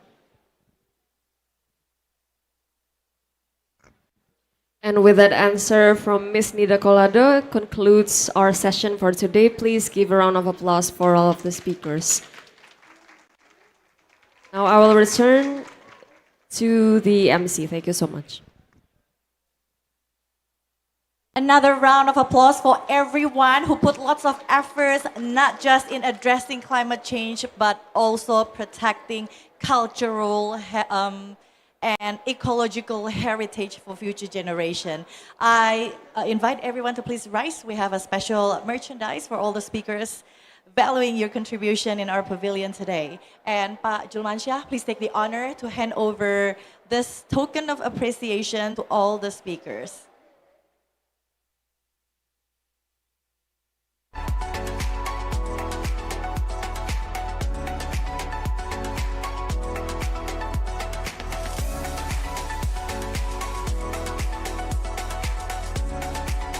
Julmansyah, one more. Take the center position, Pak. Everybody please make a few steps forward. Thank you. Okay.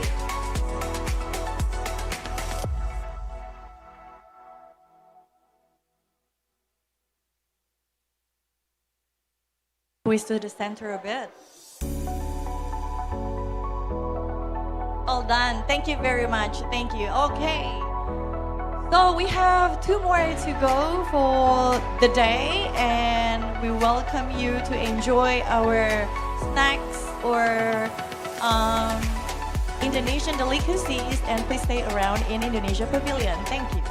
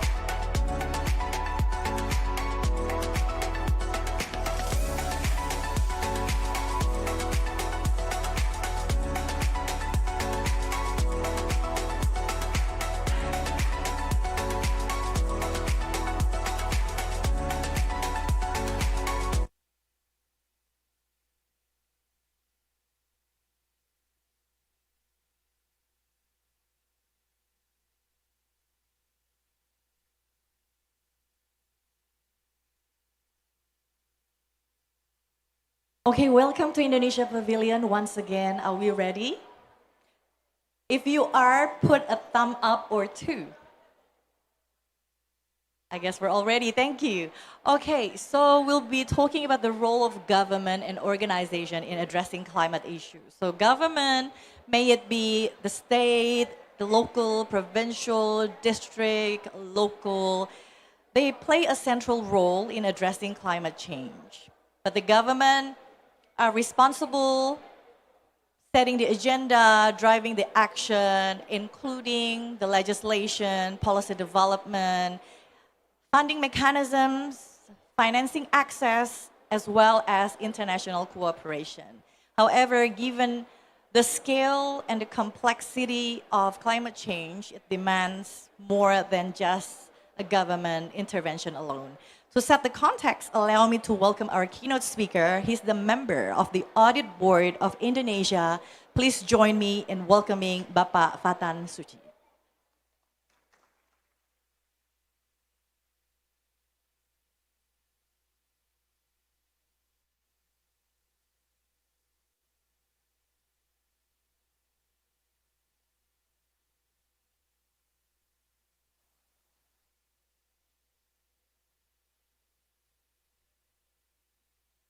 Good evening. Assalamualaikum warahmatullahi wabarakatuh. Dear Excellencies, dear fellow destination, it is a true honor to address you today at the 30th conference and the parties of the United Nations Climate Change Conference. Here in Belem, on the edge, the Amazon, at the Indonesian Pavilion, we gather with purpose and hope. This climate conference under the UN framework on climate change remind us of the big challenge before us. Time is running short to help the devastating effect of global warming. It is a privilege to attend this UN Climate Summit. This marks the fourth time I have joined a person following the COP I attended in Sharm el-Sheikh, Mesir, Dubai, and Baku, Azerbaijan. At this conference, I have emphasized the importance of policies that drive real transformation and create opportunity for lasting progress. Here in Belem at COP20, I welded at the such policies must also include clear performance benchmarks. Your Excellencies and all delegates. In this light, it is encouraged that at COP30, countries are placing greater focus and action. Implementation must be guided by innovation to address climate risk. In this spirit, we will come effort to find new financial solutions that will strengthen climate action and accelerate the progress we have agreed to pursue together. At COP30, for us are the heart of our discussion and negotiation. That is fitting as Brazil, like Indonesia, is home the sum of the world's most vital tropical rainforests. These forests are essential for stabilizing our global climate. The leadership of forest nations such as Brazil has never been more important. Ladies and gentlemen, when it comes to funding, there must be a strong effort to mobilize resources from high-emission countries in the global north. Recognizing the historical responsibility is important. Even as we acknowledge that fulfilling this obligation remains an ongoing process. This responsibility also extends to protecting global forests and to providing sufficient forest finance. At the same time, where possible, countries in the global south can explore ways to mobilize resources domestically. Such effort will complement the essential climate finance the global north countries are urged to profit to those in the global south, especially as this nation face urgent and severe climate impact and the pressing need for adaptation. Dear Excellencies, dear fellow delegates, in the Amazon forest, as we get together here, allow me to share an inspiring story from Indonesia about forest financing. In recent year, Indonesia has changed how it transfer money from the central government to subnational government with forests. This new system, called the Dana Alokasi Umum, was announced at COP in Sharm el-Sheikh and Dubai. This achievement is not small for at least two reasons. The first, this transformation is fiscal transfer for tropical forests, and the global climate is rooted in Indonesian fiscal constitution, with intergovernmental fiscal relation, specifically the 2020 law, the 2022 law, and central on regional government fiscal relation, Undang-Undang HKPD. This fiscal transfer include a forest cover indicator. With the policy providing district and municipality get more funding if they have more forested land along with other factors. The goal is for local government with forests to realize that protecting them bring benefit, especially with help from the funding. Protecting forests help not just local district and province, but also the whole world. Everyone benefit from healthy forests.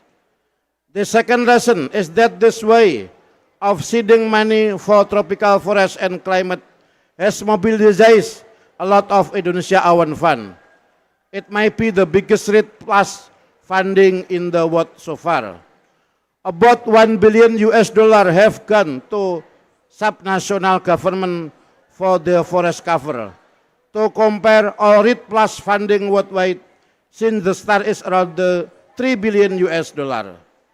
In 2024, the transfer has more than tripled, according to the calculation of University of Indonesian Center for Climate and Sustainable Finance, about $3.8 billion in the Dow transfer that year can be attributed to the forest cover of this province and district. Let me say it again, $3.8 billion domestic resource mobilization for forests. The excellent fellow delegates, apologize for the excitement. I have closely followed the historic journey. I was vice chair of Indonesian Finance Commission in the National Parliament when the forest cover transfer policy was created. Now, at my fourth climate change COP, I am serving as a board member of Indonesia Supreme Audit Board, Badan Pemeriksa Keuangan. BPK audit how the state manage its finance as required by Law Number 15 of 2004. We check the finance of the central and regional government and other public entity. They're excellent. As you can see, funding for forest is already available. You might also expect that more climate finance for forest will be provided in the future, building on the amount that have flowed into the Indonesia in recent years. While there are still challenges to overcome, this present opportunity for growth, opportunity for improvement. Recently, the Audit Board of Indonesia, BPK, reviewed the financing of the forest and land use sector. The BPK note that this as currency challenge to directly link policy change to reduction is deforestation, highlighting an area for further progress. The situation underscores the importance of enhancing clarity to better track and measure progress toward the initial deforestation goal. Given this finding, the BPK has recommended that relevant ministry establish clear standard for measuring and evaluating both planned and unplanned deforestation and part of climate action plan. Indonesia needs to better align funding with effective measure to reduce deforestation and the emission it causes. The excellent, the Audit Board of the Republic Indonesia BPK has the capability to evaluate how state fund are used in the sector and area connected to climate change. I am proud to report the BPK was designed to audit the International Maritime Organization, IMO, for the fiscal year 2021 and 2023. BPK was also appointed as the external auditor for International Atomic Energy Agency (IAEA) for 2018 and 2019. Additionally, BPK Indonesia is a UN auditor and may also audit the United Nations Framework Convention on Climate Change (UNFCCC). Last week on November 7, the main session of the Fifth Committee of the United Nations General Assembly in New York, United States, decided to appoint Indonesia as a member of the United Nations Board of Auditor (UNBOA) for the 2026 to 2032 period. Alongside Brazil Supreme Audit Institution and the Corte Comtes France Supreme Audit Office, this decision by acclamation position BPKRI as an UN auditor. BPK also offer essential non-audit support such as capacity building. For example, BPK has trained numerous auditors from audit institutions and many global South countries at this training academy in Bali. I am completely confident in the technical aspect of Indonesia's BPK. Their excellent, the third COP in Belem placed tropical forest at the forefront. The government of Brazil has introduced an innovative approach to global forest finance through the Tropical Forest Forever Facility, TFFF. President Prabowo Subianto of Indonesia has endorsed the facility and pledged state funding to support the TFFF. Effective governance of TFFF funding is essential. Therefore, performance audit on the use of TFFF fund is critical to ensure the facility achieves its intent goal of preserving Indonesian tropical forests. The Audit Board of Indonesia holds a robust constitutional mandate to audit the government of Indonesia and its various entities at both national and subnational level, including public forest entity in forest region. All audit entities are required to address the board recommendation. Dear Excellent, at BPK we believe the climate initiative must set the highest standard to truly fulfill the purpose. Nowhere is this more critical than in climate measure, especially those for our forests that are backed by public finance and entrusted with responsible government. This shall be the true currency of climate finance.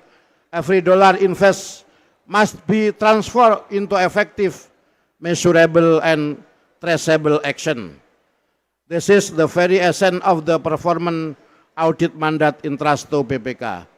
As I have shown today early in my address, BPK has delivered proven result, real world result. BPK show that high standards are not just aspirational but achievable. Let the inspire confidence in all of us to mobilize resources to invest in Indonesia and the champion innovation for our planet forest through initiative like the Tropical Forest Forever Facility, the FFF. Excellencies, fellow delegates, today as we share Indonesia transformative innovation, both our broad achievement in fiscal transfer for forest and our broad aspiration for climate, let us not only celebrate progress, let us also spark a shared determination to lead the world in climate action. At the next COP, let us boldly commit to advancing the role of performance audit,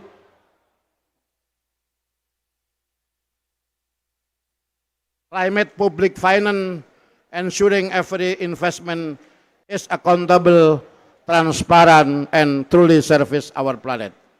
Let climate performance audit become a pillar of our collective ambition to confront the climate crisis. The global audit community must stand as guardian of the Paris Agreement, upholding our promise to future generations. In this spirit, I call upon the International Organization of Supreme Audit Institutions in Dubai to take a leading role, ensuring quality, credibility, and trust in climate finance for the world forest nation. From Indonesia to Brazil and across all nations, let us unite our effort and set a global example. May we all receive contain blessing from the Almighty God. Thank you. Assalamualaikum warahmatullahi wabarakatuh. Waalaikumsalam warahmatullahi wabarakatuh. Thank you, Pak Fatan, for the keynote as well as conveying some important messages. He highlighted the impact of forests for climate stabilization. And of course, thank you, Pak, for initiated the initiatives. It's a fiscal transfer for the local government who can manage or enhance the forest cover. And of course, in conclusion, he stressed out the climate performance audit measuring mechanisms that's crucial to ensure public fund is transparent, accountable, and truly executed for the benefit of the planet. Thank you, Pa. Okay, so I will call upon our speakers to stage. We have two who's going to sit with me and one joining online. I will introduce the first one because I have to make sure the connection is well. She is the head of environmental management and supervision, Ibu Yeni, presenting on behalf of the head of the environment and forestry from West Kalimantan, Bapak Adiyani. Ibu Yeni, am I coming through okay? Could you hear me well? Yes. Yes. Of course. Yeah. Okay. And our next speaker, he is the lecturer and researcher from ITB. That's one of the best university in Indonesia based in Bandung, West Java. Please welcome Dr. Renat Armi Susanti.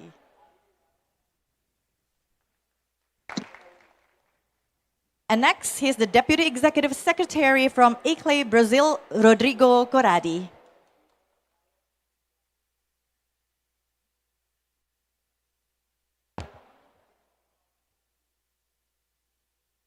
Okay, for the next agenda, I would like to invite Pak Armi to probably have a bit of presentation to show to all of us.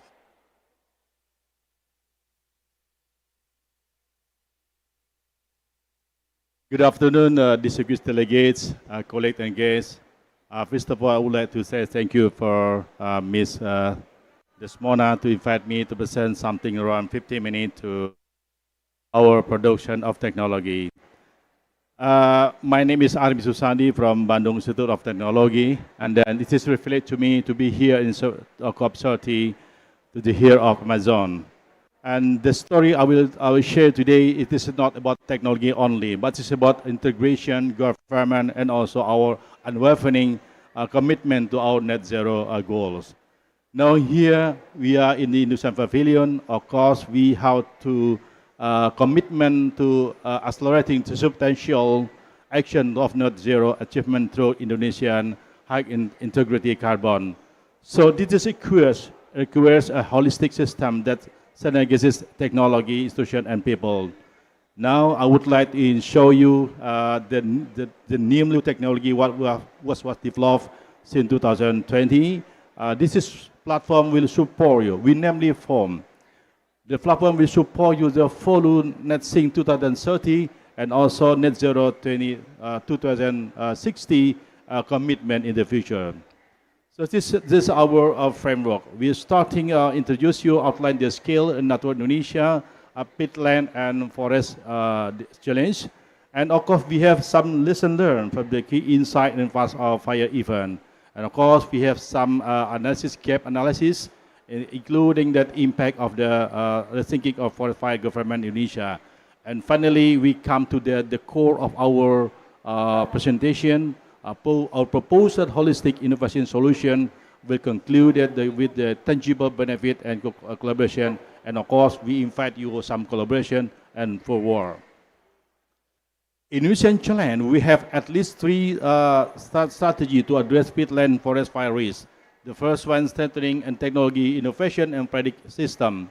We cannot fight what we cannot see or predict. The second one, enhancing human resources capacity. The most advanced technology is useless without the skilled people to operate it. The third one, build data infrastructure. Now we're leveraging tools like big data and blockchain for transparency in low ownership and carbon accounting. The fourth one, of course, strengthening multi-stakeholder collaboration. This is not battle for government alone. It requires everyone. What is perspective from the mass media? You can see from the report from this media, this is also perspective of the people. At least we have three things, the perspective from the people, and say we can see from the media. The first one, peatland and forest fire remain unresolved issue. The second one, the government not yet fully coordinated among the stakeholders. The third one, of course, we are still slash and burn, especially in consensus of the palm oil. For those, as a point, the government seeking the new alternative and holistic approach to solve the forest fire problem. Let's see what happened during 2025 actual for Indonesian forest fire. You can see we have more than 2,000, during this year, more than 2,000 hotspots detected by NASA by satellite, including Aqua satellite. This is including, you can find in North and South Sumatra and also in some area in West Kalimantan. This is more than 203,000 affected forest fire, this area of affected by forest fire. And even though our ministry reported we have decreased number of fire compared to the others.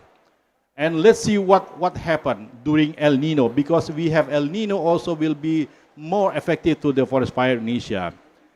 In 2015, in 2019, we have the big El Nino of Lake Indonesia. The highest El Nino cause of forest fire, where forest encouragement land, including illegal logging, and of course, exacerbated by dry weather condition. We can say 99% of the forest fire caused by human activity. And the fact also, 80% of are become agricultural plantation area. Look, from the lesson, from the painful experience, we have learned two fundamental lessons. The first one, awareness. The second one, awareness. So two of things is very important one. Now, what is that any threat for because of forest fire? Of course, we have a lot of multi-dimensional threat in Indonesian land. The first land, we have international threats. In this one, it's affect regional relation in Indonesian global standing. The second one, we have social. It is spark conflict over resources. Economically, disruption, productivity, and global scale. Imagining impact on supply chain will be disturbed. And of course, we have health-wise, the health threats, a public health crisis, damaging lung, and so on. And finally, we have also threat of ecosystem damage. Ladies and gentlemen, no, actually, Indonesia not starting from the scratch. We have a lot of regulation actually. Next, please.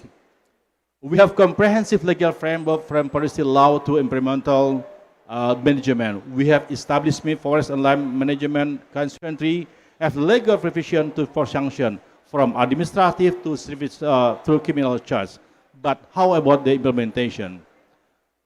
So we have a gap analysis of peatland forest fire management in Indonesia. We have at least 6 gaps we can find from the gap analysis for peatland forest fire management in Indonesia, starting with regulatory framework, and also we have pure land conservation, including unclear tenure of crates, vacuum where fire and can thrive, and also we have a politician factor, corruption, we have social factor, poverty, and also weak bureaucracy governance. So we need holistic, approach for land forest fire management in Indonesia. And actually, we have started before that. We have early development detection system. We have peatland forest fire patrol, and we have FDR's indicator. FDR is mean fire danger rating system, and we have satellite image. We have hotspot prediction, and we have peatland forest fire sensor. So, however, several times this false alarm, effect after survey will carry out in the field. So we need including cause human activity as a part of the forest fire cause in the future. For those, we starting working with toward holistic information system and end-to-end management platform. We starting preparedness. We come up with early warning detection, and also we starting also risk assessment with campaign early action. Both of them will be early warning system. There will be output and also input for the countermeasure, input for impact assessment, and also input recovery of our action and SOP. And of course, we can use the information to be part of alert system by decision maker, also by peatland forest fire task force, and also by public. So for those, we have something for the new technology imagination. So we next please. We try to transfer innovation digital technology approach for peatland and forest fire management.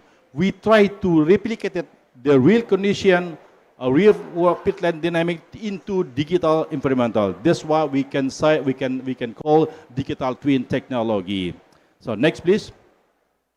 We have holistic, we're starting the holistic end-to-end management platform. We have a platform named RIMBA here. RIMBA is the real-time integrated monitoring for burn alert. We're including everything. We're including many stakeholders to support this one, starting conceptual model from our campus. And of course, we have also land forest monitoring from other departments. And of course, we have peatland monitoring from other institutions, and also land forest fire prediction for with automatic aspect for other aspect. And of course, we need also legality. So we need everything, support together, and we can come up with the big whole of the consortium in order to build the new technology platform to forest and to forest monitoring. So the next one, we can see we have this the new platform. This is a part of the RIMBA platform. Next, please. We call the FOAM.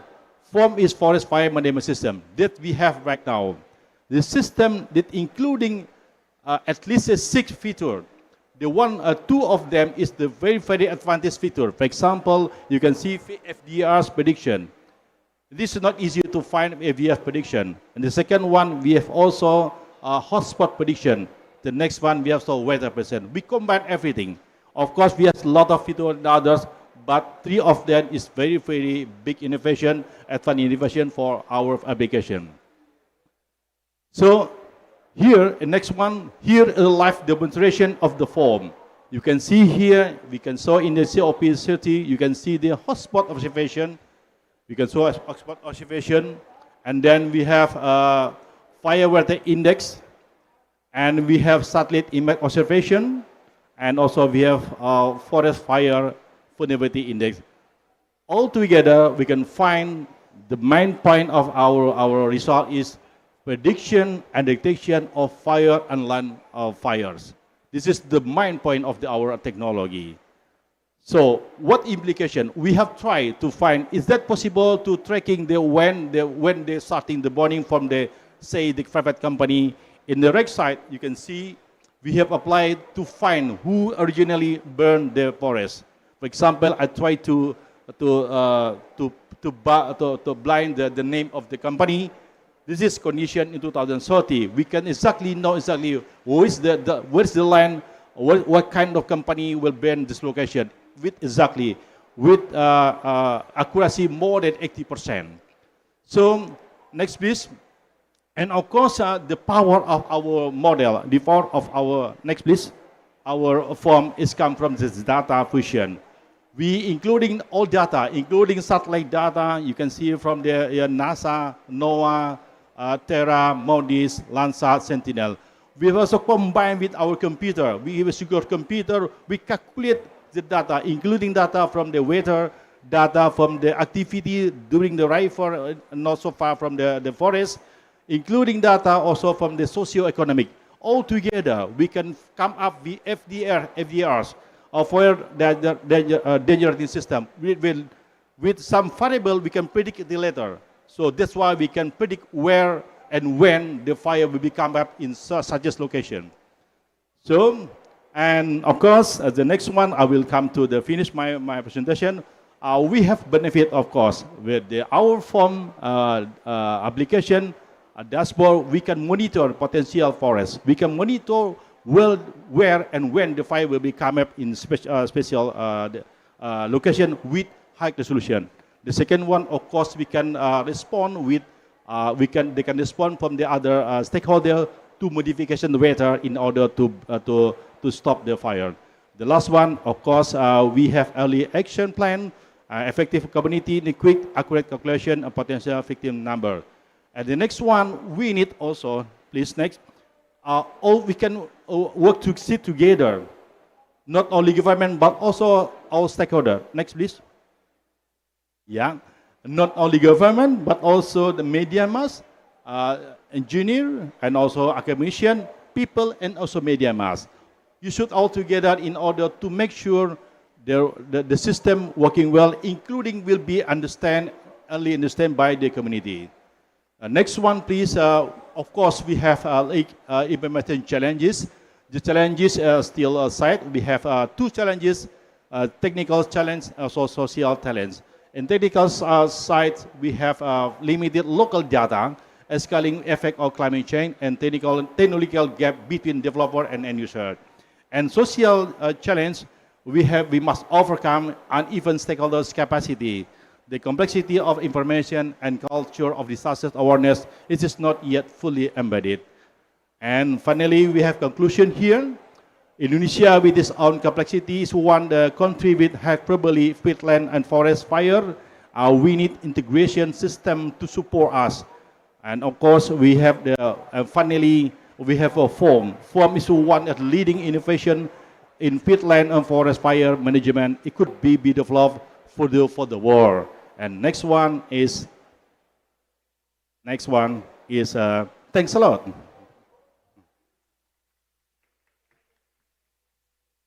Thank you, Pak Army. I will quickly just ask you a question. You have mentioned the challenges, both technical and social, right?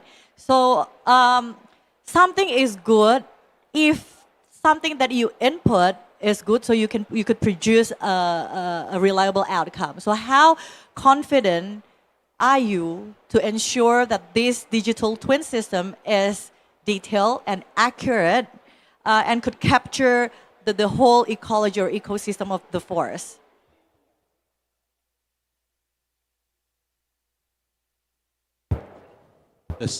Yeah. I think this is very important for we such as platform. This one, we make sure about the accuracy. Before the launch of the dashboard or application to the public, we have to make sure the accuracy at least 80% for accuracy.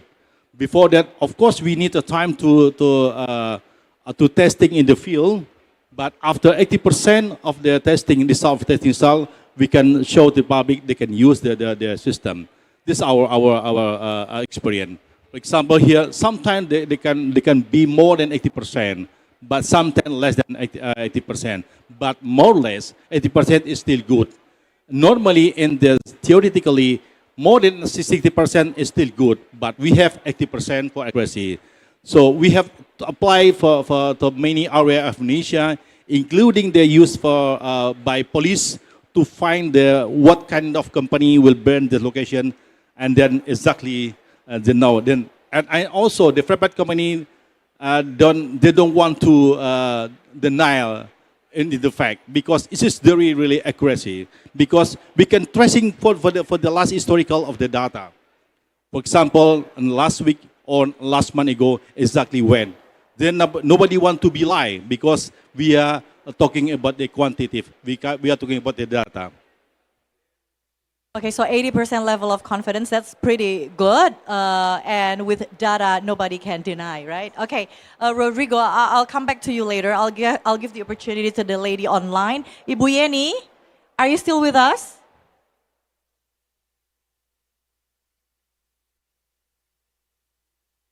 Yes. Okay, Ibu Yeni, please tell a story about the potential in West Kalimantan, what they reach at, as well as demonstrating some climate actions you have successfully implemented in your region? Thank you very much, Ibu Desmona. Assalamualaikum warahmatullahi wabarakatuh. Good afternoon, ladies and gentlemen. The honorable all the speakers and our moderator, and also the all participants of this meeting that has been joined offline or online. First of all, let's say Alhamdulillah. Thanks to Allah because of His blessing that we can join this meeting in a good condition. And apologize from us because we cannot attend the meeting in person. And warm greeting from our head office, Mr. Adiani, and also our governor, Mr. Yanorsan. And I also want to express our gratitude to the Indonesia Pavilion Secretariat that has been give a chance for West Kalimantan province to be a speaker today to present our policy about the emission reduction, especially in energy sector. Okay, maybe please allow me to introduce myself. My name is Yeni. I'm from Environmental and Forestry Office of West Kalimantan Province. And daily I work as the head division of environmental management and control.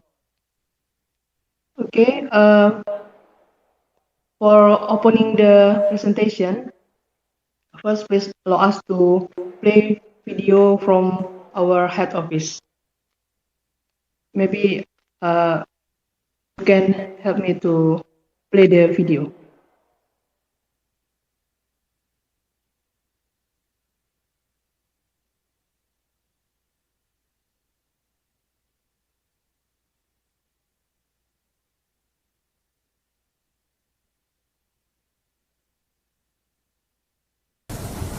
Yang terhormat para pemimpin dunia, para delegasi dan seluruh peserta COP30, atas nama pemerintah dan seluruh masyarakat Provinsi Kalimantan Barat, saya menyampaikan salam hangat dan penghargaan setinggi-tingginya kepada seluruh peserta COP30 yang diselenggarakan di Belem, Brasil.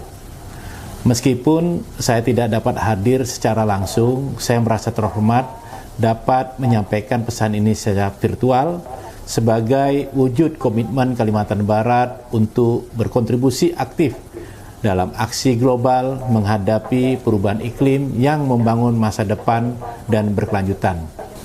Hadirin yang saya hormati, Kalimantan Barat merupakan provinsi terbesar ketiga di Indonesia dengan luas wilayah sekitar 147.000 km persegi dan populasi sekitar 5,7 juta jiwa.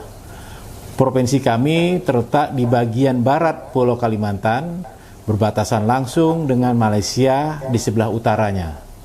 Kami memiliki hutan seluas 5,5 juta hektar yang merupakan bagian dari kawasan Heart of Borneo, kaya akan keanekaragaman hayati dan menyimpan sekitar 6,4% stok karbon hutan tropis Indonesia. Namun, di tengah potensi besar tersebut, kami juga menghadapi tantangan nyata seperti deforestasi dan degradasi hutan yang memberi kontribusi besar terhadap emisi gas rumah kaca. Dalam 29 tahun terakhir, Kalimantan Barat telah kehilangan sekitar 2 juta hektar hutan. Tantangan ini kami jawab dengan langkah konkret melalui strategi pembangunan rendah karbon yang terintegrasi. Salah satu inisiatif utama kami adalah Circular Bioenergy dan Carbon Innovation, sebuah pendekatan sirkular yang mengubah limbah hutan, limbah kelapa sawit, dan sampah perkotaan menjadi sumber energi bersih, nilai ekonomi baru, serta sarana penurunan emisi dan pemberdayaan masyarakat. Limbah kayu dan batang sawit yang dapat diolah menjadi pelet biomasa arang, dan biogas berpotensi menurunkan emisi 30 sampai 40 ribu ton CO2 ekivalen per tahun bila diterapkan di 3 klaster industri biomasa di Kalimantan Barat, yaitu Singkawang, Ketapang, dan Kuburaya, sekaligus memperkuat ketahanan energi di wilayah pedesaan dari industri kecil. Di wilayah perkotaan, limbah organik dari rumah tangga dan pasar tradisional diolah untuk menghasilkan biogas dan pupuk organik cair yang digunakan untuk penerangan jalan umum dan energi lokal, serta dimanfaatkan sebagai bahan bakar pengganti batu bara di PLTU. Kami juga mengembangkan inovasi sistem pelaporan karbon digital terpadu untuk memastikan integritas tinggi dalam penghitungan emisi, serta mempercepat pendaftaran proyek karbon secara nasional di dalam SRN, PPI, dan internasional. Selain itu, akan dikembangkan pula ekonomi sirkular lokal dan pemberdayaan masyarakat yang melibatkan desa, kemudian pesantren, kelompok perempuan, dan UMKM dalam pengolahan limbah organik menjadi energi, pupuk, dan bahan bakar pelet. Pendapatan dan penjualan energi dan kredit karbon dialokasikan kembali untuk mendukung pendidikan lingkungan, konservasi hutan, dan meningkatkan kesejahteraan masyarakat desa. Melalui model Profit People Planet Integration, Kalimantan Barat membangun ekosistem ekonomi hijau yang berkeadilan sosial dan berkelanjutan. Hadirin yang saya hormati, demikianlah beberapa inisiatif sirkular bioenergi yang akan kami lakukan sebagai bagian dari komitmen Kalimantan Barat untuk menurunkan emisi sebesar 60% pada tahun 2030. Serta mendukung pencapaian target nasional full net sink 2030 dan net zero emission Indonesia tahun 2060. Kami percaya bahwa transisi menuju ekonomi hijau hanya dapat terwujud melalui kolaborasi yang kuat antara pemerintah, sektor swasta, masyarakat, dan mitra global. COP30 merupakan momentum penting untuk memperkuat solidaritas lintas negara, memastikan keadilan iklim, dan menegaskan kembali tanggung jawab bersama kita dalam menjaga bumi ini. Sebagai penutup, Kalimantan Barat menghadirkan contoh nyata bagaimana limbah hutan, sawit, dan perkotaan dapat menyalakan lampu, membersihkan sungai, serta membiayai masa depan iklim kita. Ini bukan limbah, ini adalah kekayaan baru untuk berkelanjutan. Terima kasih atas perhatiannya. Selamat sore. Okay, that's the video from my head office, and I will add some information about the energy policy. Maybe please go to the slide 8. I'm sorry, before that. Okay, thank you. West Kalimantan has targeted new and renewable energy share of more than 30% by 2025 and increasing up to 2050. And in this general plan, remarks the potential of biomass and biogas, part of the new and renewable energy in the province, with approximately 1,308 megawatt can be produced from biomass. And now West Kalimantan has 174 units of biomass and biogas power plants operated with 201 megawatt capacities. Next, please. Okay, this is the cycle model of biomass energy crop supply chain. It is from the permit land ownership, and then will be planting, harvesting, and transferred into the power plant, and as a co-firing in the steam electric power plant. Next, please. The business model of community-based biomass sourcing. First, the land concession holder, together with the local government, agency, and community farmer groups, carries out planting. And then National Electricity Company or PLN partners with university to provide assistance and outreach for the biomass ecosystem development program. The land concession holder agency can cooperate with or appoint a public service unit or other partners to process the harvested crops and waste into ready-to-use biomass. The processed biomass converted to ready-to-use biomass to be supplied to PLN.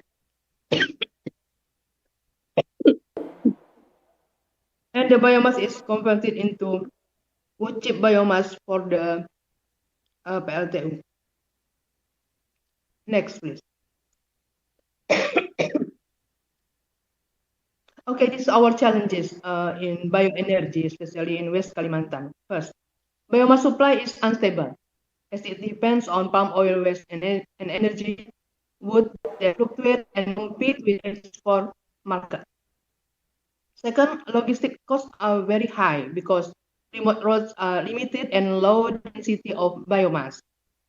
Environmental and social risks as expanding plantation can lead to forest degradation and land conflicts with indigenous or local communities. Technology and human resource limitation hinder since the overall biomass operations require specific skills in drying biomass, controlling combustion, and maintaining boilers. Regulation and incentives are not appealing due to biomass tariffs are low, costs are high, and energy authority is centralized. What next to be done? First, a focused study is needed regarding the opportunities for waste-to-energy power plants in West Kalimantan. Biomass power plants should be built in clusters near biomass sourcing areas to ensure supply and cut transport costs. Promote small community-based biomass power plant. Promote biomass sourcing policy that ban natural forest wood and promote residues and community energy plantations. Regulation on tariffs and incentives, including co-firing, need to be enhanced to improve project visibility. Okay, I think that's all from us. I will give it back to Ibu Mona. Thank you very much. Thank you, Ibu Yani, for insightful information, and thank you especially for staying up at this time. I believe, if I'm not miscalculate, it's around 1 to 2 a.m. in Indonesia or in West Kalimantan. Thank you very much. We do value your time. Okay. By the way, anybody know where West Kalimantan is? Put your hands up if you know. If you don't put your hand up, I assume you don't know. So no, you know, one person know. Out of these many people, only one person know. Okay. If I revise my question, do you know Borneo? Also don't know. Okay. Rodrigo, I need help from you. Okay, Rodrigo. Brazil is similar to Indonesia with lots of forest cover, right? And would you kindly introduce perhaps some initiative? Bu Yeni, by the way, I'll get back to you later. I'll finish off all the presentations first, and I'll start asking questions. Would you share some initiatives, some programs you and your team have developed in not just preserving the forest, but also develop or how do I put it into words? Make sure that it's consistent in terms of lots of fundings coming through, just to make sure that everybody is aware to take care and not just following or not just because of compliance, but the people is actually have the high of awareness to take care of the environment. Good afternoon. Good afternoon, Desmona, and thank you so much for the question. And good afternoon for all you guys here. It's a pleasure to be here at Indonesia Pavilion. Thank you for the invitation. I believe that my point in taking this question is try to demonstrate a little bit how my organization actually tried to bridge local governments into the process of not only conservation, but being keen actors to try to implement a climate policy that could be not only sustainable for forests, but to be sustainable for a developing future that combines biodiversity, and a climate action that could be integral to our local development. If I may go and use the podium, I believe that would be interesting to use. I have a few slides that I would love to finish quickly so you can continue the conversation.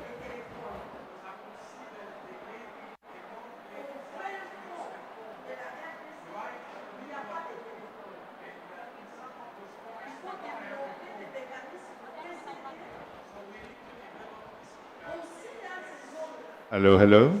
Thank you so much. Para os brasileiros aqui, boa tarde. Obrigado, pessoal. Thank you, guys.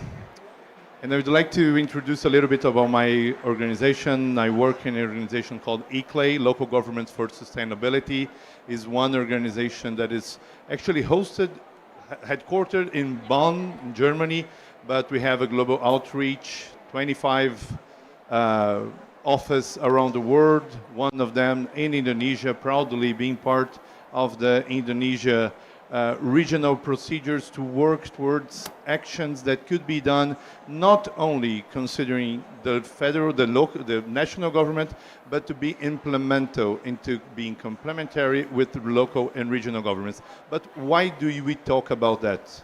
We talk about that because since 1999, the majority of the population of the world already lives in cities.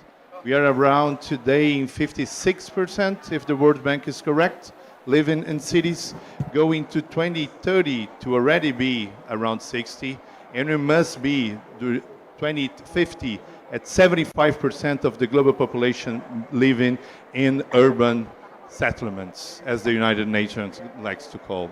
So we want to emphasize that when we are talking about cities and regional governments being fundamental for any solutions, what we're trying to emphasize is that people are fundamental for any solutions. We cannot take away people from the solution. We cannot just have technical and technological solutions towards climate. We need to have policies, public policies, that actually could combine actions that could be done in a global sense, but they won't be for sure implemented locally. And based on this concept that all actions are local, that to scale up any sort of actions towards climate change would be necessary to have local engagement, it was going to be paramount to have cities and regional governments engage in that matter. Considering that, I'd like to go to the next slide, please. We want to identify that COP30 demonstrates for cities and regions lots of opportunities and challenges, and we'd like to emphasize a few of them in this presentation. Next one. First of all, is to try to lead by example. When we talk about the Paris Accord, we try to demonstrate that countries had committed themselves with actions that should be implemented towards our arc of 2030 that could give us a world below 1.5 Celsius degree of increase in our global temperature. Okay, so if globally we have this mandate, how can we do it locally? We promote as not only ECLAY, but part of a whole global cohort of international organizations that work into the implementations being done by the cities, as we call this climate compliance, is to try to understand that we need to have a local governance dealing with this matter with each territory. We need to make analysis and to identify how we emit, and the greenhouse gas emissions inventory is fundamental to that, but also a climate risk and vulnerability analysis, because unfortunately we already know that it's not only mitigation, we are already in one adaptation mode in which we need to have analysis how our territory is emitting, but how our territory is being affected and will continue to be affected in the years to come to climate change. We identified that to have an ecosystem service assessment is to bring biodiversity to this process, especially when we talk about Brazil and Indonesia. To take away biodiversity of the solution of the climate issue that we face, it's something that is unthinkable. So we need to make this analysis part of our climate agenda, and then to make a risk reduction plan and a climate action plan that could actually be translated into actions. Actions that could be done not only thinking about our moment right now, but into the months and the years to come. Next one, please. We tried to demonstrate that we have already some success cases that we can showcase. The one of that we'd like to emphasize is the case of Recife. Recife is a city, eu sei que vocês conhecem, but there is a fantastic city in the northeast of Brazil, one of the major capitals of Brazil. We are able to not only, throughout this compliance, to demonstrate to an Inter-American Development Bank that would make sense to make specific actions into the city to recover its lakes and rivers, and that this could create a situation of stability into its climate agenda. These are some of the events that we were able to already to demonstrate that are on the look for the city of Recife. Next one. With Recife in the same pace, we have here this component of integrated urbanization, that what we call... Guys, can I use this one if it's not an issue? I believe it's going to be better. Hello, hello.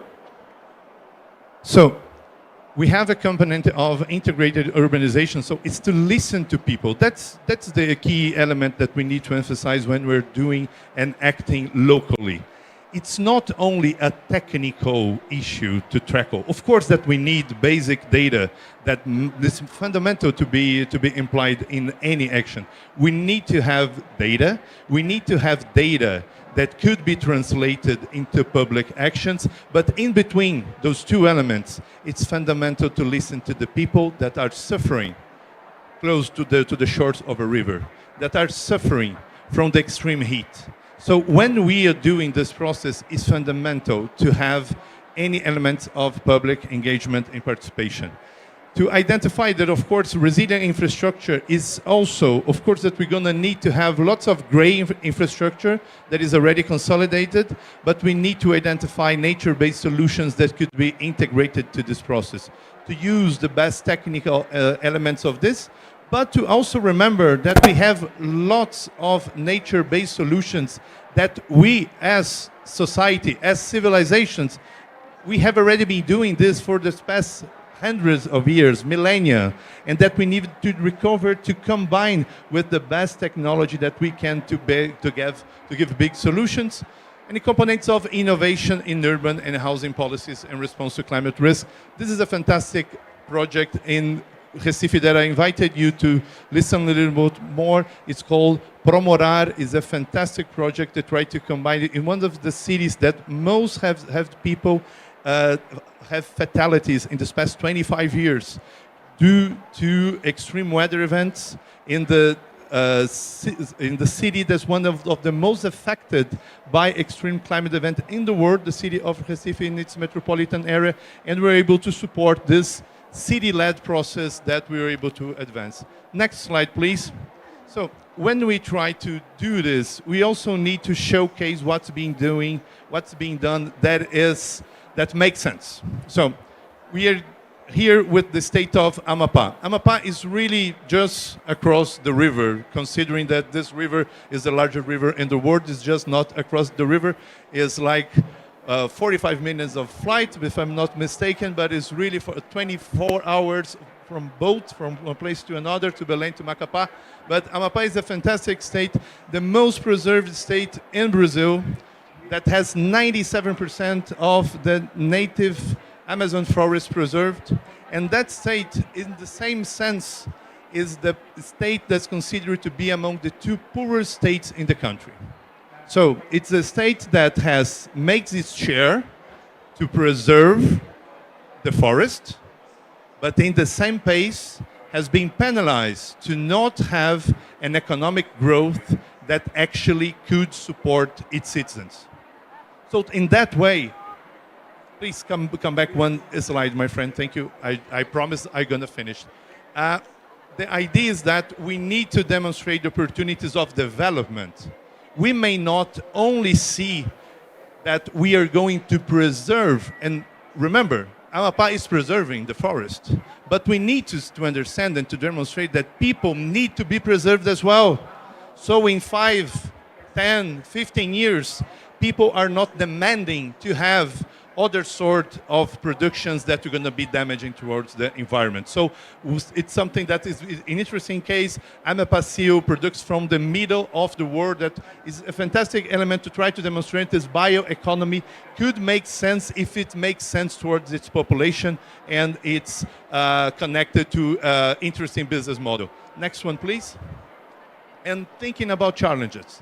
Next one, we are going to a COP in which we're going to have necessarily, and every time that myself, my colleague Tamara over there from my team, and any other colleagues of mine, that we want to showcase the idea of local governments as paramount towards the climate agenda, we need to at least think about these 3 layers. We need to translate to different departments, especially to the population, the positive and negative consequences of the climate agenda. We need to be be the ones that, we need to be the ones that could connect the dots. It's not, especially when talking about local governments. Local governments deal with the most fundamental elements of the public service. Sometimes it's really complicated to the public official that is over there dealing with issues of health, issues of education, issues of basic work that you're going to have in the city, sanitation, to try to connect the dots, to demonstrate that we need to think about climate as their agenda, not something far away. So it's fundamental to try to translate this to people on the ground, to integrate climate and biodiversity. This is something, and I want to reinforce that, especially here, so proud and happy to be here at the Indonesia Pavilion, is the connection that we may not see those elements as 2 different agendas. Climate and biodiversity are the developing, especially to the Global South, our developing agenda. And we need to combine those elements to make sure that our efforts are not derailed and we take away money from different activities that should be fundamental to make containers in the differentiation of climate and biodiversity.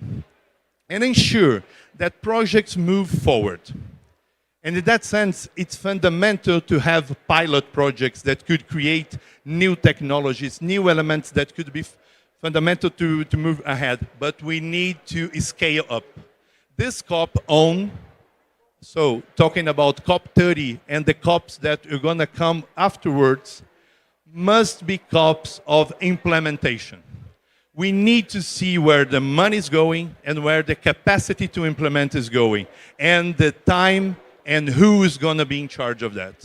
If we do not have these elements in our agenda, the agenda that must be the UN, the parties, civil society, and local governments all together, if we don't see those elements put together in this forum, we're going to be missing the time, missing the leap towards an actual implementation. And for sure, when you are facing already that 1.5 is starting to be a little bit behind our lifetime, that we are starting to have that many critical events around the world, and that we're going to have those being done and affected people majorly in cities and majorly in the Global South, reinforce that I'm proud to be in the Indonesia Pavilion so we can take actions as countries that we're going to be so demanded to protect our people, protect our environment, and protect our future. Thank you so much. Thank you, Rodrigo. Excellent. Thank you for answering my questions and adding more information to that as well. Yes, we need to translate the positive and the negative of the climate impact. So you're trying to mention educating the people, the local government, to act according to the life we live in right now. And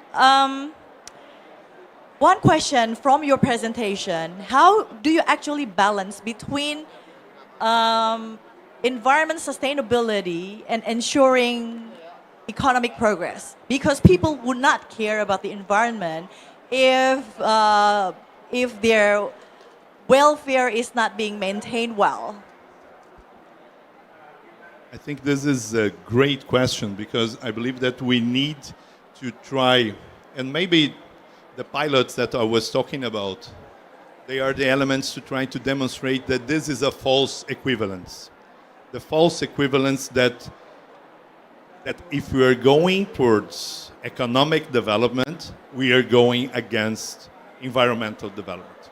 If we have this element as our key component, we are going only to face and understand the specific dots in which this equation makes sense.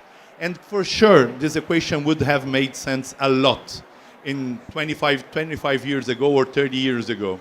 We have been, and you can tell by the companies from both of our countries that are excelling in this past 25 years, that majorly they are moving towards a way to combine economically and sustainable development.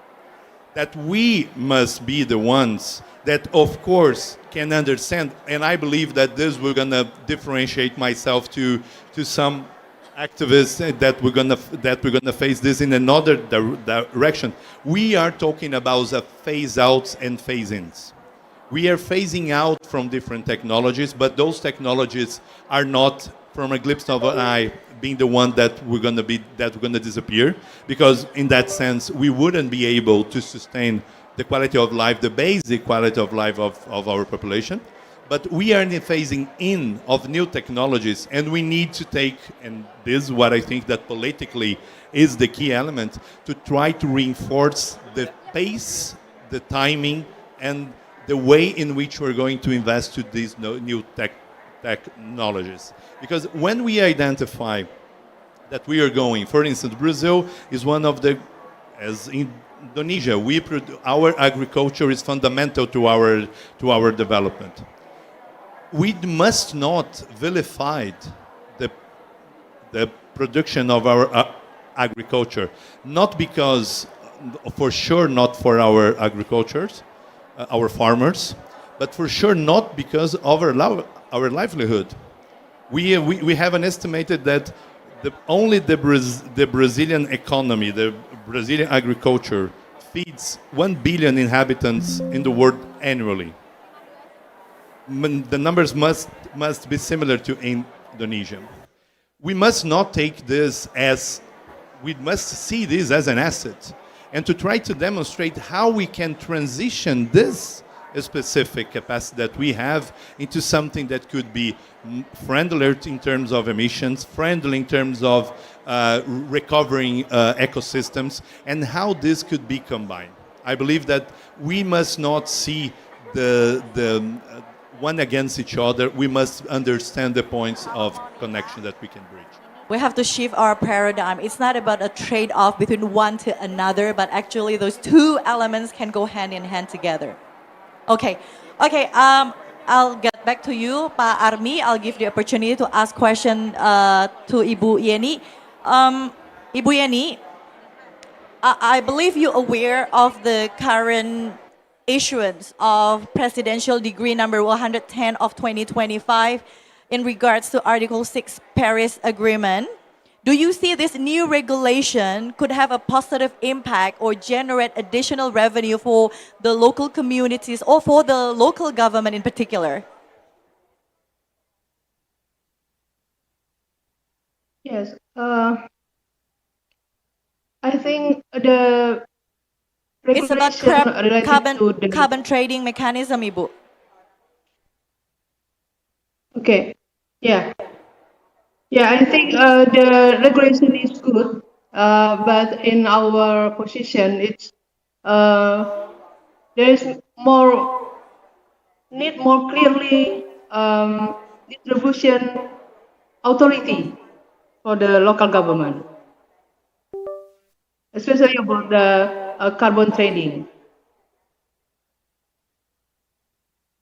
Because West Kalimantan now trying to contribute more in the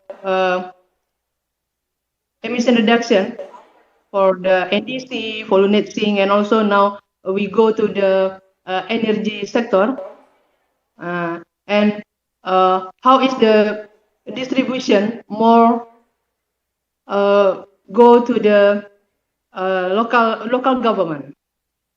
I think that we need more, but now it's better because the opportunity is open for the local government. But maybe in the next implementation, we need more distribution of the authority. Okay, Ibu Yeni, how do you measure the readiness of the local government and the public as well in building a high quality carbon units? Yeah, if we talk about West Kalimantan is one of the province I think in Indonesia that has step readiness condition from 2012, I think. Because from 2012, we have developed a lot of policy and a document regarding the emission reduction, especially on a land-based sector, like forestry and also the plantation. We have developed REDD plus policy and also calculate the emission in MRV report. Also, we have developed FREL emission from the forest definite emission level and another policy. Also, we develop funding mobilization. So in West Kalimantan, especially in land-based sector, now there is one project with Green Climate Fund, and the proposal has been approved, but now it's taking to the preparing for the implementation. So for West Kalimantan, the condition is now ready to go to the emission reduction implementation. But it is maybe it's for another maybe need a time, yeah, because to develop document a policy we need time and also the budget. Okay, thank you, Ibu Yeni. Looking forward to see more green carbon projects generated from West Kalimantan. Okay, last question before we move on to the next one. I'll see if the time allow. Okay, Pak Army, you elaborated about the digital twin system. So my question is how you integrate that system, that sophisticated system, into the existing climate risk management framework, and just to ensure that the management of forest and land fires runs efficiently and effectively. Yeah, thanks, Bu Desmona. I think most of the digital technology, such as a form, it should be a dynamic system. So this should be updated continuously with the data, not only from satellite, but also from the field data. For those, I think we can implement it with existing system in Indonesia with 4 conditions. The first one, we need continue getting data not only from the satellites, from digital data, but also we verify with the field condition. The second one, we need also the young people, good capacity, especially for emergency system. And the next one, we need coordination among stakeholders, including from the local government, community, and others, NGO also. So this last one, we need the rule of legal standing of the form as application in order to operate as the wind technology facing the forest and wetland fire. So I think we have 4 conditions, and of course, this is very possibly to implement it to be part of the big issue to facing the forest and wetland forest in using the wind technology. Thanks. how often do you the data is being updated? Because we want to make sure if the condition that's stipulated in the system is real, reflects the real condition. For satellite data, we update 4 times a day. 4 times a day automatically. We can download the data automatically. We starting from university. We have the server, the good server. They can do update automatically 4 times a day. For field data, we can do at least one month time, one time a month, or later. But at least no more than 6 months, because the field will be changing in the field. So I think we can combination between the satellite data, the data, and also from the field data. I think this more effectively and achieve compared to we can do directly every time we can go to the fire. No, we can do only 1 month, one times a month, and the rest we can do by digital data. Okay, thank you. All right, we have, I think, 5 minutes. Would you entertain questions from the floor if time allow? I think we can manage to squeeze one. Is there any? I said one. Okay, so,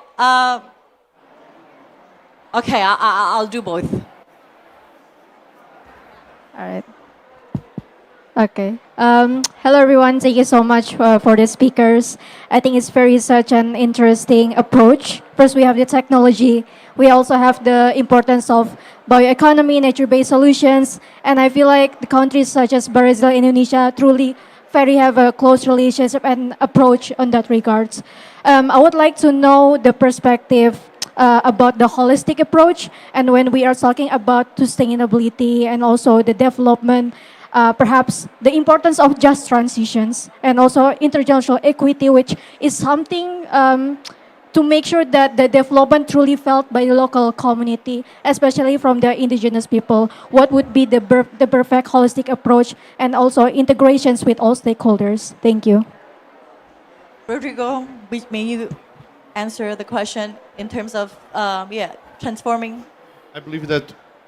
Thank you for the question, and I believe that's so relevant to have the perspective that, and my idea, it's completely connected. I don't see that the holistic approach is necessarily the one for every step that we're going to be in the implementation phase, but I believe that in the strategic sense, it's mandatory towards an coherent process in which we combine different elements. But and especially when we're talking about the elements of just transitions, we need to identify, and in that sense, I believe that we're going to be fundamental to identify territorially the concepts that we are going to need to make the bridge towards address transition.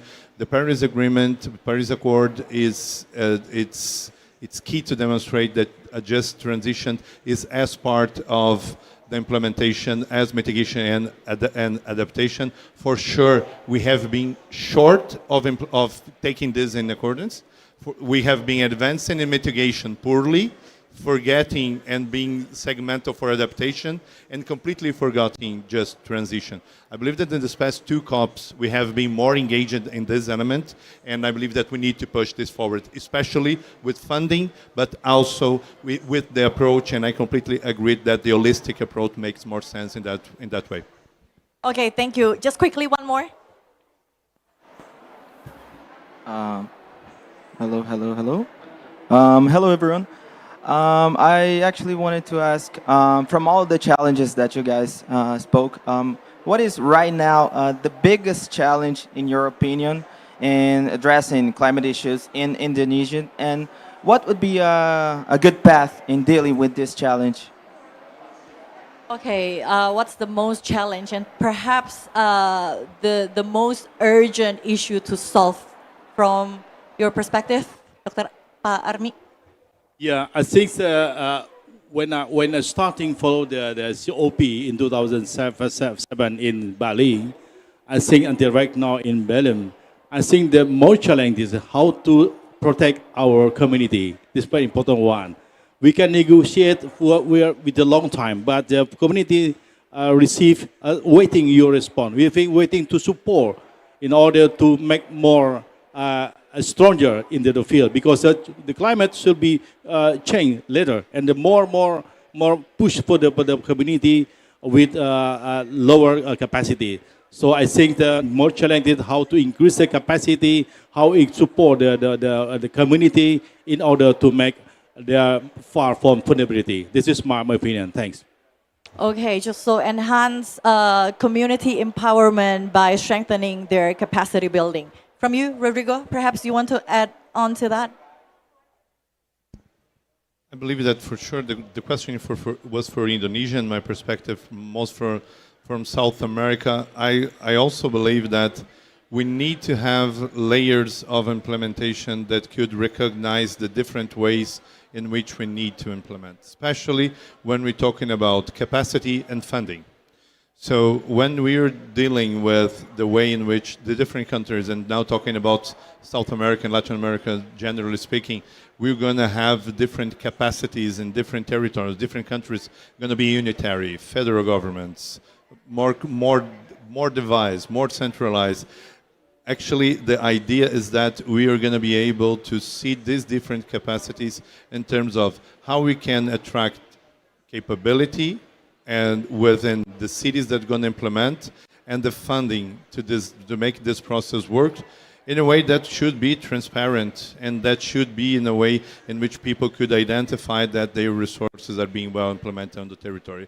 Because coming back a little bit to your initial questions to me earlier, in the same way that we need to have a common way to understand the idea of combining economic with environmental to make sustainable. Sustainability is economical, social, and environmental in the sense. We also need to have transparency in a way in which people could relate and rely on the idea that those funding that we're going to allocate really are going to be allocated to the right direction. We must not think about, if we're talking about 1,300,000,000,000 US dollars for investment annually, that this could be something that goes to the sink and no one is seeing, no one is watching. We need to watch and watch the watchers to identify the best way to move ahead. Unfortunately, the member of the audit board has left. Otherwise, he could respond to that. But like he said, he mentioned on his speech, every dollar, every cent cannot be wasted, and it have to go to the preservation and conservation of our environment. Thank you once again for your attendance, your enthusiasm, and your participation. Please put a big hand for the speakers. We're going to have a photo op together.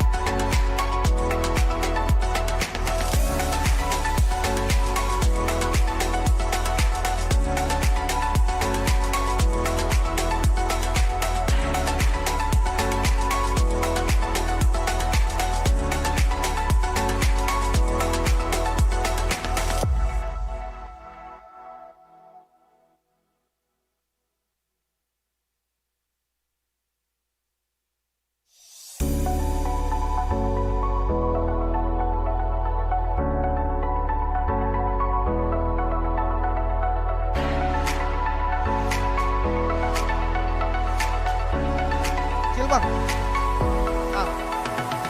Kecil ini.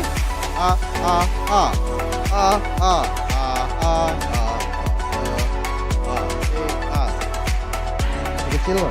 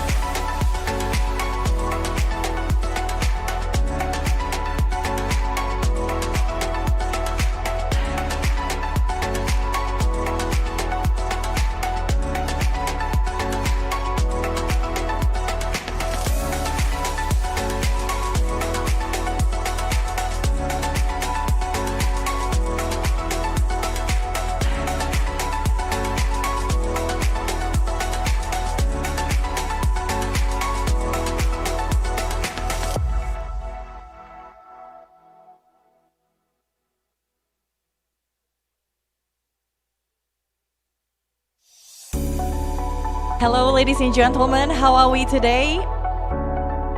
Are we still full powered and energized, although it's the last session of the day? Yes. Okay. So our topic of the discussion is it's about the multilateral environmental agreements. MEAs, known as the Rio Conventions, are configured to share goals in sustainable development and environmental governance. However, the implementation of these conventions has often occurred in silos, leading to challenges in coordination and maximizing the co-benefits. To frame the context for the discussion, allow me to welcome our keynote speaker. She is the Principal Secretary from the Ministry of Environment, Republic of Indonesia. Please join me in welcoming Ibu Rosa Vivien Ratnawati.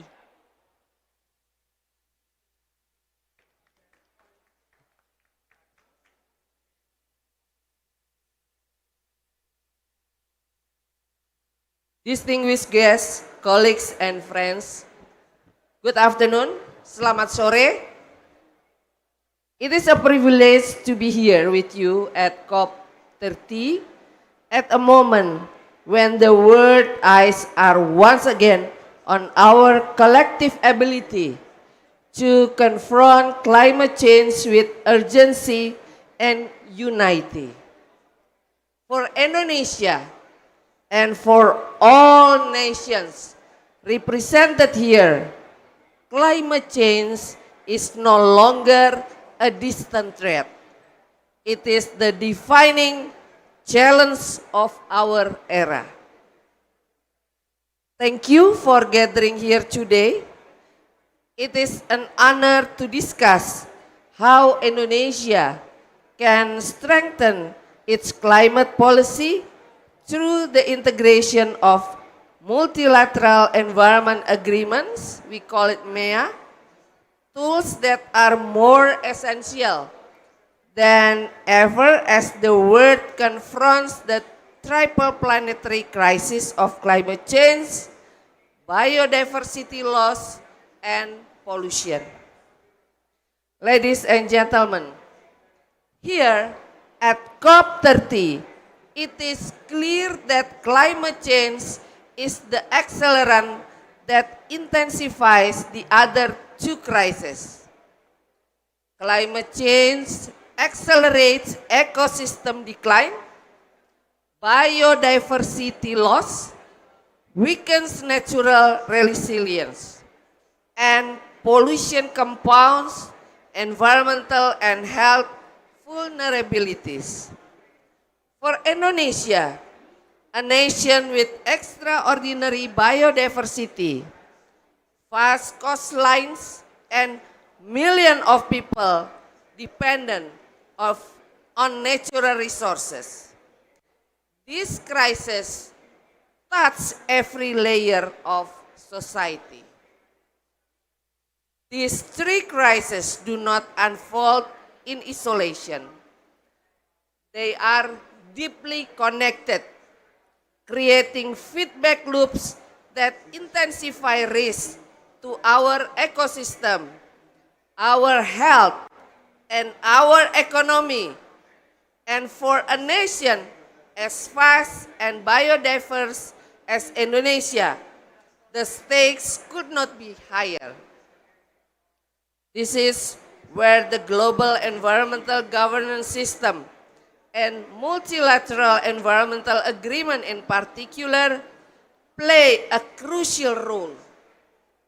Agreements like the Paris Agreement, the Convention of Biological Diversity, CBD, the Montreal Protocol, and the Basel, Rotterdam, and Stockholm Convention help countries align action, share responsibilities, and build collective momentum toward environmental resilience.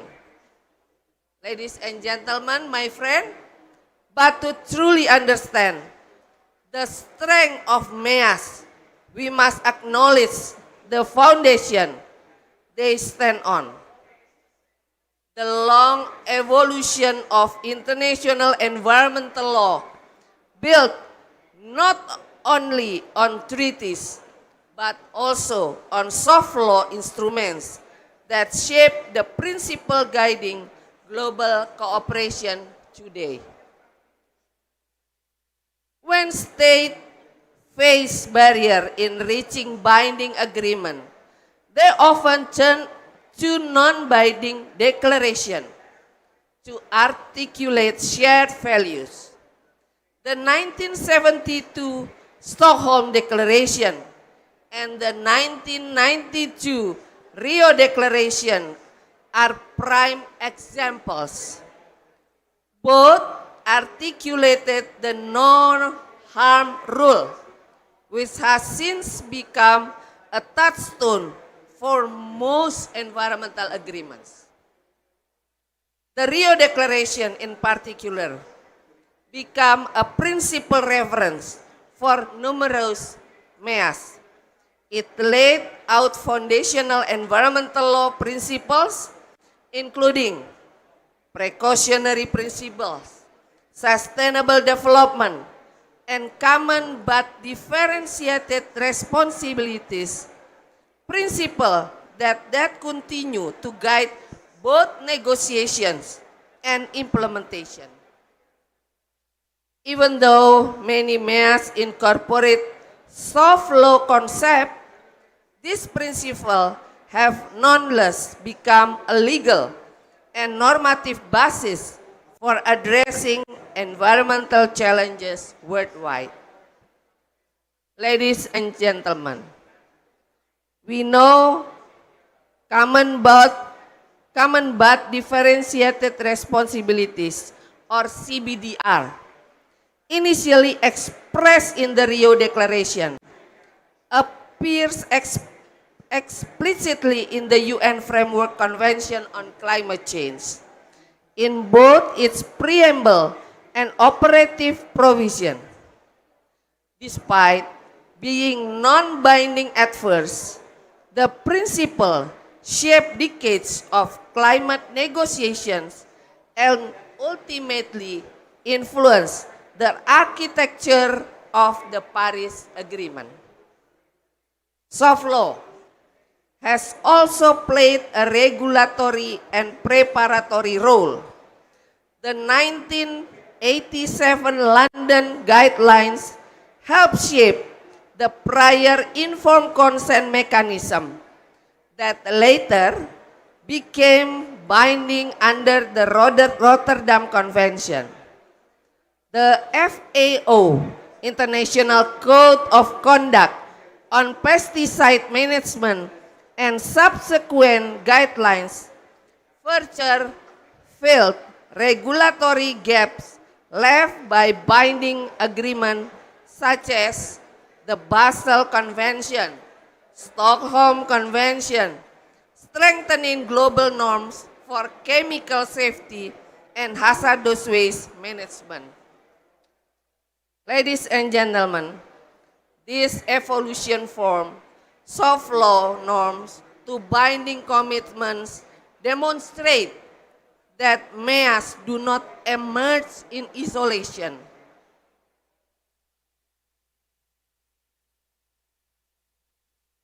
They are part of a larger continuum of international cooperation built on shared principles that countries have endorsed repeatedly even when not legally obligated. For Indonesia, integrating these MEAs means recognize this linkage and using them to reinforce national policy. It means designing climate strategies that also support biodiversity conservation and pollution reduction. It means coordinated action across ministries, stronger monitoring system, and deeper engagement with communities because environmental protection is most effective when it is holistic and inclusive. So distinguished colleagues, Climate change is reshaping our world faster than our institution can respond. But the international environmental regime rooted in Stockholm, shaped in Rio, and strengthened by MEAS, give us the tools to build a resilient future. Indonesia is committed to doing its part by integrating MEAS into our climate strategies. We are crafting policies that are robust, coherent, and grounded in decades of global cooperation. At COP30 today, let us renew our commitment to climate leadership built on the principles, agreements, and shared responsibilities that brought us here today. Thank you very much. Thank you, Ibu Fifin, for the keynote, and thank you for pointed out that at present the international law requires integration on environment binding agreements. So I guess we have no choice, but we have to just work work on incorporating MEAS into our respective climate strategy. Thank you for that, Ibu Fifin. Okay, for the upcoming discussion, we will touch on how Indonesia effectively harmonize the commitments under MEAS and align it with the national framework. What approach can be adopted to advance synergy across MEAS in order to achieve both national and global climate targets? How can countries leverage their shared objectives to promote coordinated action and resource optimization? So I would like to call upon all the speakers to stage. Professor, University de Chile and Executive Director of NGO FIMA Chile, Dr. Ezio Costa Cordela.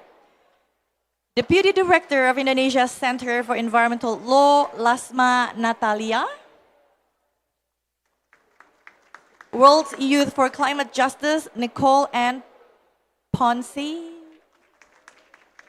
To lead the session, please welcome Indonesia Ocean Justice Initiative Representative Steffi Juwana.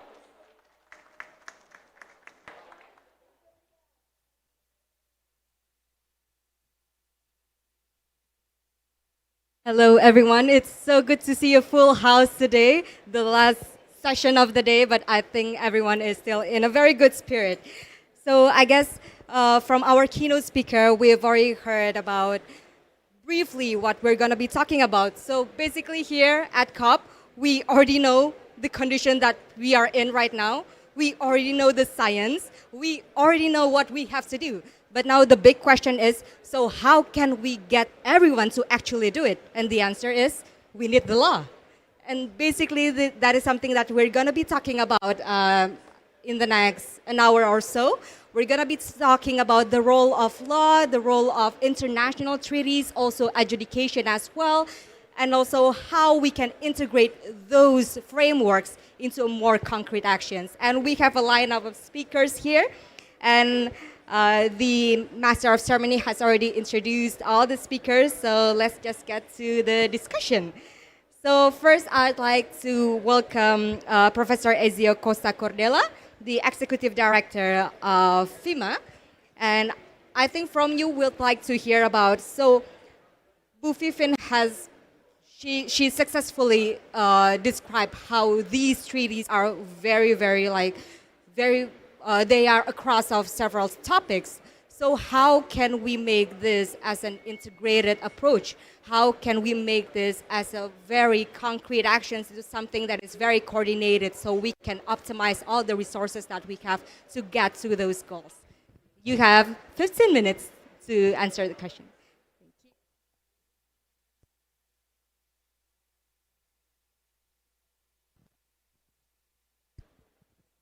Okay. Hello. Thank you for the invitation to the Center of the Indonesian Center of Environmental Law, and thank you to the Ministry also for her words. I think that it's a very good description and an opening for what I'm going to talk about as well. So my idea now is to show, how do I change the slides? they will change. My objectives now is to show, to understand precisely these interlinkages and synergies between these three Rio conventions, but also with other MEAs, and that's the important part of it, to understand how different international environmental law agreements can work together, and to explore how countries can leverage, can share objectives such as nature-based solution, ecosystem restoration, and so on and so forth. These concrete measures that we have to take. In order to understand how these measures can be taken, I think that the most important thing is to actually understand where are the connections between the different treaties and the different conventions. And as the next slide shows, thank you, to understand this, we have to start from a point of common ground, common understanding about environmental law and which kind of relations are being regulated by environmental law. And environmental law uses as mechanism international treaties, use constitution, use laws and regulations, but the basic idea is to regulate the way that we relate with nature and among us using nature as a proxy, no? So when we look at environmental law, we will see some regulations that are created to guide the way that we use natural resources, the way that we use nature, but also some other regulations that are created to enhance our lives, I mean to put a better well-being in our lives, to protect nature as a value on itself, and to protect future generations. Because what we are doing is to use nature in a way that can affect others.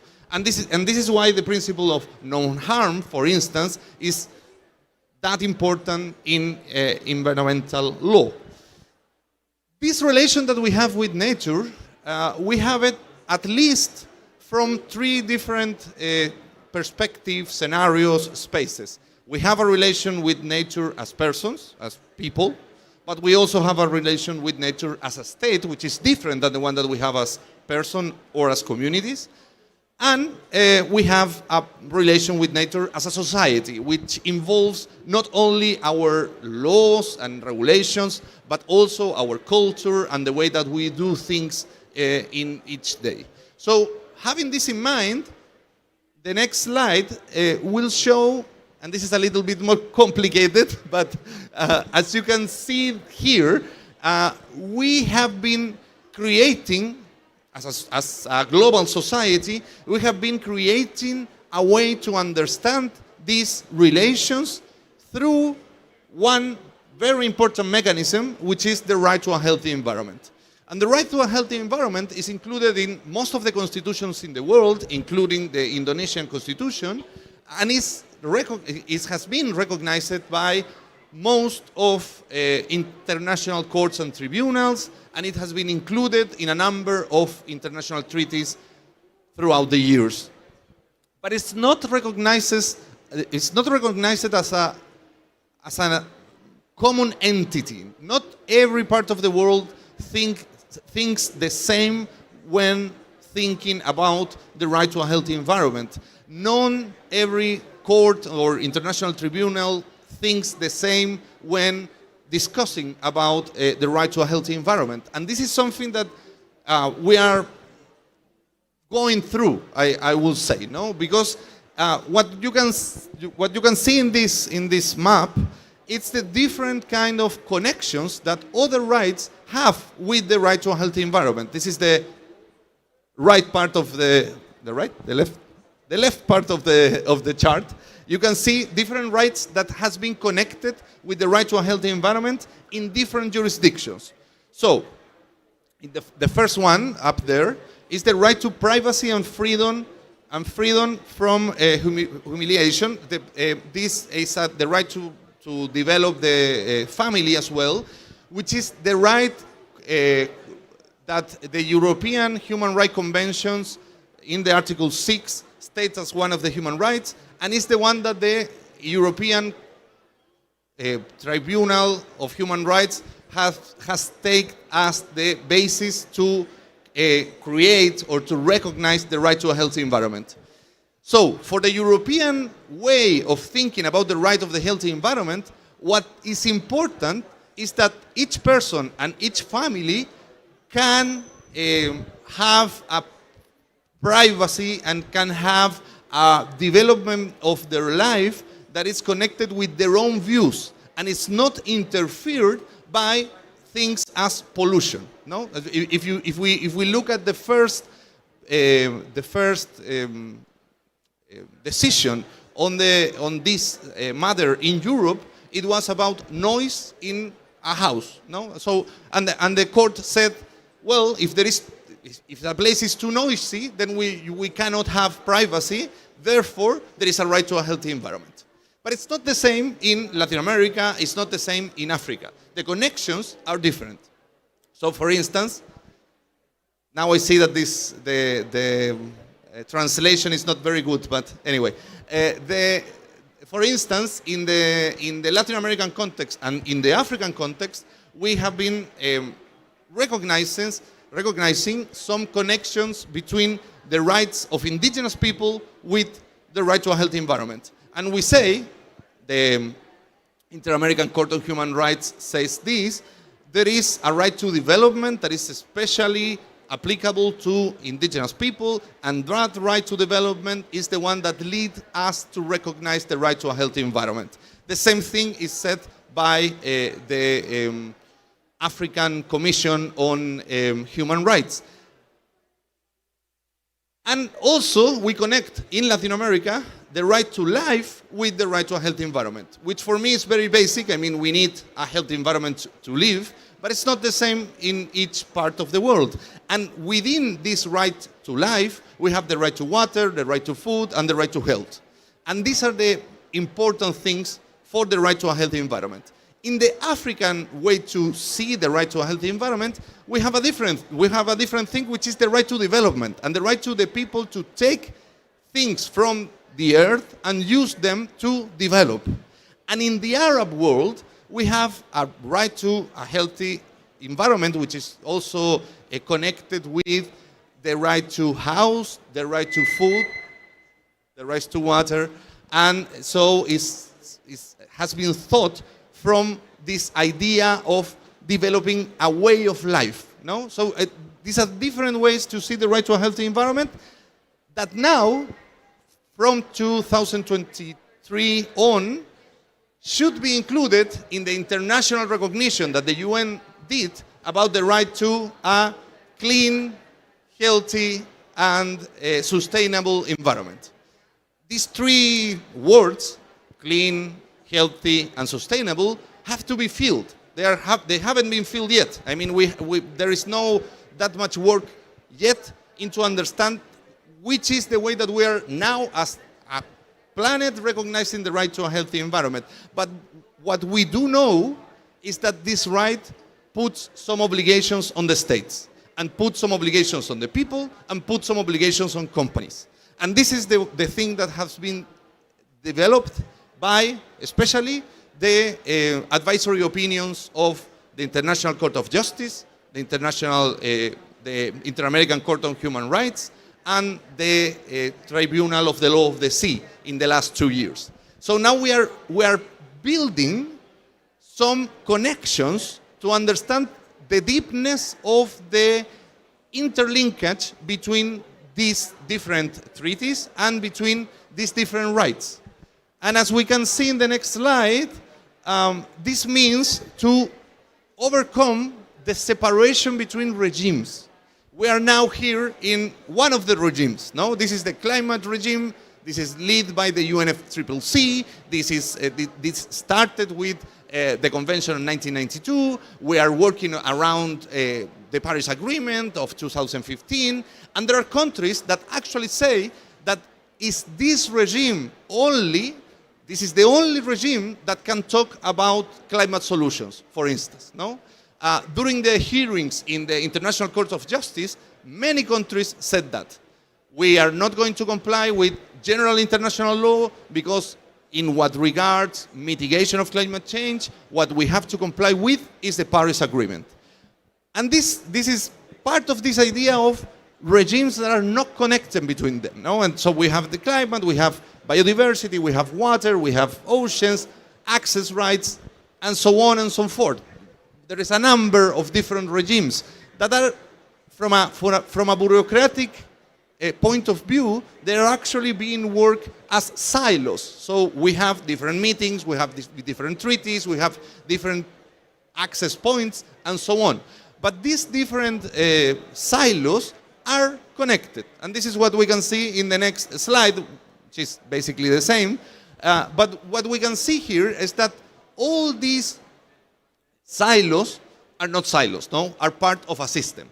And this system is the system of international environmental law. And this is probably one of the most important things that the advisory opinion of the ICJ last year stated, no? These are all part of the same, and this means that, for instance, the principles that are stated in the Rio Declaration have to be applied in every regime. And that means that here, in this regime, climate change, we have to apply prevention, precaution, participation, polluters pay, and so on. For me, it's not something new. No, for me, this is a very basic idea. But for the system, it's a new idea because it was not stated in a court decision before. So now we have this tool to push for the creation of connection between the regimes, of a more integrated idea. And this integration, as we can see in the next slide, this integration is not only, I lost my, the next slide, thank you.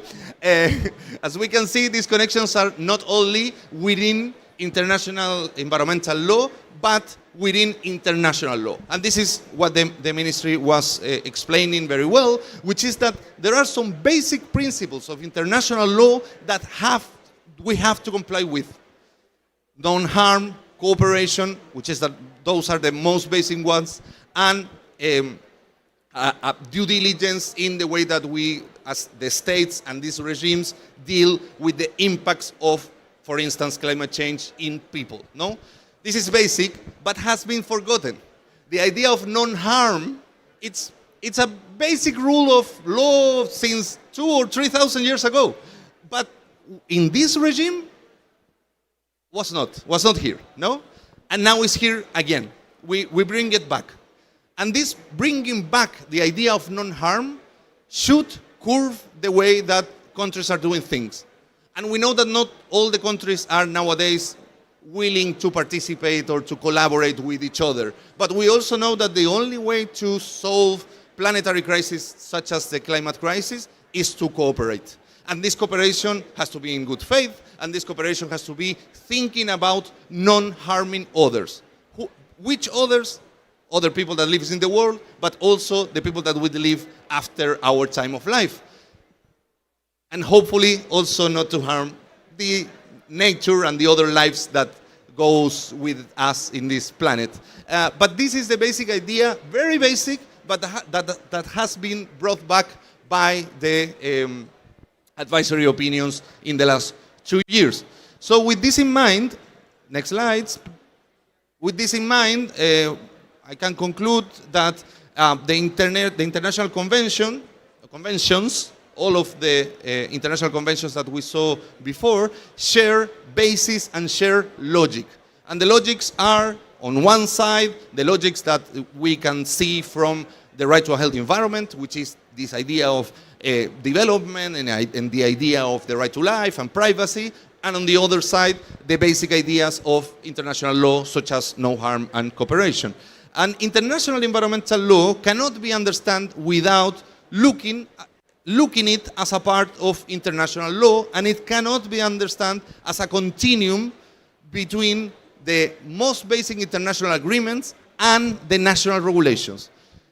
when we see at the regimes, we can also connect the regimes with national laws. We will have a climate law, we will have an environmental law that states evaluation of projects. For instance, we will have a waste management law, and all these laws are important, but not as units, but as a system. And that system is based on this basic idea that I was showing you before. Next slide, which is the ending of this. Thank you very much. Thank you very much, Professor Cordello. You've shown us a very interesting point of view. I guess what I'm getting from you is that, in other words, you're saying that if we want to be successful in one regime, there is also a spillover that we can expect in other regimes. Or in other words, if you are failing in one regime, you cannot expect a success in other regime as well. And you've also mentioned that this connection has already been highlighted in several tribunals as well as several advisory opinion. And one of them is the ICJ advisory opinion. And with that, I'd like to shift to Nicole to talk more about the ICJ advisory opinion about the concerning climate change and how it guides the NDCs of the countries to achieve our common goals. So I guess what we want to hear from you is that, so how do you think that advisory opinion can contribute to a stronger national climate plan and actions? And how do you see it mandating like the alignment of these various environmental agreements that we have? Thank you. Hello?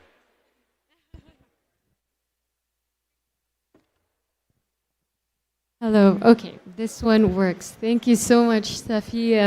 And just to give a bit of a backgrounder, we're actually the youth global movement that started the ICJ Advisory Opinion campaign since 2019. Well, it started in the Pacific with our friends, 27 law friends, and amplified by the world's youth. So from getting the state of Vanuatu to sponsor the resolution all the way to the United Nations General Assembly, which was adopted by consensus, did not even have to pass through a vote because 132 countries co-sponsored the resolution, which I think is really important to highlight because we did not even allow these major polluters to say no to the resolution, which I think is really a significant testament also to multilateralism.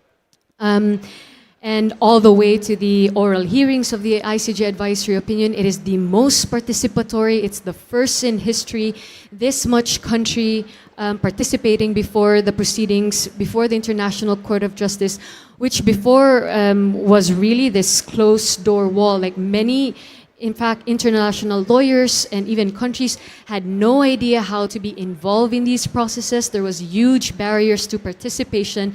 But because of the ICJAO alliance and this global movement that we were able to do and to support, I mean, I've not just in these spaces, but in the streets, in the halls, in negotiation rooms, we were able to reach this point. So needless to say, this is really a historic moment because this is also the first COP since the ICJ advisory opinion ruling came out. So the court gave us a lot of things to work with and very strong language and obligations of states. And as well as Ezio mentioned earlier, that really that nexus of climate change and human rights, which before was not quite clear, and in engaging and speaking with states, this was also a point of contention. Is there really a nexus between climate change and human rights? But thankfully, the court has reaffirmed that and in fact, emphasized that the right to a healthy environment is a precondition to the full enjoyment of human rights. So, and the also equally important, I would say, is that they emphasize the legal consequences of breaching these obligations. Because in drafting the legal question that was supposed to be submitted, passed before the United Nations General Assembly, even drafting the legal question was tricky because we know that when states hear of obligations and even more legal consequences, they're often on the fence. So the fact that we were able to make sure that the language of obligations and duties and the legal consequences was included in the legal question and the one submitted before the ICJ, that is also extremely powerful, I would say. So after the decision in July in 23, we call it now the International Climate Justice Day. We have been quite relentless in developing strategies for implementation because it's important to note that this is quite unprecedented and there's a lot of things to unpack and to analyze, but we've already started identifying implementation pathways, especially on building capacity, as you guys have mentioned already, and I think from in previous panels as well. So the AO is already being, the advisory opinion is already being referenced in domestic courts, in advocacies and in policies. And I think that, you know, global climate governance can feel sometimes out of touch, and unsurprisingly so. So that's why it's really important the building blocks is in national action plans. That's what we're trying to discuss here. And the ICJ's language on that was very strong on nationally determined contributions. The ICJ clarified that states have limited discretion over NDC content, and each NDCs must reflect its highest possible ambition, make an adequate contribution to the collective 1.5 goal, which is the legal red line and the temperature goal all states must abide. And also, it must become more demanding every 5 years and be informed by the global stock dates. So the ICJ clarified that countries' NDCs, not just NDCs, but adaptation, mitigation efforts, and even finance have to be aligned with a 1.5 degrees temperature goal. So that's the legal red line. So in engaging with governments and states, advocacy surrounding NDC is even more crucial. And we like to call this the ICJ test. Our states and governments informing and confirming to the language of the ICJ when it reaffirmed what should be the content of the NDCs. And I encourage everyone to go back to their countries and when engaging with your states, with your state officials, to look at and to hold them accountable and look into the NDCs and whether or not it's compliant to the law. So as an example, the ICJ AO also have significant implications for the law in the Philippines. I say that because I'm from the Philippines, potentially leading to an even stronger environmental protections, enhanced human rights safeguards, and more effective climate change mitigation and adaptation strategies. In one of the recent Senate hearings in the Philippines, this landmark opinion was already referenced and said to strengthen Philippines' legal and moral standing to demand scaled-up climate finance, technology access, and loss and damage support from high-emission countries and fossil fuel corporations. So these implications are significant also because there's actually currently a lawsuit filed called the Odette case. It is a legal action against Shell by multiple claimants across the Philippines. These are survivors of the tropical cyclone that left a trail of devastation in 2021. So it's extraordinary because ordinary people in the Philippines are now doing an extraordinary thing, suing these huge corporations, suing Shell. And the legal team has already made reference to the ICJ AO in the lawsuit. So again, when speaking about strengthening national climate plans and action, the ICJ opinion can further highlight the connection between climate change and human rights, particularly the right to a healthy environment. Before this, we had a panel before the WHO pavilion and emphasized the right to a healthy environment. And when we speak about that, we speak about access to clean water, clean air. So we address also these pollution because it's an affront to people's dignity and right to life. Also, as another example that maybe we could draw inspiration from is that the ICJ advisory opinion is an authoritative reference to reinforce existing binding obligation. For example, there's a pending bill in the Philippines called Klima Bill. It means Climate Accountability Bill, which will introduce robust provisions for corporate accountability, including due diligence standard and novel approach to address those suffering loss and damage. In the lead up to COP, we didn't have much time to prepare, but we actually developed what we call our pocket guide for negotiators and allies, where we extracted, I'm happy to share this to everyone, and we have a QR code, you can access this one, where we extracted provisions of the ICJ advisory opinion into different negotiation tracks. So whatever tracks agenda you're following, to be sure you can use the AO as an authoritative reference, and I'm happy to share this later on. So finally, to answer Steffi's question earlier on how does the advisory opinion mandate or reinforce alignment between multilateral environmental agreements, actually in paragraph 187 to 195 of the advisory opinion, the court said that the UNFCCC, the Kyoto Protocol, and the Paris Agreement complement each other. The Framework Convention establishes the ultimate objective as well as the basic principles and general obligations of states in respect of climate change, which means that the advisory opinion does not supplant or replace the Paris Agreement or UNFCCC, but is complementary to it.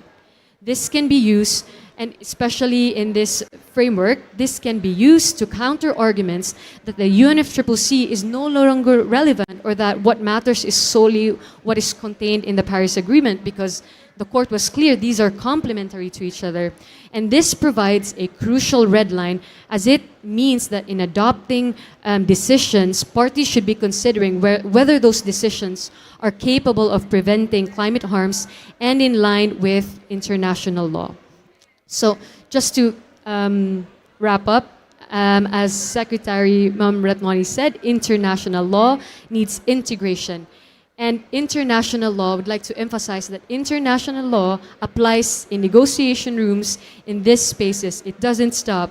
And even more relevant at COP is that we should highlight that the courts have spoken. We're not creating new obligations here. The court has only clarified already existing binding obligations. The law is clear. The science is clear. Now we need our states to act, and politics has to catch up. So I'll end with that. Thank you. Thank you very much, Nicole. And I guess it's very exciting to see that the ICJ advisory opinion is actually creating a very big influence in national policies as well. You've mentioned about the EU, you mentioned about in the Philippines. I guess because we are in the Indonesian pavilion right now, it's also great to hear about Indonesia. Not only how the advisory opinion also influenced Indonesia, but I guess also how the outcomes of these negotiations during COP that has been happening for days. How do you see that also strengthen Indonesia's commitments around climate issues? And I guess in terms of its commitment in the national level, do you see any key factors that have to be increased? For example, like participation or mobilization of resources or other things that might be contributing to the success of Indonesia achieving the targets. So next is Ibu Lasma. Okay, thank you. Good afternoon, everyone. So I will share 4 key areas in this present. Next, please. Next. Next. Okay, 4 points that I want to share. The first one is the growing synergies across the Rio Convention and SDGs. And then we will look how these synergies translate into Paris Agreement implementation. And then we see the synergy between COP30 agenda with negotiation stream. And the last one, updates from the first week of negotiation and what outcomes we need to look forward. Next. In the synergy within the Rio Convention, we see one of the central messages put forward by the COP30 president is the need to address climate change, biodiversity loss, and land degradation in an integrated manner. These are not separate challenges, they are interconnected, and their solution must also be connected. From that, we see that within the Rio Convention, this means ensuring the UNFCCC, CBD, and UNCCD work in mutually in reinforcing way. A more coordinated approach can help avoid duplication, close existing gaps, and accelerate progress toward global goals. So one important initiative driving is this shift is the Circle of Presidencies, which brings together the leaders of climate, biodiversity, and desertification COPs. It's proposed to be better align their agenda so the process in one COP can support progress in other. The next one. We also see the emphasis of integration reflected to the first global stocktake. Many parties underscore the importance of linking climate action with biodiversity conservation, sustainable land management, and overall sustainable development.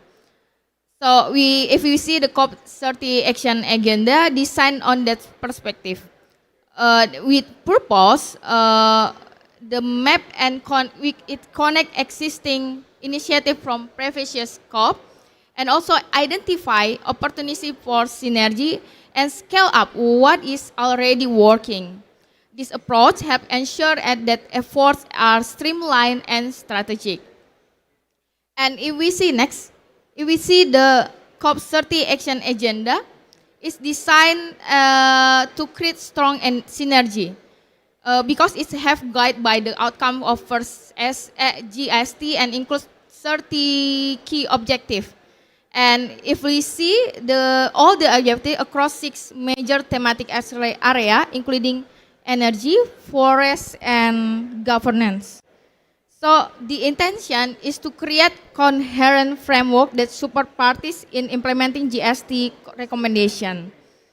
Okay, next. So the next we see how the progress in the first week negotiation. I want to highlight important points that in the discussion of energy transition and forest thematic, several parties including New Zealand and members of the IAG Environmental Integrity Group emphasize the importance to ensuring that biodiversity, deforestation, and the energy transition are clearly reflected in the scope option under negotiation. So I want to highlight that under there is two progress we observe. First is under GST outcome implementation, scope option 2 includes energy transition, forest, ecosystem, nature-based solution, and biodiversity. The other one, the SBSTA chair has sent a draft decision of synergy between the Rio Convention. It includes proposal from different groups, so party will need more time to review and discuss it. A few points from this one is the link between just transition pathway, ecosystem integrity, and biodiversity protection, including through ecosystem-based adaptation approaches. From what I say from Rio, the climate action, the implementation of SDGs, and also the climate, the action agenda. Next, please. ISO perspective, there are several outcomes that we consider particularly important to safeguard moving forward. First, effective integration of CBD and UNCDD agenda, especially regarding halting deforestation and protecting biodiversity across various items such as the Just Transition Work Program, GGA, and also GST implementation. The second one, ensuring that GST outcomes remain aligned with 1-point pathways, including commitment relating to ending deforestation and supporting a just transition. So the link is just transition and also protecting the biodiversity and forests.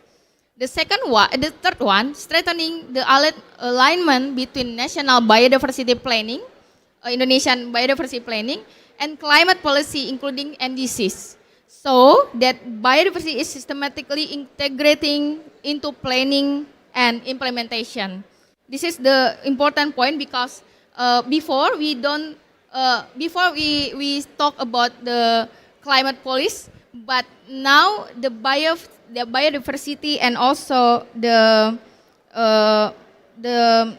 what I want to say, how to protect the forest and biodiversity is coming now. So we have to look that it's not only just transition, but when we doing just transition, we will also align with the forest protection and biodiversity. And the last one, the Just Transition Work Program should explicitly refer the global commitment to phase out fossil fuels as part of the broader energy transition narrative. This is important because it is still like negotiate about the issue. This inclusion provides a strong signal toward accelerating the transition away from fossil fuels. So that's 4 points that maybe Indonesia we have to look forward, and we hope the integrating approach will contribute to faster and more effectively global action. Thank you very much. Thank you very much, Mbak Lasma.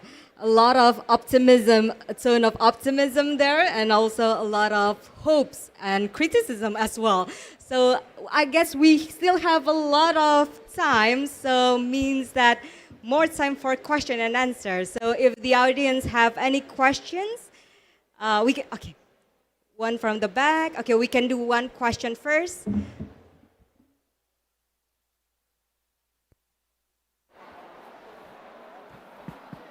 Hi, good afternoon. My question is, how can we get to an agreement with international law and also be considerate of each environment's specificities without being too broad, and also considering each climate, so we can actually get to like strengthen the environmental law in the world? I guess that question can be addressed to Professor Cordero to answer. Thank you. I understand it is a challenge, of course. It is a challenge because law has been built from how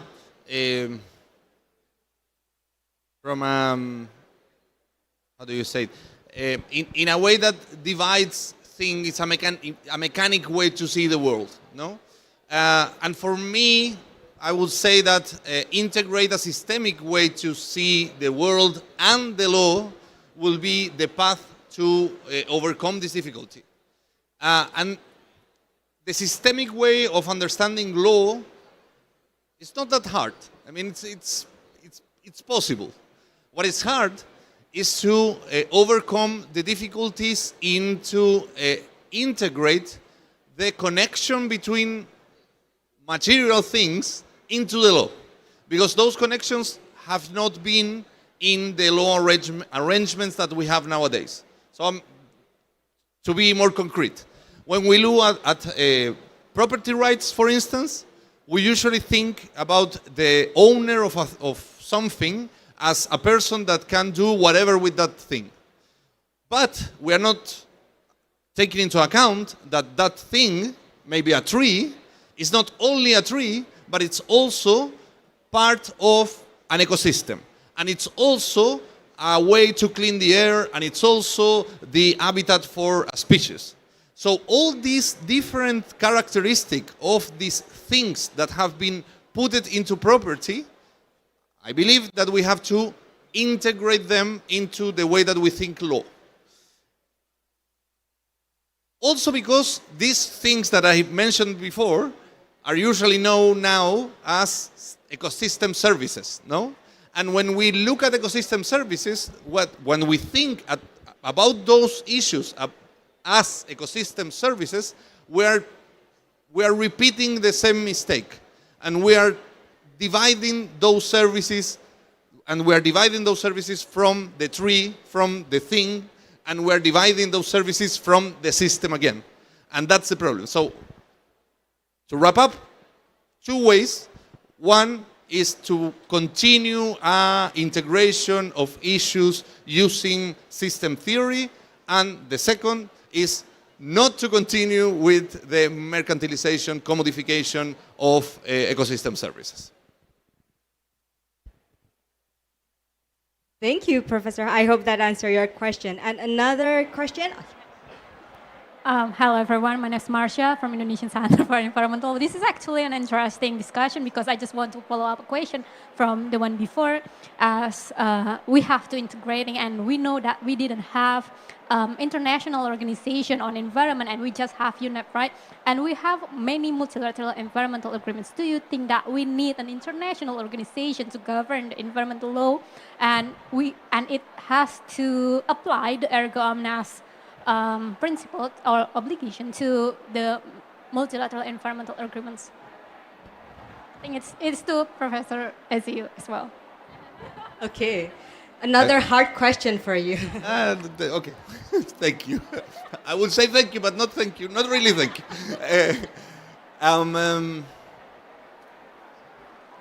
It is a way to do it, to have an international organization and to fight, I would say, in this arena of international organizations. So we need like a big organization to help us into the difficulties on integrate the different regimes. It is a path. However, in my experience and looking at how these regimes work, I think that it's better to go bottom up, no? And I think, for instance, the way that Yuya versus RWE, which is a case in Germany about a Peruvian farmer, yes?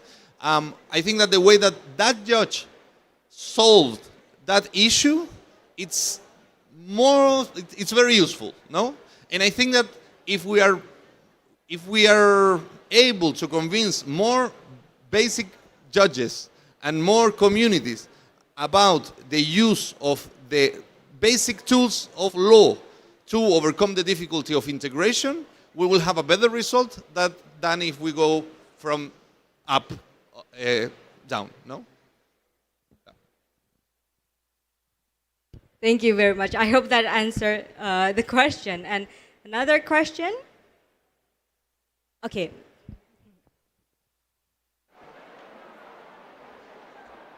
Hi everyone. Thank you for the very, very great panel discussion. My name is Karen from IOGI. I'm very, very intrigued with the experiences from Philippines where Nicole has shared to us.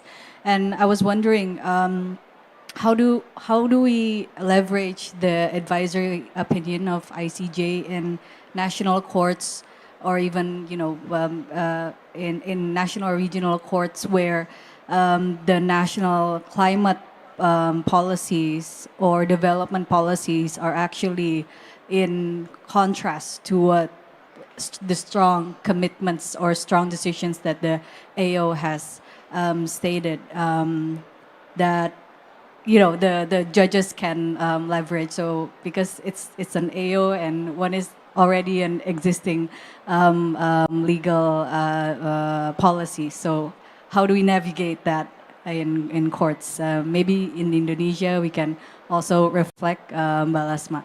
So thank you.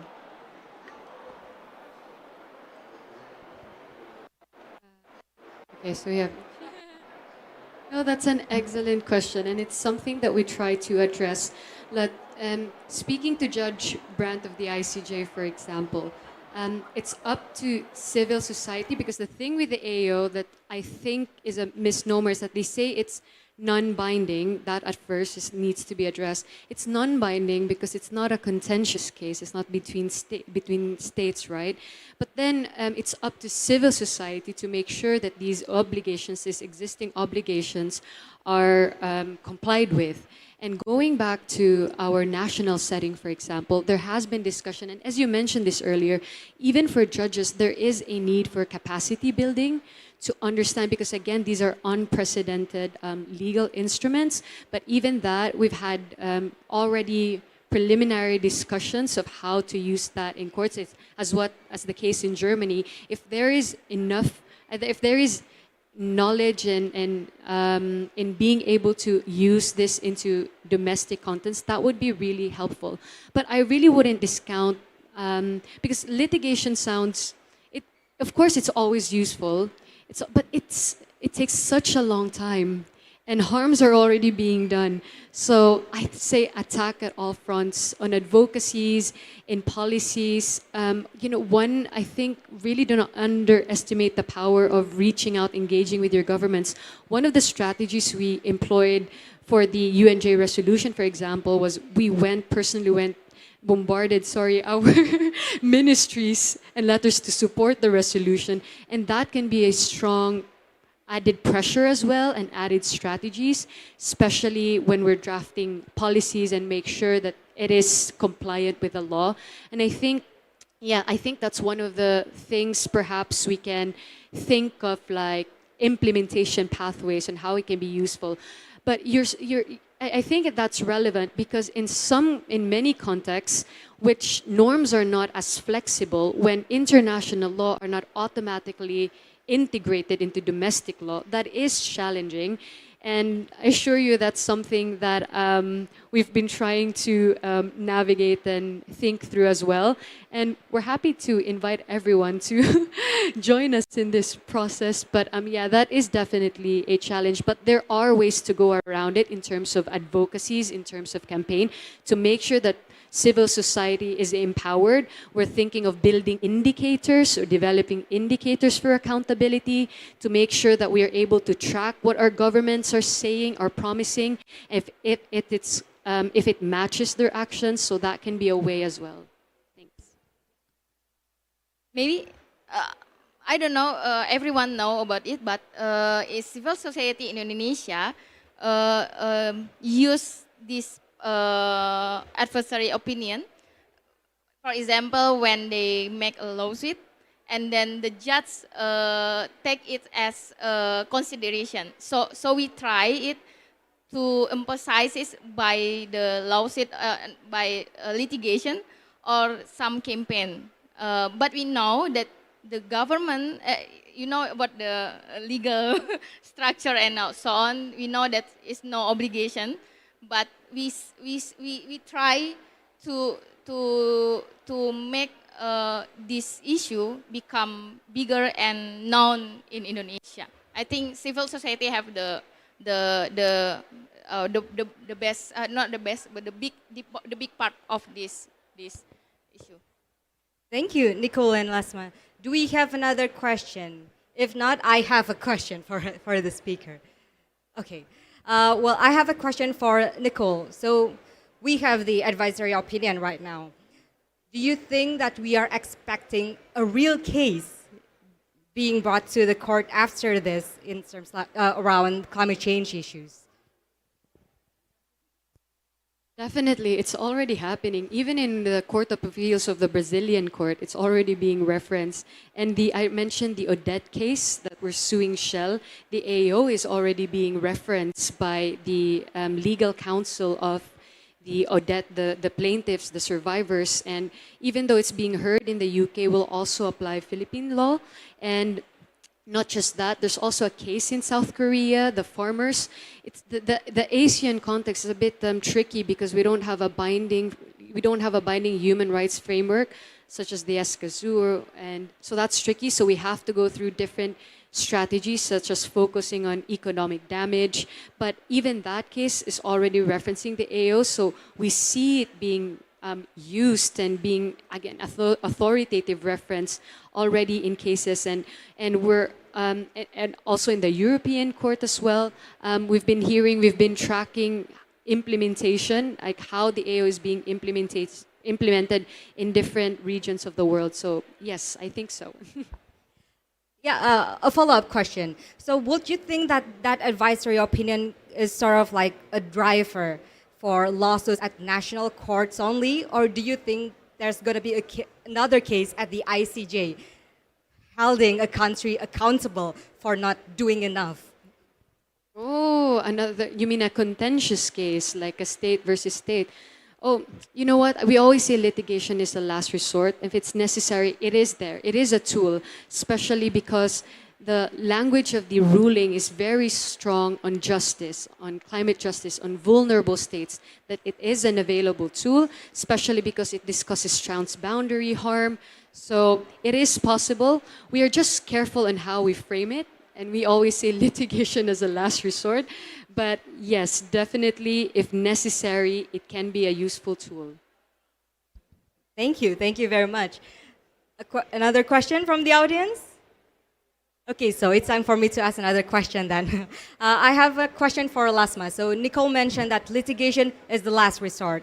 And also she mentioned that I guess another important thing that we can do is to influence policies. And you also mentioned that the civil society in Indonesia are also kind of doing that in terms of pushing for a better policy in Indonesia.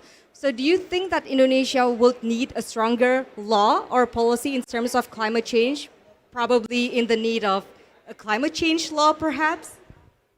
Yes. Actually, the civil society in Indonesia has consolidated maybe this year, and they want to push some new law in Indonesia. We say it's a climate change law, I think, but still on process. They have made not litigation. They have met the government, not from the ministry, but they give some opinion about the law, but it's still on process actually. We hope maybe Indonesia make a new change by release the new law about climate change. That is very exciting news. We are all very looking forward to how that will turn out. Another question from the audience? Not yet? Okay, so another question then to the speaker. Okay. Wow, this is going to be a hard question then.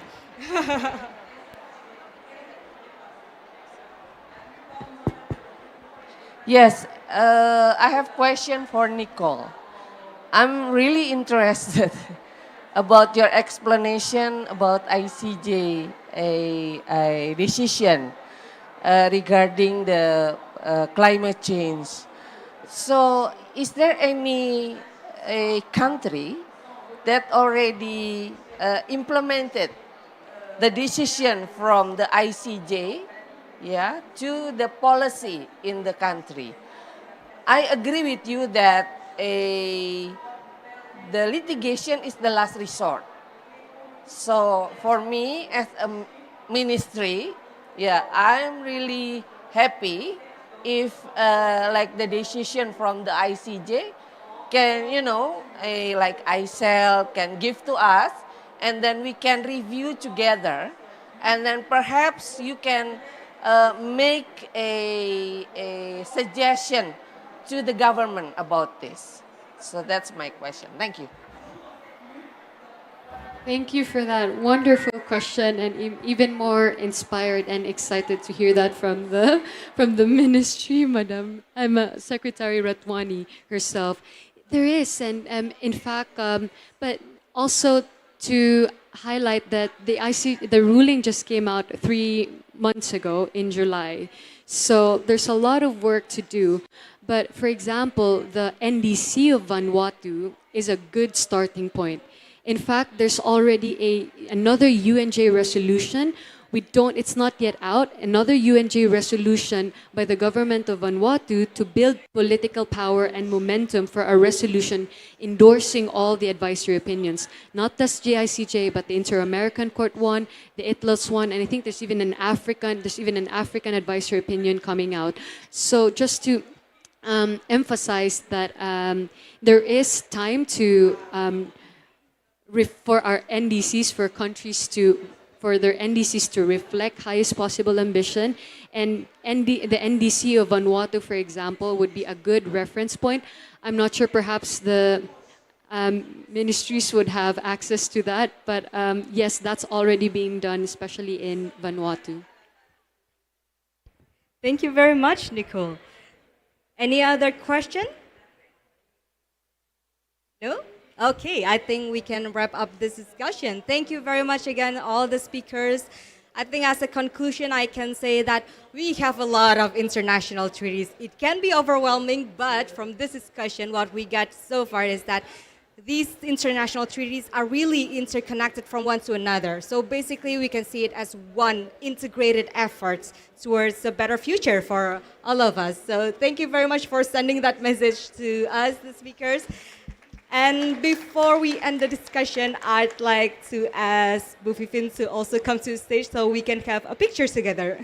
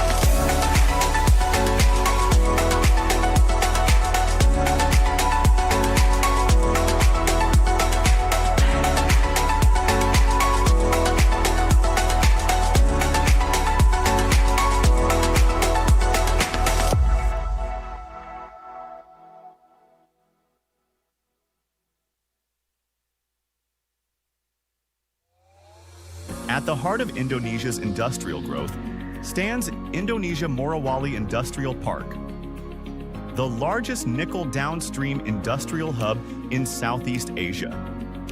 With 52 companies operating within the park, producing high-tech nickel-based products, we support the global energy transition from stainless steel to electric vehicle battery materials. Beyond industry, we are committed to sustainability, reducing emissions, advancing clean energy, restoring the environment, and uplifting local communities. Indonesia Morowali Industrial Park, building a globally competitive, environmentally responsible industry, and contributing to the world's green economy.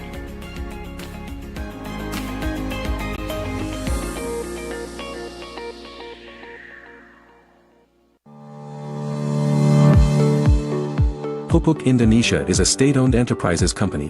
Currently, Pupuk Indonesia is home to 9 subsidiaries, engaging in the fields of 5 fertilizer company and 4 non-fertilizer company, which consists of logistics, food, trading and EPC company. PT Pupuk Indonesia is committed to driving sustainable business practices through its ESG initiatives, focusing on reducing greenhouse gas emissions and enhancing its environmental, social, and governance standards. These efforts align with global sustainability goals and strengthen the company's reputation in the global fertilizer industry. In 2024, a 13% emission reduction compared to the business as usual (BAU) scenario was achieved. By 2030, approximately 96% of the emission reduction will be achieved through energy efficiency programs. By 2050, around 86% of the emission reduction will come from the conversion of gray ammonia to clean ammonia. Pertamina has always been here for the nation and the world for more than 6 decades. With a vision to become a world-class energy company, Pertamina has a mission to run an integrated business of oil, gas, and new renewable energy based on strong commercial principles. Pertamina has transformed to create subholdings and subsidiaries that are integrated into the business ecosystem that can compete globally to achieve global recognition.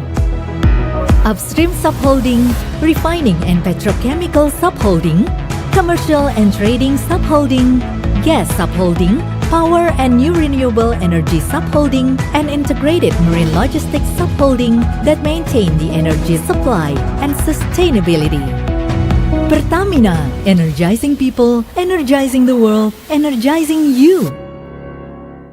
For more than 7 decades, PLN has carried out the state's mandate to electrify the whole Indonesian archipelago. With an installed power generation capacity of more than 75 gigawatts, PLN serves more than 90 million customers in sharpening its vision as the leading electricity company in Southeast Asia. And as the #1 customer choice for energy solutions, PLN continues to develop programs on an ongoing basis, strengthening its role as the heart of Indonesia for the sustainability of energy supply and the transition to renewable energy. Now, PLN is entering a new chapter in its transformation, aiming to become not just a power and utility company, but also a technology company based on innovations. All of this is to improve service quality, strengthening the domestic industrial ecosystem, and increasing competitiveness in the global stage. The new PLN 4.0, unleashing energy and beyond. From 2018 to 2025, Huayo Indonesia has gradually built more than 10 projects. With Huaye, we created a world-class hydrometallurgical smelting project for laterite nickel ore. Together with Huafei, we have built the world's largest hydrometallurgical production capacity. With Waxiang, we have constructed a nickel sulfate refining line with a capacity of 50,000 tons. With Waneng, we created a super factory for ternary precursor. We have built a green and intelligent manufacturing industrial chain covering the entire process of laterite nickel ore smelting, refining, lithium battery material manufacturing.